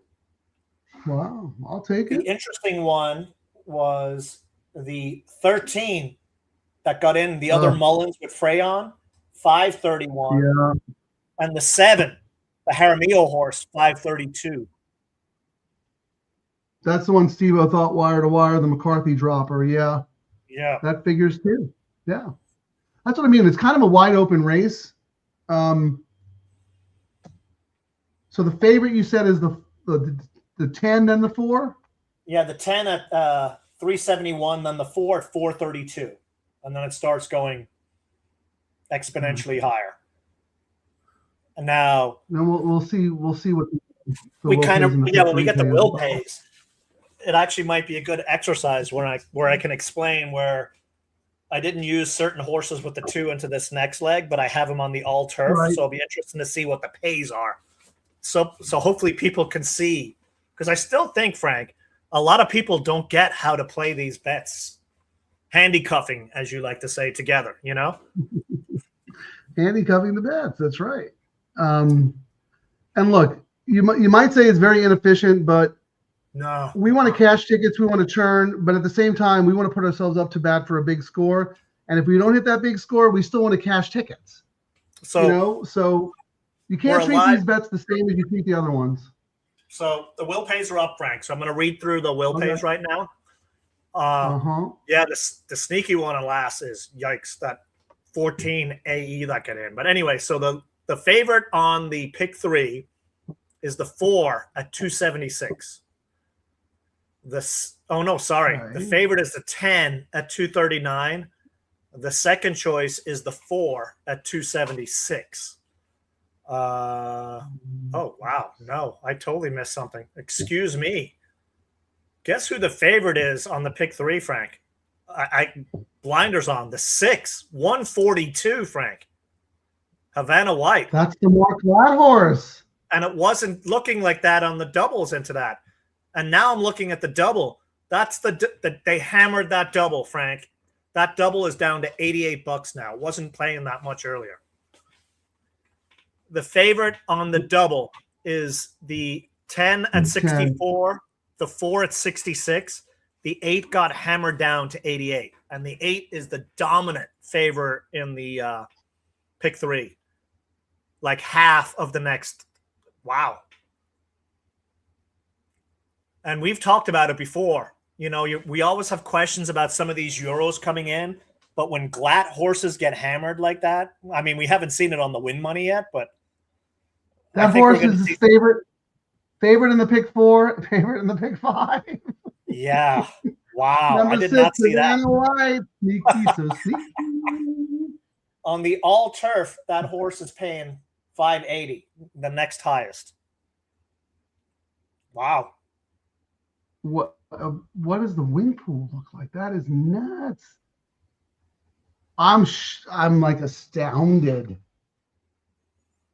I mean, I have the horse as an A. I think the horse is a contender, but to be the favorite, yeah, I'm in the looking at multis.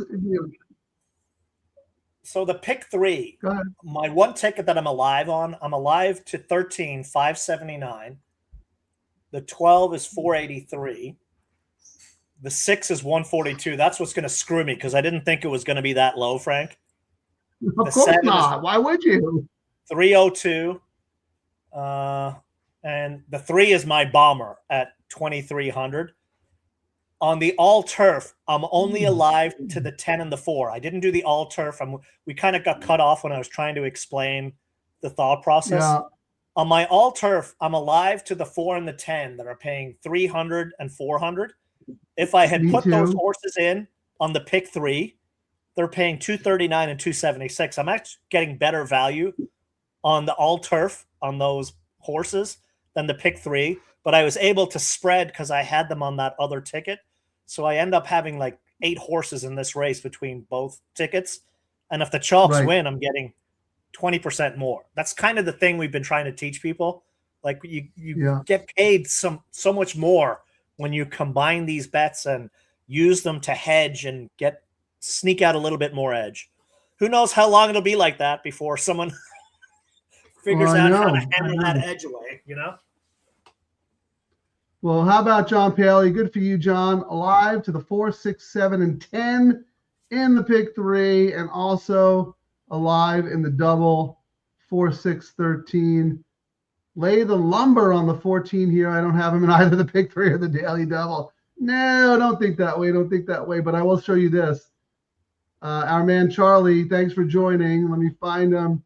Charlie's money, man. I don't like this. Race 10, he likes the 14. I don't have the 14 for a penny. Nope. Oh, boy. This is what the 14 is going to be doing. This is John's pick right here. Hey, look, Frank's horse is catching an Uber. This is the funniest thing I've seen all day. Hey, to the races. That's what we hope is the 14. Yeah, I know the horse moves in 2 spots, but that was such a tough post. Such a tough post. Oh, look at the 4. 9-1. The 10 is his favorite at 7-2. Wow, this board is nuts. Wow, and Havana White was taking all the money in the multis. I know it's early. It's 18 minutes. We got a lot of time left, but right now the favorite Egyptian Mistress is the 4-1 favorite. Yeah, I'm not surprised. 4-1. I mean, you don't see that every day. 4-1. That's what I said, Kieran. Remember we were talking about throwing more money into the race? I said, I'm fine staying where I am because if I throw more money in the early races, I can use 5 or 6 horses in the last, and I'm not guaranteed to get out. That's how hard I think this race is. Yeah. You know, so I just need the 4. I need the 4 or the 10 to win. If the 6 or the 7 win, I'll get a little money back because I played them in doubles. But I have the all turf and the late pick 3 to the 4 and the 10 here. This is a feast or famine race. You're either going to be doing, well, not Frank, but everyone else, or the favorite is 38%. Horses over 10-1 are almost a quarter of the time. So it's either the favorite or a crazy price most of the time in this race. Will Rosario be the difference maker, though, is the question here on the 10.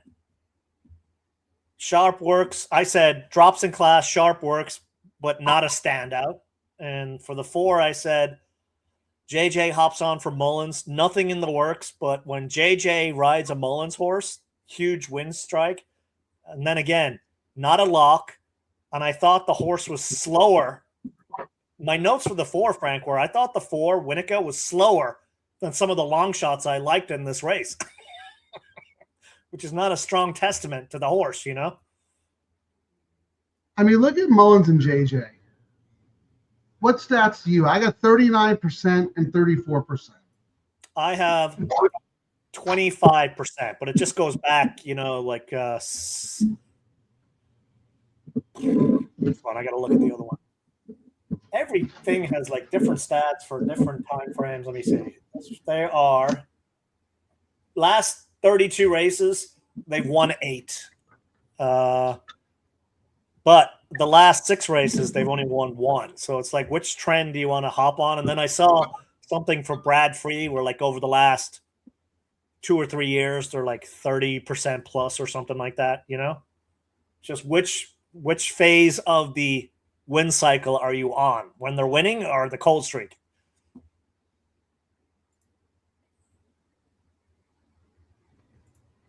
Here's Charlie. He's going to look at the 14 on the post parade, but he liked the workout. And, you know, Bays is a very good gate jock. But do you think this horse can wire them? I mean, that'd be a tough ask. I mean, I did look at the AEs because I was hoping that the 13 would get in and they would scratch the 4. You know, Mullins would go with his, but they kept one or the other. Yeah. And I was like, man, I don't know if they'll scratch that much. I mean, I will say Bays is 2 of 9 for Sean McCarthy.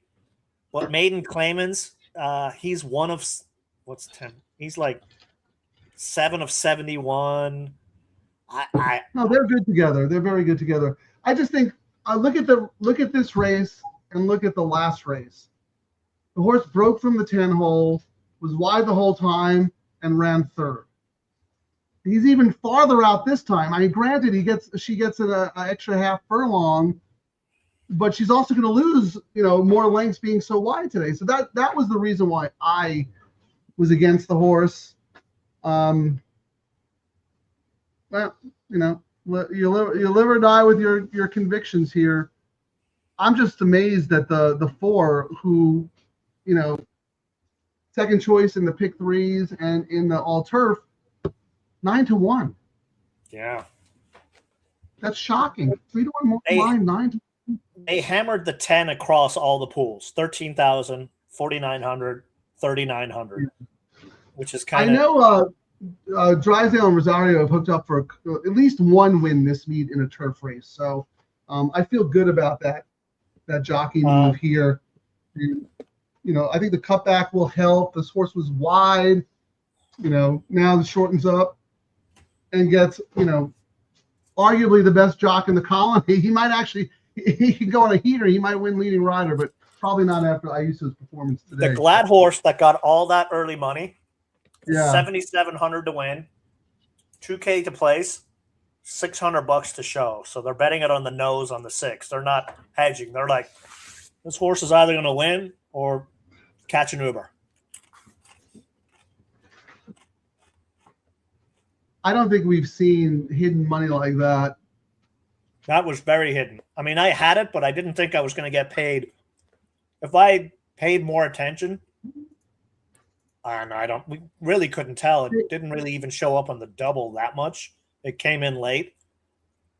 It came in late, Frank, and they had it on the pick 3 as well. So they knew exactly what they were doing with this 6. Let me ask Charlie. Charlie, do you have any workout information on the 6 Havana White?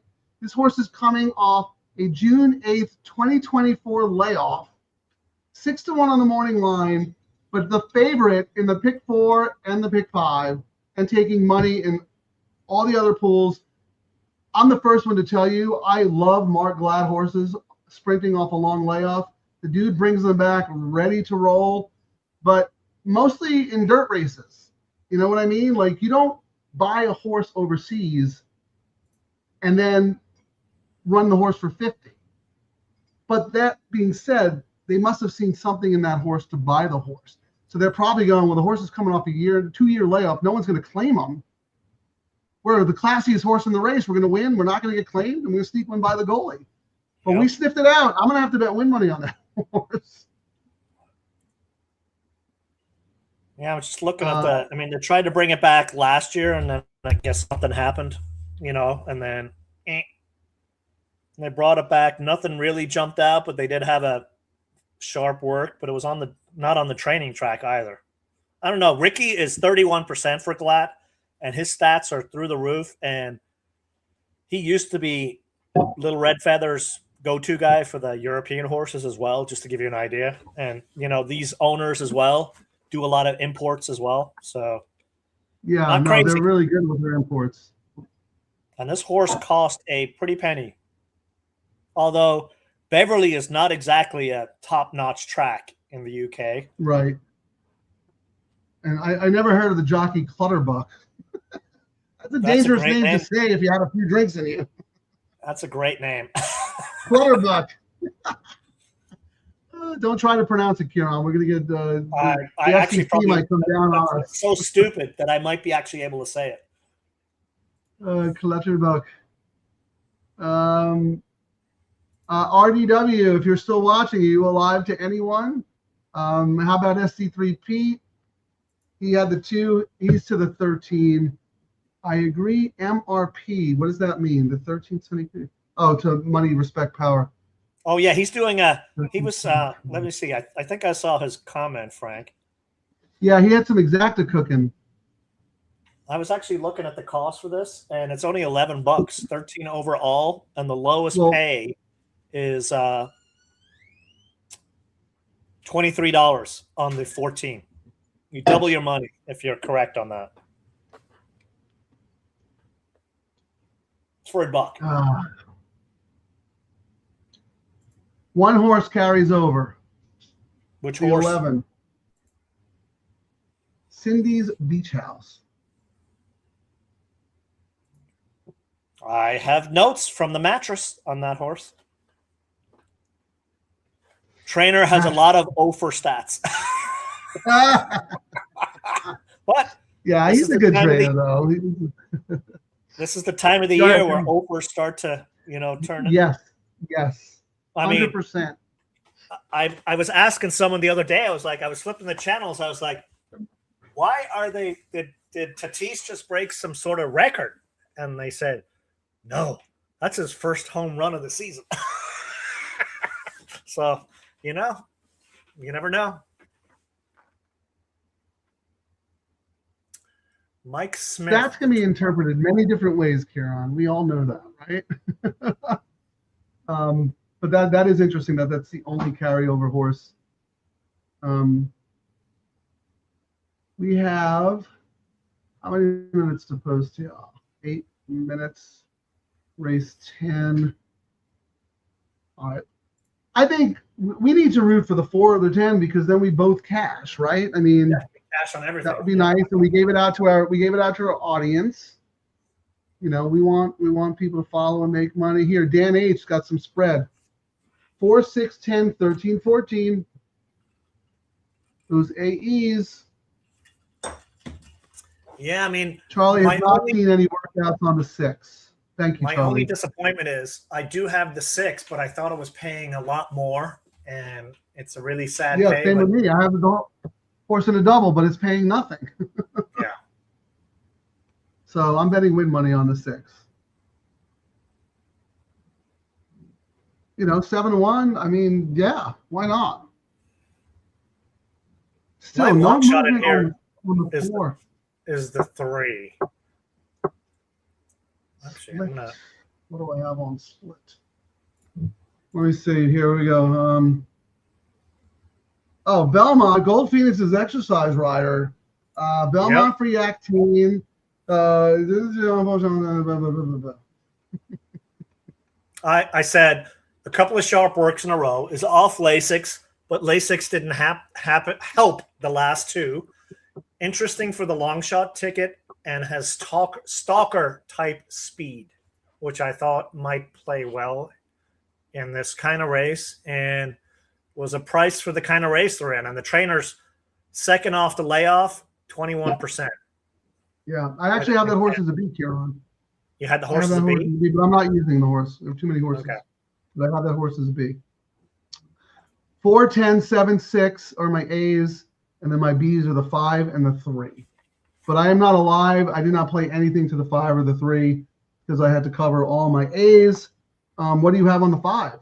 5 could win too. That's what I mean. This is like such a tough race. The 5, Queen. Did Bays stay with the Mullins, or is Bays on this horse? Blinkers off. This trainer's 40% for a profit. Was claimed off Phil. Sharp works, but usually when Phil gets rid of them, they are blah, especially at the same level like this.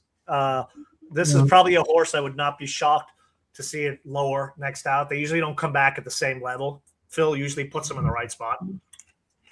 Get off the books. Oh, wait, no. The 5 is scratched. Oh, okay. How did I miss that? The 5 is scratched, so don't worry about it. Sorry. That was my fault. I made Kieran talk for 10 minutes about a scratched horse. Unbelievable. It wasn't me who did it. It was him. Yeah, thank you, Mike. 5 is scratched. We were so focused on Belmont that I didn't get that scratch, and I wasn't betting the horse, even though I had the horse as a B, that it didn't show up. So, but thank you. Sorry. How about RDW? double 8, 9, 13, 14. Wow, he doesn't have a 4 or 10. 8. Doug O'Neill Firster with Ayuso. 9.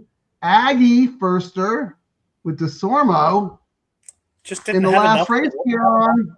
Just didn't have enough in the works, and if that one blows up my ticket, then I was never picking the winner unless I really went crazy. So Yeah, that's what I mean. Like, this race is impossible. And if you look at the tote board, Egyptian Mistress is the favorite at 5-2, but I almost think it's like by default yeah, because there's so little information to go on some of these horses, and there's hardly any separation. Like, the 4 was 3-1 on the morning line, and it's 10. Havana White, who got hammered in the multis, is 7-1. Like, this is crazy. Then you have the A's getting in.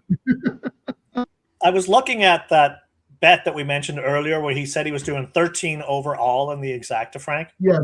Yes. And the lowest pay is 22. Then come back and do all over 13, and the lowest pay is 24. So that's a $22 bet, and sure. Yeah, but there's not really, unless it sees like insane, like a crazy price hits over it. It's not. Yeah. Right. I was going to say you might be better off just betting that horse. If it's cost you $22, betting $11 to win and then $11 all with the 13 underneath. You'd have to do the math to figure out which is a better way to approach it. I am still shocked that Winnica is so high on the board at 10-1. Frank. Completely dead on the board. The other Mullins is shorter. Did Frey end up somewhere else? I mean, Bays' numbers are great with Mullins, but Kyle Frey's numbers are amazing too. And Frey has been winning on horses that's why his stats got so well. He was on like the other Mullins and doing really well on it. Right. I mean, just in the last 2 months, he's 4 of 8 for Mullins, Frank. He is 7. Oh no, he's 4 of 8. He's 7 of 8 in the money for a big profit. So Frey on Mullins has been a very lucrative spot. And Mullins, second time Lasix, 37%. I mean, other than his other gaudy stats that he has at the meet. So, I mean, I get why, what's his name, Racing Downwind was saying 13, on the exacta overall, etc. I was hoping that they would have scratched the 4, but to be honest, Frank, the way the betting is, it seems like the 4 is kind of dead money and should have probably gotten scratched. Yeah, that's what I mean. Like they might have scratched the 4 if there weren't other scratches, and he just thought, well, we need a race anyway. Our horse is in. Yeah, I rather run for 50 here on the turf than 20 at Los Al or whatever. I don't know. But I also don't know why Kyle Frey isn't on the horse. He rode the horse well last time, and he does good work with Mullins. I have him on. But I don't know. I have Frey on Sunny Creed, Frank. What are you talking about? Did they change? I have Bays. Oh, no, I do have Frey. I'm sorry. Bays is on the 14.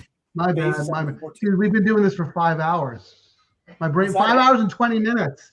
Oh, I'm going to, you know what? They're approaching the gate. I'm going to go freshen my face up and take a little break, and then hopefully the 4 of the 10 wins and we can call it a day. Sounds like a plan.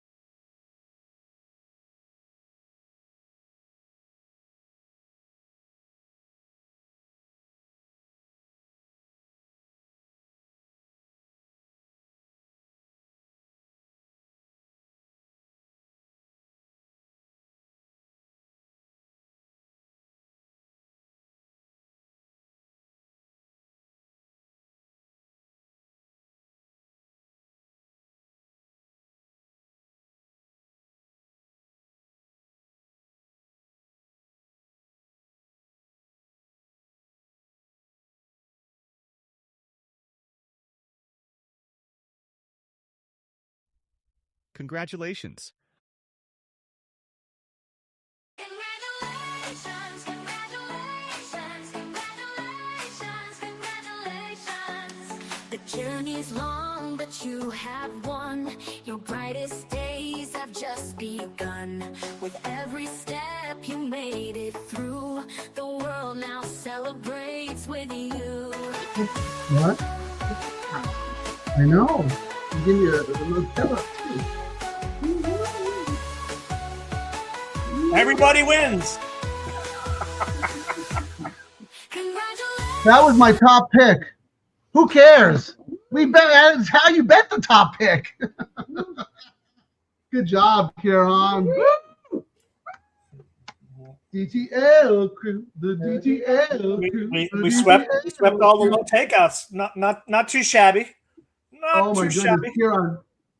When the 7 and the 6 got, I was like, oh my Yeah, God. me too.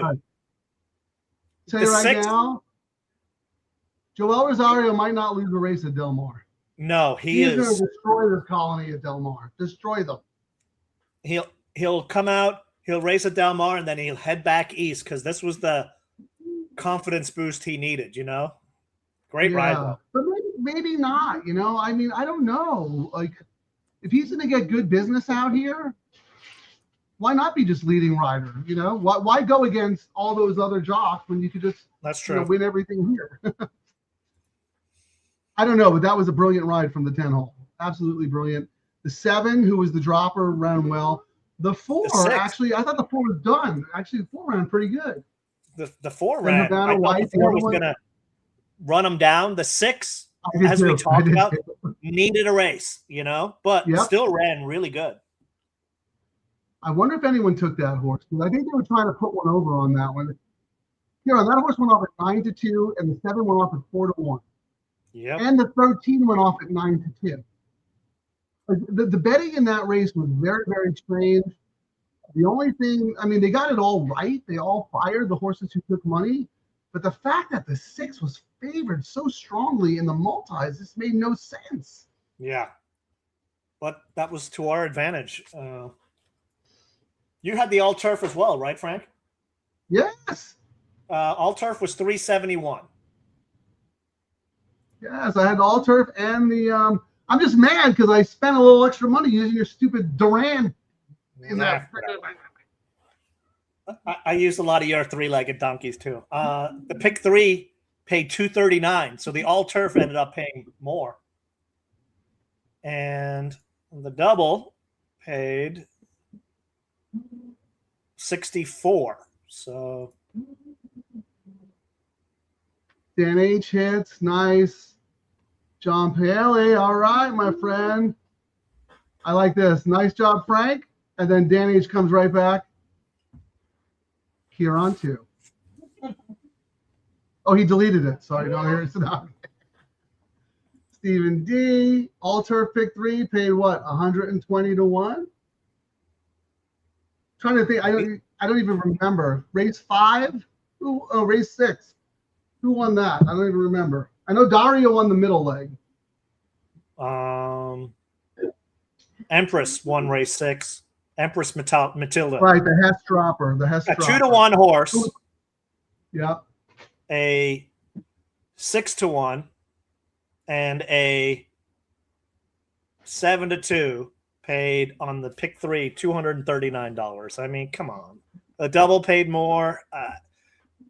It's been a long show. We can tweet out the stats for everyone. Yeah, we'll do a debrief after, but best. What a way to end a 5.5 hour show, Kieran. Everybody wins. You get 100. You get 100. You get 100. More than 100. Is it official yet? I like to refresh It's my official, memory. yeah. Official. Congratulations. We could have won at Belmont too if we had. Oh no, we didn't have Golden Tempo. That's all right. Yeah, 239.40, 371.70. Ba-boom. Ba-bang. Oh, $6 for the all turf and the pick 3. Very nice. That's how you do it. Wait, what'd you say? John Bell hit the all turf and the pick 3 2 times over each one. Oh, the balance looks healthy. That's very nice. Two days in a row for you, Kieran. Way to go, John Bell, and thank you very much. No show tomorrow, but for those of you who signed up, I'll hopefully figure out how to send an email out, and I'll copy Frank's mattress as well and do a test email tomorrow. If you don't get it, we're working on it, but I'll try and send that out to you guys tomorrow. You know what you should do, Kieran, because my mattress is available on the Santa Anita website. But what you should do is you should take what you did today for the pick 5. Take some of my picks and your picks, whatever it is, and do that baller ticket. Offer that as like a free bonus ticket. I will but take just a look at that tomorrow. just on the Mark Gelding website. What do you think of that? I know it's more work for you, but you're just going to bet it anyway. Next show, we don't know yet. We also have a schedule on Mark Gelding that will update. I mean, racing's back on Thursday, but I don't know. We'll decide what we want to do. We're not going to do a closing day show. We might just do another one show next week. I don't know. We'll see. Maybe we'll do the coast to coast on Thursday. We'll do the coast to, is the coast to coast just on Fridays next week, or are they doing Thursday? I think it's every day. Okay. Oh, well, I mean, I think Gulfstream races on Thursdays. I guess we'll take a look. So we might do a coast to coast Thursday or Friday. How about that? So one real thing real quick is it looks like Dan H did not hear all of the sign up stuff. Go to markgelding.com, enter your email, and then confirm your email. Check your spam folder. If you have an ExpressBet account, we are giving away to 2 random people $125 in credits. If you do not have an ExpressBet account, privately message me or Kieran, and we will get you set up with one. We are finalizing a couple of perks for DTL members who are new to ExpressBet. We want you guys to get paid. But if you already have one, Dan, you're eligible for this. All we need is for you to sign up at markgelding.com so we have a little database and we can keep you guys all connected. markgelding.com, and check your spam folders because Mark Gelding, he's not the sharpest knife in the drawer. He's been blackballed by the industry, so he's shows up everywhere. He falls up. Fails upwards. So yeah, thank you for that, Dan, and spread the word. Tell everybody. How about this? Nice job, John. Dan, congratulating our man John Bell right here. We appreciate you. We appreciate everybody. 5.5 hours, Kieran. I need to eat and take a nap. Yep. Do you want to play a song? You didn't play one song. You got to play Why don't you play the intro song to exit? I will play the intro song to Eggs. Oh, wait, I got to add it here. You got to talk for another 5 seconds while I find it. She's got style. Oh, my God. She's Okay, I found it. Oh, bring a little Lone Star Oh, yeah. Mic check, 1, 2, troubles in the room. We hit record and the vibes go warm. One says deep thoughts, the other says no. Now we're arguing if cats can and low. We spill the tea, we spill the wine. Had the stories it goes in half a mind. We laugh, we cry, we overshare to the Lord. Podcast every now, just double the crutch. Double trouble live with twice the mess. Double trouble live, no stress, just yes. We got hot takes, bad breaks, and 0-2. Double trouble live, coming at you for the thrill. Oh yeah, double trouble live.